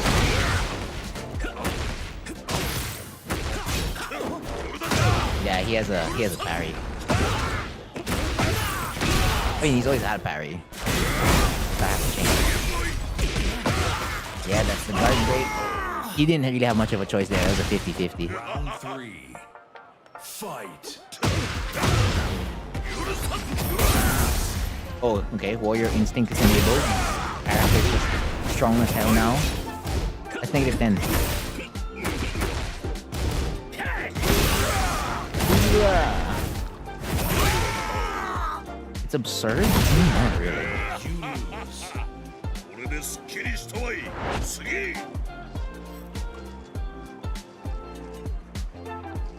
Yeah, this is all Heihachi stuff. Okay. Round one. Fight. So first is the combo.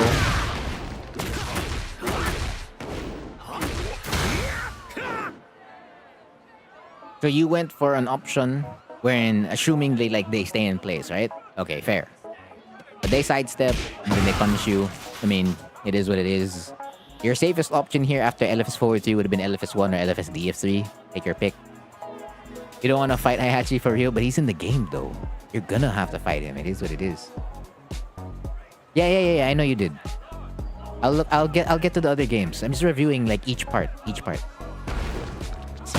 Yeah, and then this is the one move you try to not die to. You don't want to die to Heihachi's new move, which is back 4. Because as you saw, this turns into 109 damage, provided the wall is there. So if you're in neutral, right, versus Heihachi, you don't want to die to this. You also up forward. What were you looking for? A low? Like right over here? Why though? Oh no, you woke up into... No, yeah, you backdashed first into up 4. You were looking for a low? You were looking for down back 2 here? Interesting. What? Yes? No, you have enough HP. Tank the hit first. It's also your first game. Like, you can always spend the first round of your first game or even first 2 rounds of your first game for information. Of course, naturally, you can still gather information this way, sure. The thing is, like, if you block, what do you call this? His back 4, you can always lock him with DF4. Usually. Like so. Typically. He has an unblockable.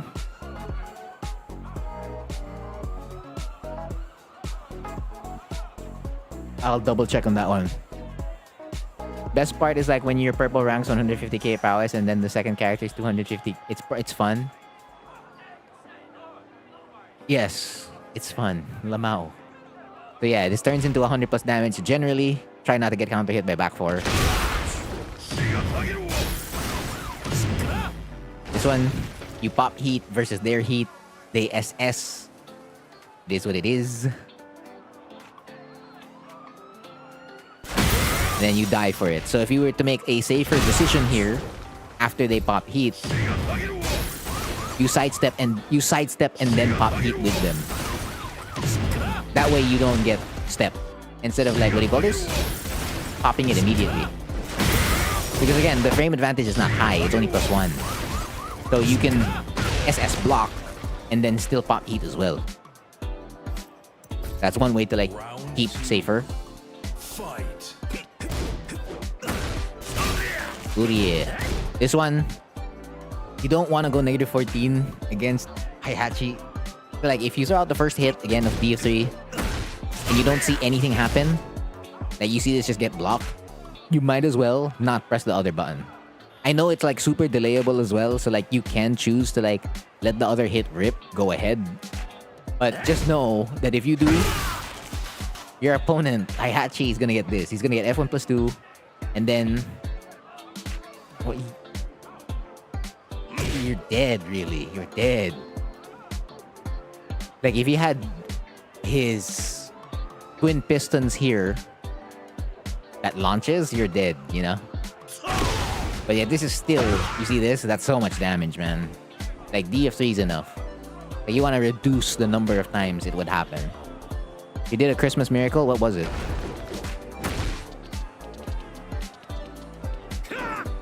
Is this your first time playing him? Yeah. So we'll get through like the Heihachi stuff.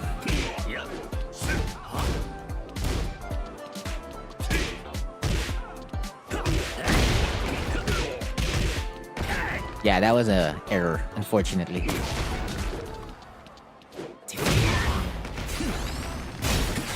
There's the hell sweep.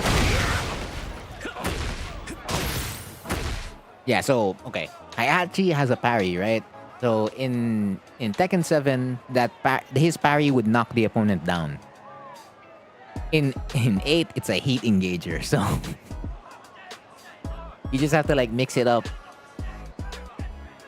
No, right? He had a parry. He has a parry.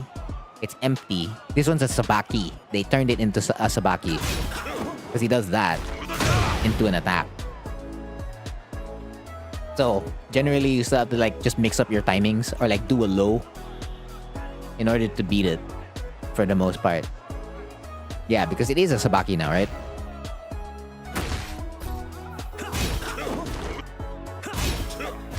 Yeah, it's a sabaki now. Before it was, what do you call this? Just an empty parry. So instead of you getting like a potential launch here, because he does that thing.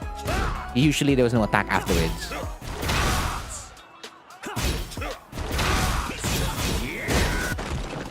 So it's just changing up your timings again.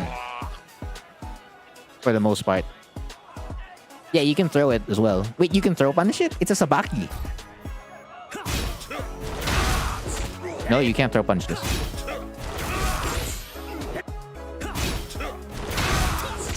Yeah, no, that's not a throw punish. You helped a Reina Heihachi reach Rajin with Lars, and now they be mixing. Congratulations, Ichi.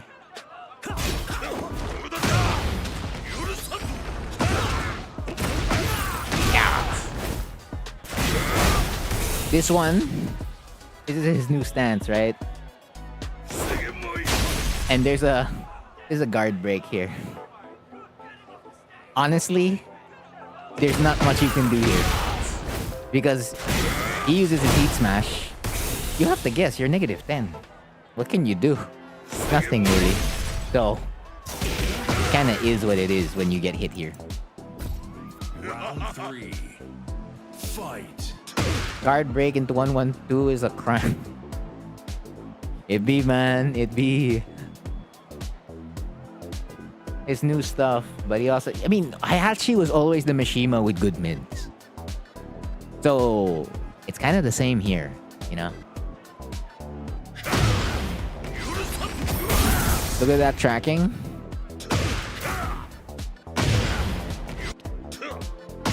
Okay. While you are correct, nice, I also hate to mention that Hwoarang has a below average sidestep. So maybe if you weren't Hwoarang, you were avoiding his up forward too. maybe if you just weren't Hwoarang, you know. That's it, because we have a below average sidestep. At least it's not a trash sidestep, but it's below average.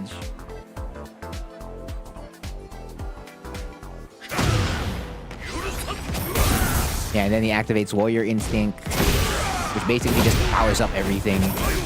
Right, so this one, again, -10 Hell Sweep on the second hit. That's a down jab.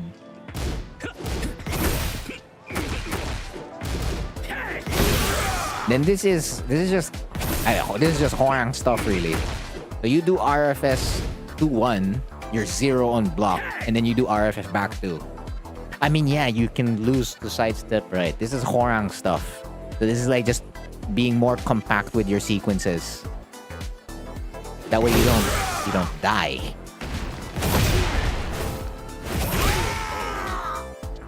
No, so we'll see if it's more of Heihachi or more of decision making.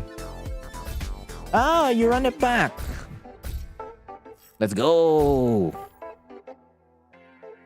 Get ready for the next battle. Just like I pressed more buttons. That's what happened. They couldn't take it. My offense. Round 1. Fight. I locked in after that, man. I locked in.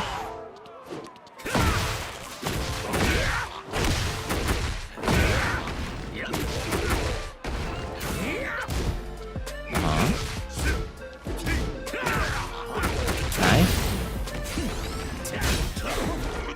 Hit B. Okay.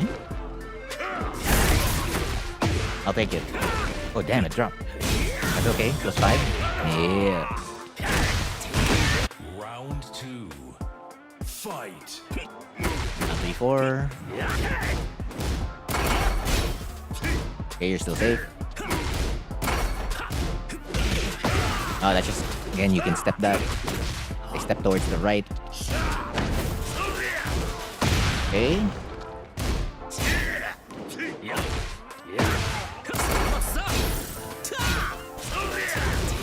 Nice, exactly. Woo. Round 3. Fight.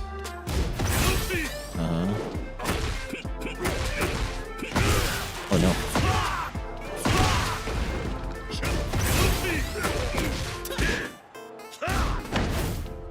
Good step.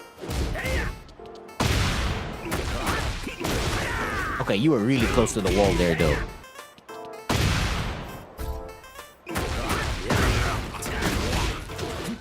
Yeah, that would have been better.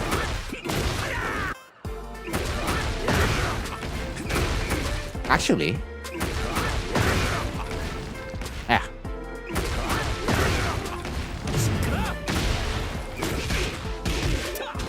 Oh, that's something. Okay, not like that.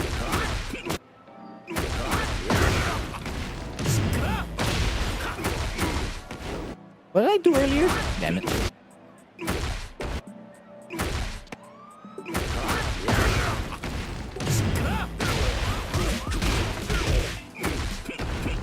Yeah, I like that. That's pretty good. But yeah, generally just like RF as a forward 4 and then SSR. SSR? Yeah. Hey, I know that sequence. I know this sequence. I know where you picked this up. I know who's responsible for this.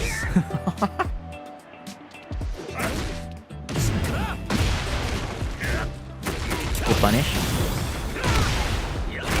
Alright, that was just a hella good game.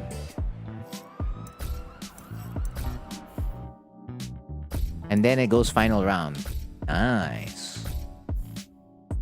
Get ready for the Heihachi's next heat smash battle. near the wall. Yeah, it's a 50-50. Best 50-50. Yeah.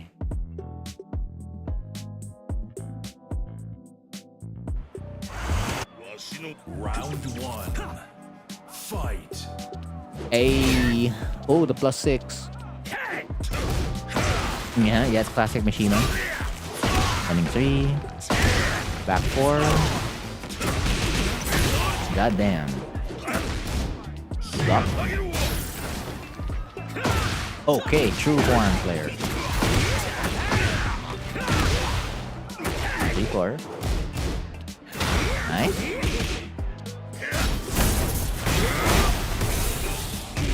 Damn, what a reaction. Good stuff. I like that. That was a good idea.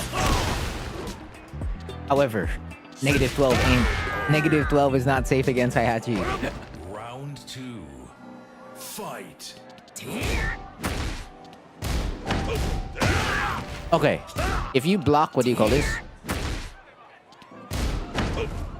You kind of just... Oh wait, no, this is off F4. It's not off F3. Yeah, because this is force crouch, right? Is there force crouch? Oh, it does. There's no force crouch.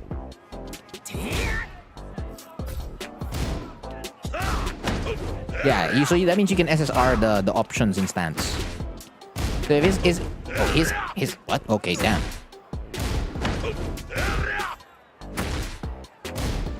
Yeah, you can just take it away. Like that. Like it beats a lot of options for as long as you SSR. Actually, Horang gets this. Versus Heihachi. So like if you see the stance. Or 3. But yeah, the thing is he can choose not to enter the stance, right? So that's why SSR is safer.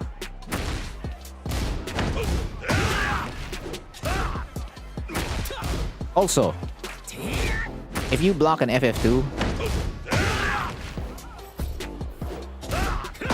generally, the pushback on this has been reduced by a lot. Like we're usually getting a back 3 all the time after this. And if you don't, like, you can just heat burst. That also will always punish an FF2. But yeah, generally you're always getting a back 3 of Heihachi's FF2. F3 for the win. Yeah. Oh, that was pretty risky. -14. This guy's got a perfect electric too.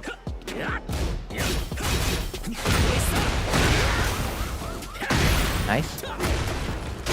Nice. Round 3. Fight. Nah.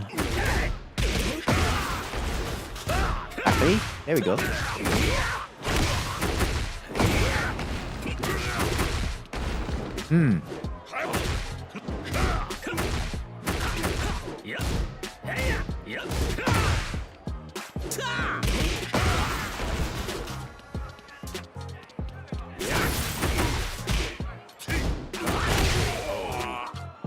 Okay, so what happened then? 4.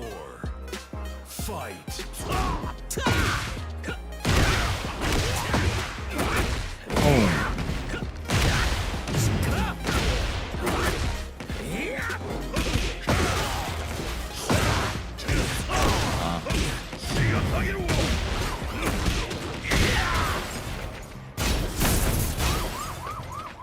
Okay, try to keep stepping out of the wall.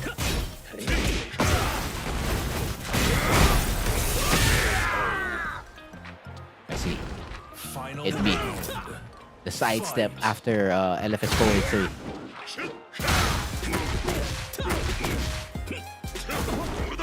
Yeah, parry, it is what it is. Warrior instincts now enabled.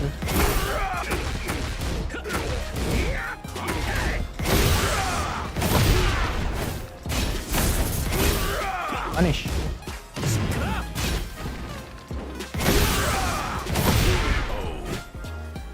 Yeah, okay. The last 2 stuff are Horang things, man. These are the last 2 stuff were Horang stuff for sure. It was less Heihachi than anything else. So this comes to like your decision making on offense, because there's this part right here. Fight.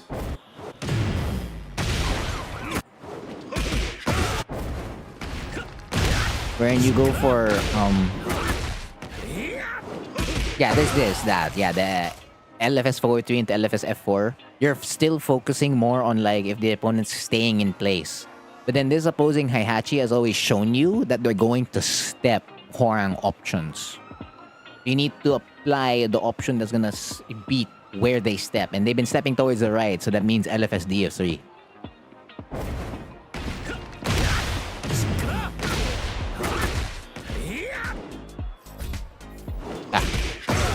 I need to reset that. Go back here.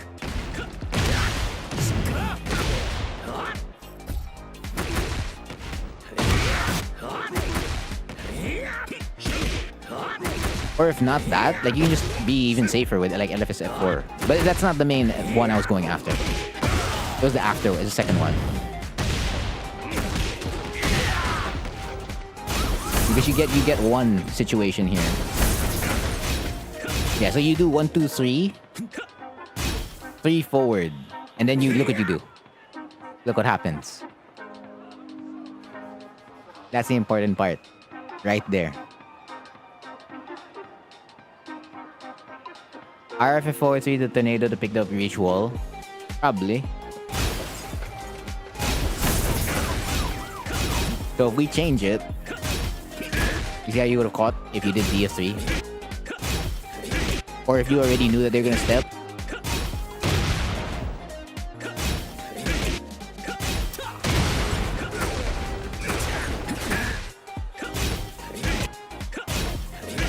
Like I get it because like the amount of heat you have was like less, so you wanted to like heat dash. But then you could also heat smash. Again, heat smash will also track towards the exact same place where, what do you call this? Double claymore tracks. So that'd be towards the right. So if you wanted to use it, like use your heat because you were running out of time, then you can just go for it. Yeah, so yeah, that's the important part. Like yeah, because that is exactly all this Heihachi was doing the entire game. Final round. Fight. And this one, this round, of course you punished right. This one's just like it is what it is. Then they activate Warrior's Instinct, right? There should be one situation here. This one was a risk, a big risk on your part. Right after, what do you call this?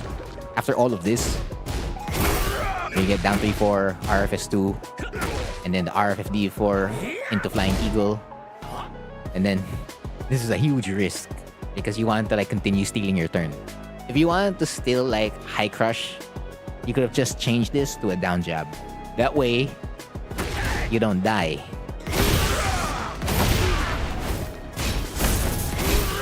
That one, this one was a missed punish.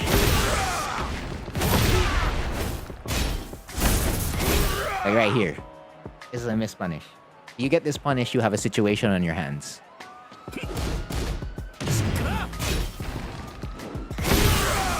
Yeah, and then, no, unfortunately, you're standing for a whiff. Yeah, it was less Heihachi, it was more decision making than anything else. There's just a couple of Heihachi things, but for the most part, it's mainly regular old Heihachi. I mean, yeah, you can do that as well. But yeah, so that's everything about your set, Nice. So if you have any questions, just let me know. Also, that means I can do your set, Ice J. Hand over your Tekken ID. Hand it over. And then you'll be the last player I'll review for this stream. And then I'm done. Because it's like 8 minutes to 2 a.m. for me.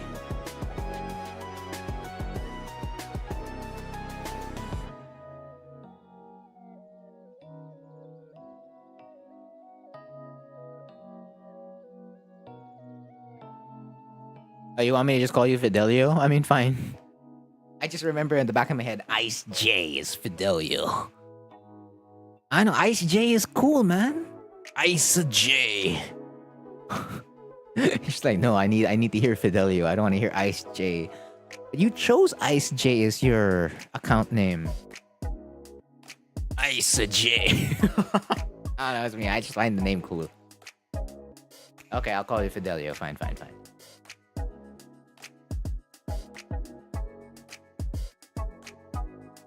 Alright. Copy pasting.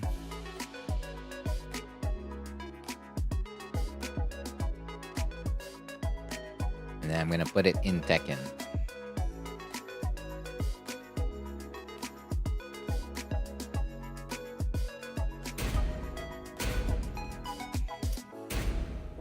So which set are we looking at?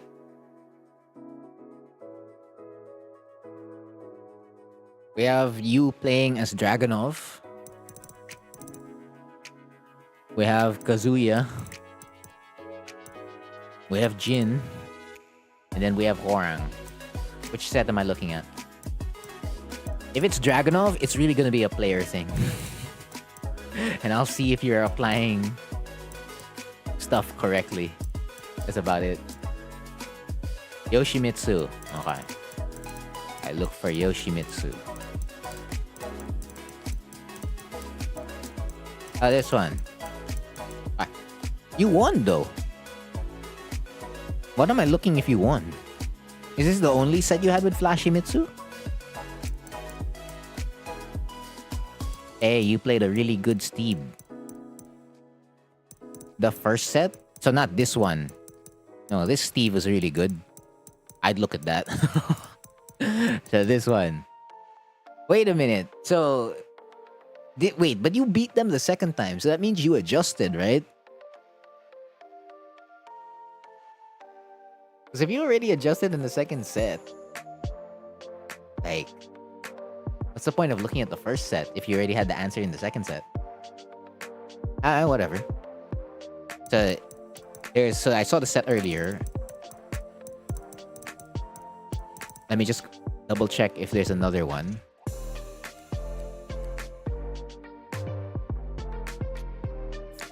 Bro, that's Yoshimitsu for you. There's this one as well.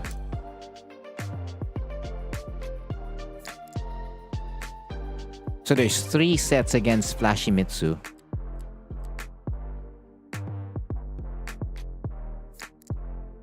This one's a different Yoshimitsu.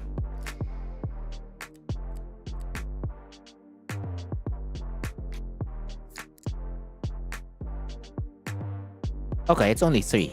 Oh no. This is just like... oh no, there's this also. So there's 4? The second set, okay.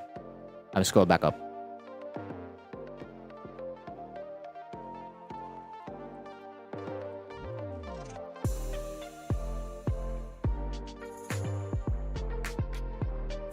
So I skipped the first Flashimitsu. There you go.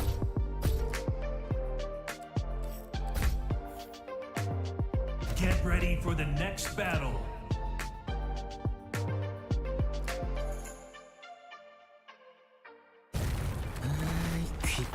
Hey, I like the custom. Round 1. Fight. I like the color scheme. Oh, okay. Flashimitsu went to Tekken 7. Instead of like the Tekken 8 and then it's all gold. Now it's all yellow on like Tekken 7 outfit. I got overwhelmed. I mean, I've played them a lot as well, so it's kind of like their MO. That's why you need to be stable. Nice, that's a back throw. That's what I was about to mention that. Late. And you also hold on. You didn't have to force that either. This was a...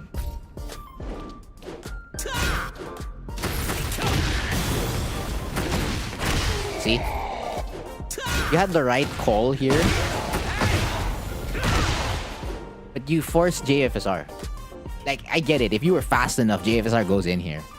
But like, if we're talking about like being absolutely stable, this is a DF 3+4 punish. Or an up forward 3+4 punish. Okay, but I shouldn't pause on the first one. That's the only pause I'll do. And then I'll get back to it. And then I'll start pausing again. On the second one. Round 2. Fight.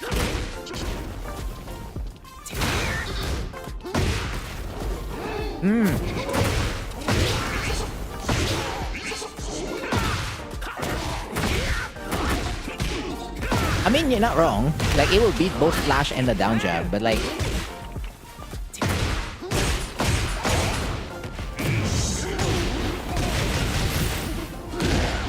You just want to focus on being stable. Because this matchup depends more on you than them. Fight. Like the outcome of this set changes a lot more because of you, not because of them.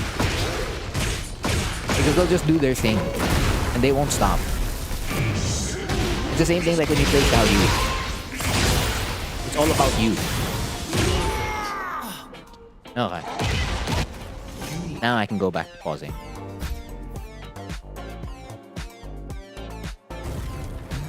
Round 1. Fight.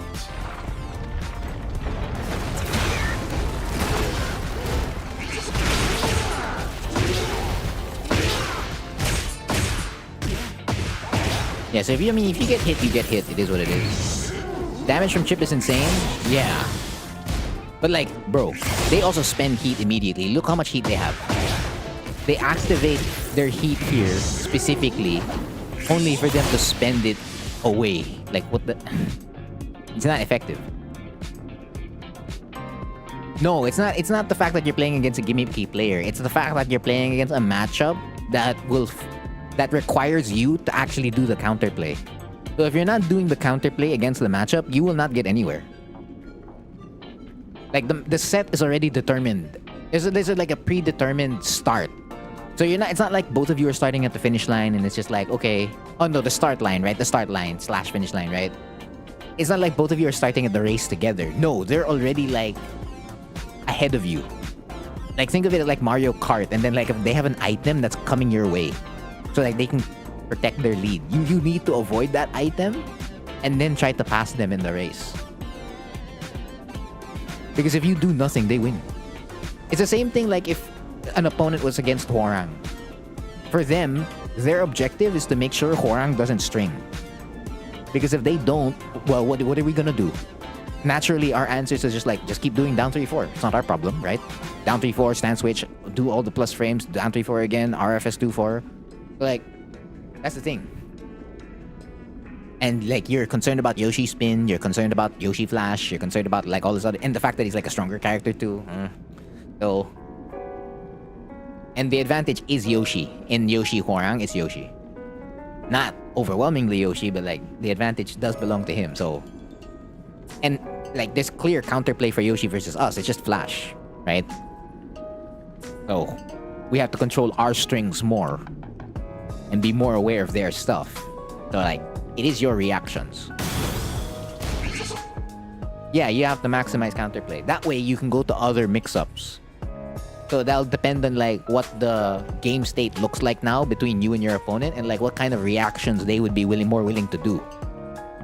Because if they stay on like the counterplay, so let's say you counter them, right? And then now their job is to counter you back, and you guys stay there, then it just becomes a matter of timing.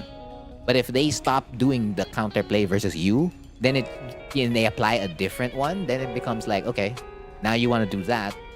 Do I have to worry about flash anymore? Don't have to worry about this, don't have to worry about like, just like I can play on this. But usually it's gonna stay on like counterplays, and it becomes timing this, timing that, and you introduce some options here and there.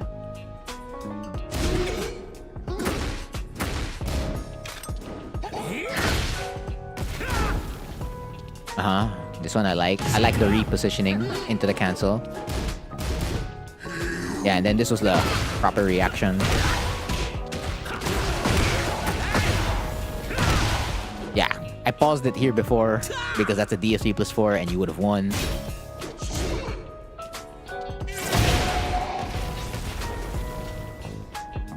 Yeah, here you kind of have to wait. But then you get it. Ooh.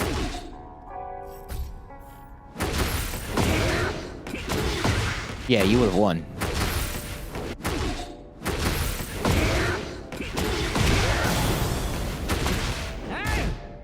Something like that. Like you would have gotten a major advantage for as long as this wasn't LFS 2. And like you tornadoed already with like LFS up forward 4.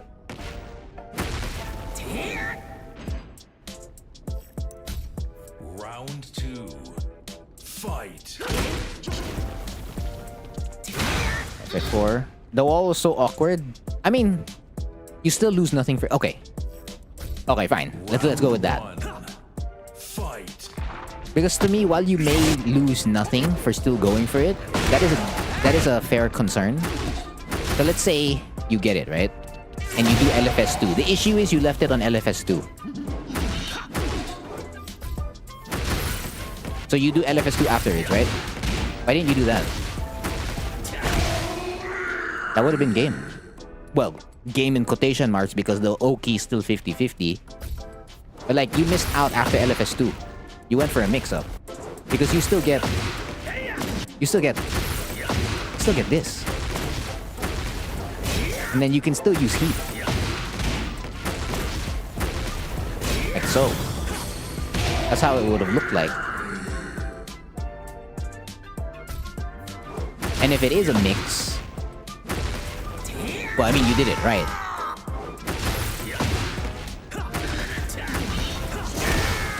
And that's what I would have done, and I would have died. But like the RFFDS3 one was the one that was risky. Round 2. Fight.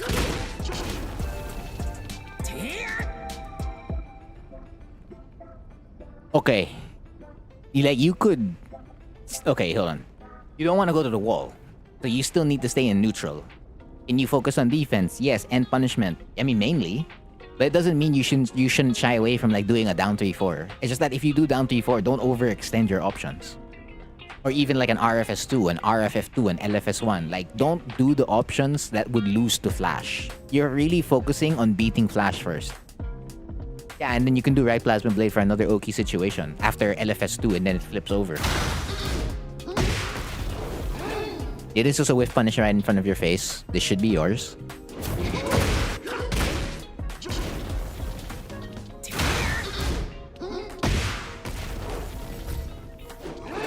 Like so.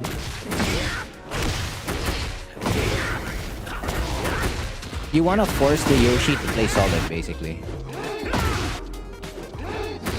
Wait, why did you get that? Oh, because you were that slow. God damn.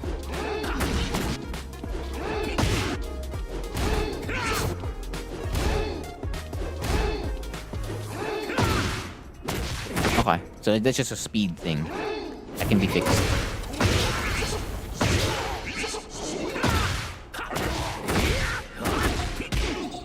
Yeah, the beautiful way to convert off a side axis.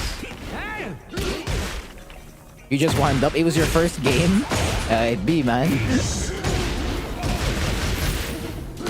This one. You gotta remember this combo. If the Yoshi is setting up for a spin, there are two options that are gonna happen here. Either they're gonna do F1 plus 2 because it hits grounded, and like you're gonna get hit, it is what it is. Or they set up for bad breath, and then you die. You have to pick between the two. But what I usually do is I stay on the floor. I take the F1 plus 2, and then I get up afterwards, after I get hit by one F1 plus 2. Because at that point, you'll block another follow-up F1 plus 2 into a heat dash. You're fine. But just remember this spin. Remember when he's spinning. Hey. Bro, if you're gonna be in tournament, it wouldn't matter who else is there too. Like, lock in. Lock in. Round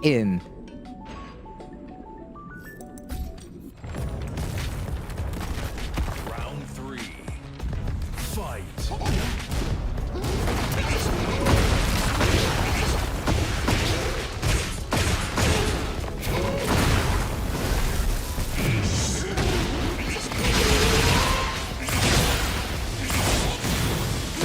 Okay, that one, there's nothing you can do about that one.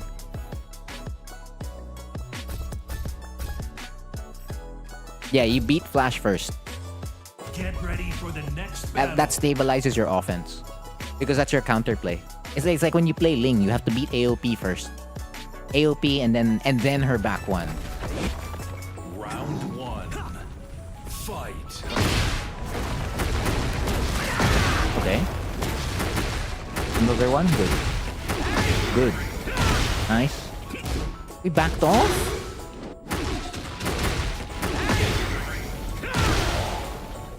Bah.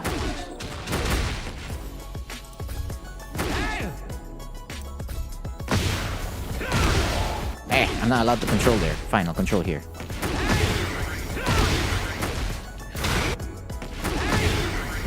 Oh wait, it's FF3.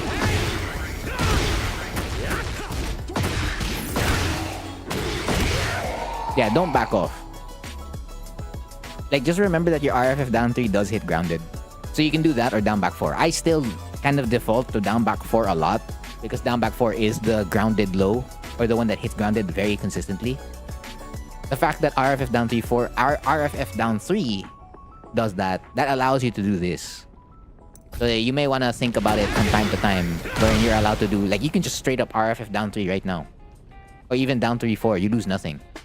Like, if it hits, it flips them over, and then you can do like Flying Eagle as they wake up, or even RFS DF4. Or if you're very unsure, do RFS up forward 3 because that'll still hit grounded.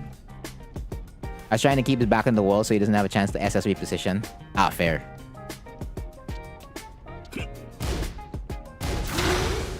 Hey, -13. And if not -13... Actually, that's unoptimal. There you go.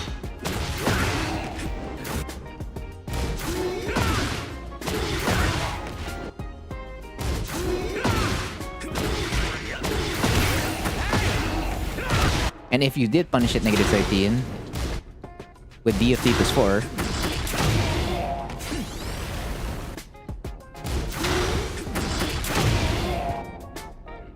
that's a move that shouldn't go away every single time because there's no mix-up. The mix-up is that they do back 2 into Kincho, wherein they goes no sword.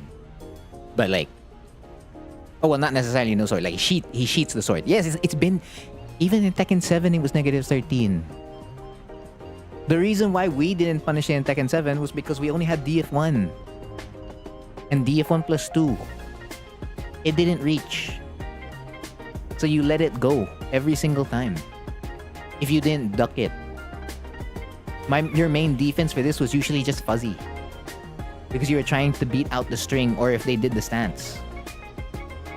But it was always -13. We just couldn't reach it. But now we have DFT plus 4.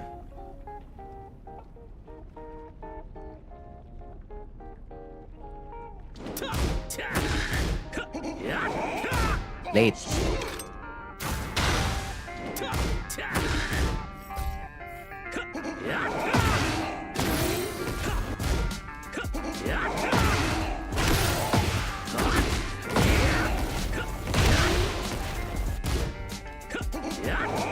Yeah, I gotta be faster there.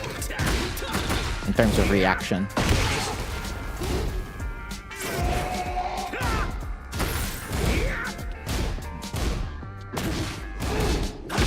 Oh, okay, that was pretty risky.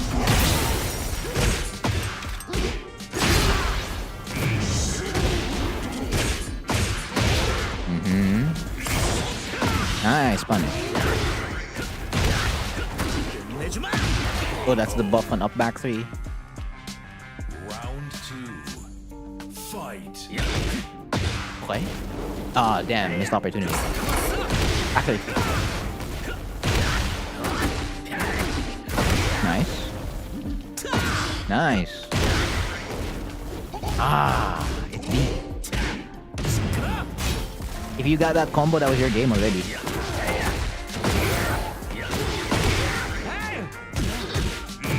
What did you do?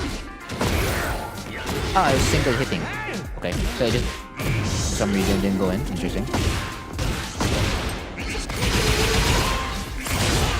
Yeah, get up after that. You gotta make sure you block also.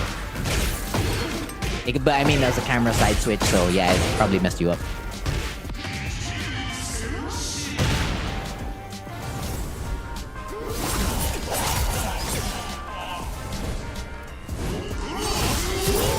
You're still alive. You still have heat. Nice.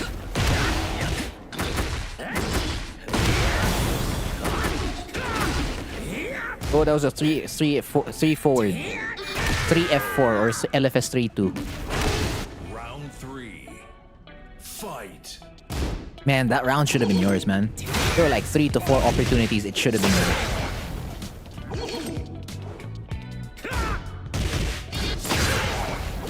OP as Oki? Yeah.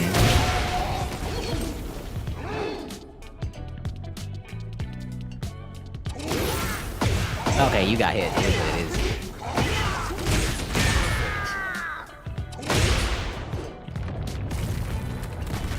Round 4.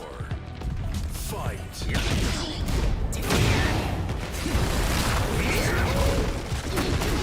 Actually, you can react to that somewhat.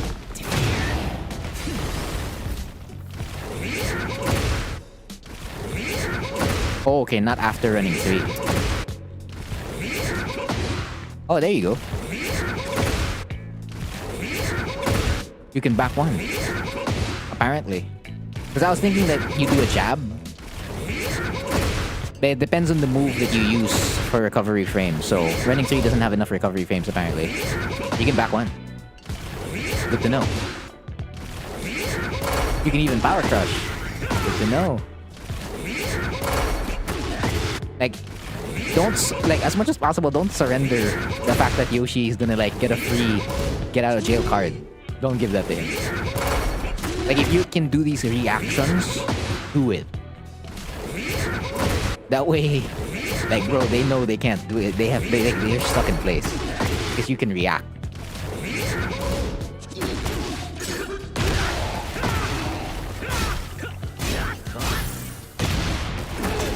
What the hell did you press? FF3, backlash. EF4. Ah, fair. I would have made the same decision. I mean, yeah, again, sounds simple on paper, but yeah, it's pretty difficult to do.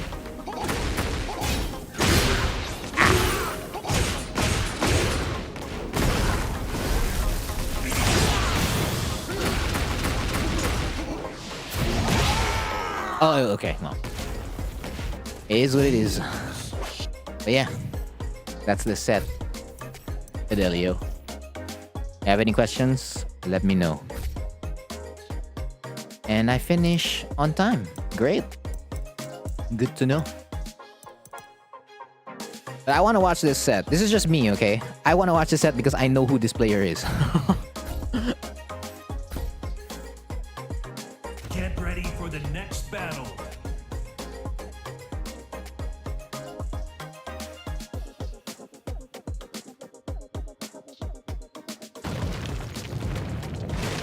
Round 1. This Wild Fang. Time Crisis again. Body. Ah, that's what I forgot to do on Steve. Right. It cancels out into a safe-ass mid with a counter hit launcher. Forgot about that. Really? You'd risk while standing 1? Huh, okay. Oh, not a bad risk. Force the Quarian to do it. I mean, it's also the Yoshi matchup, man. That's just how it is. Round 2. Fight.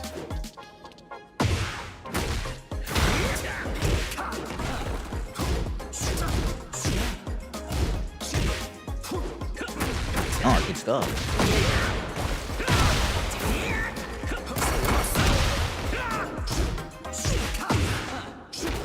Pam pam? Oh, late.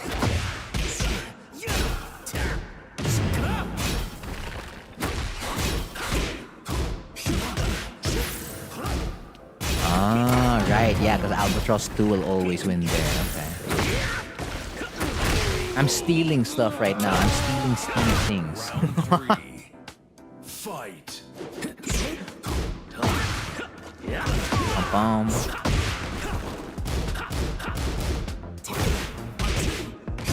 Oh, really? Goddamn. What a convert.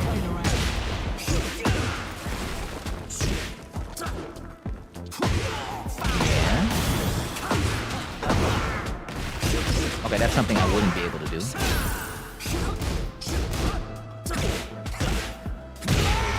Shoulder. It's one of the players in the scene. Fight. Wait. Uppercut.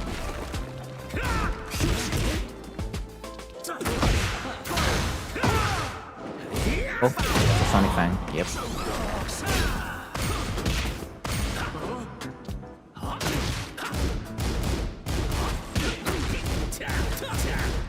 You're going fishing.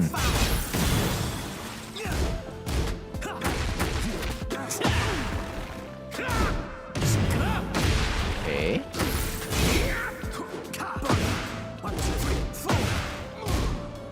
No, bro, you missed the punish. That would have been your game. If you got the while standing 4-4, they can't rage art anymore. They won't have enough HP. Missed the punish on FF2.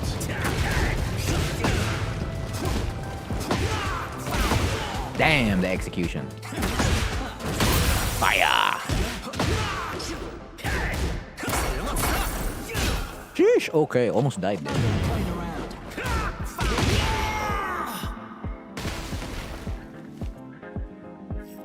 Pain, Peko.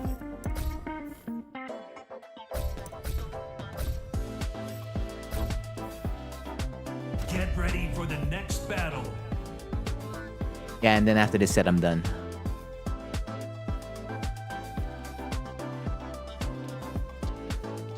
Round one. Fight.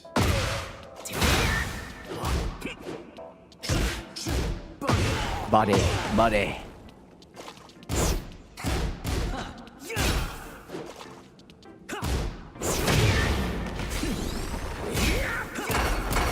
Good hold.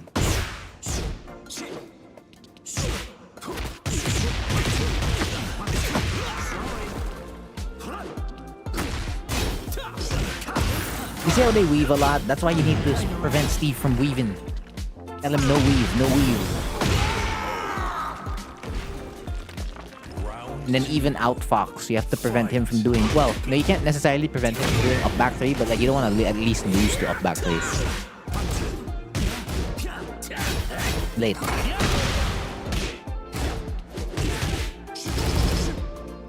Yeah, it's safe. Goddamn, man. Hello, Dazzle.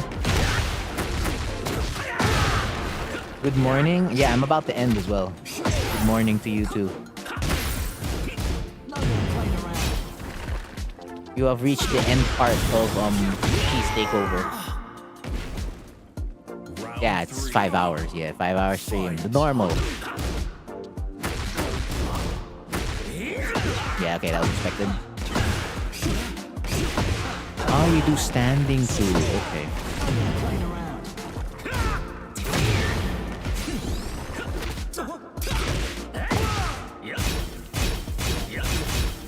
You missed it? It's all good, man.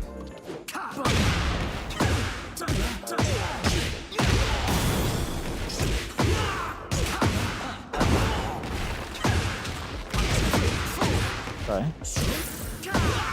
Damn, okay. Risked their life. Then again, they were up 2 rounds, so can't blame them. Because what did they lose? They just lose a round then. They lost nothing.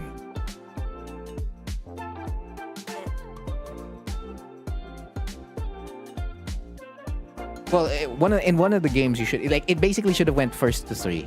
No, you should have played at least 3 games for sure. Nah, it's all good. You learn from each experience. I mean, you were playing a really high level Steve though, so it's like top line. Okay. Nah, I guess I'm good. Yeah, so that's it from me. Guess Cheese Dojang tomorrow if I'm up. You hate warm-up games. It is what it is, man. Yeah, so much thanks to all those who dropped by and or stayed the whole way. Again, I've been Frontier. And thank you for watching.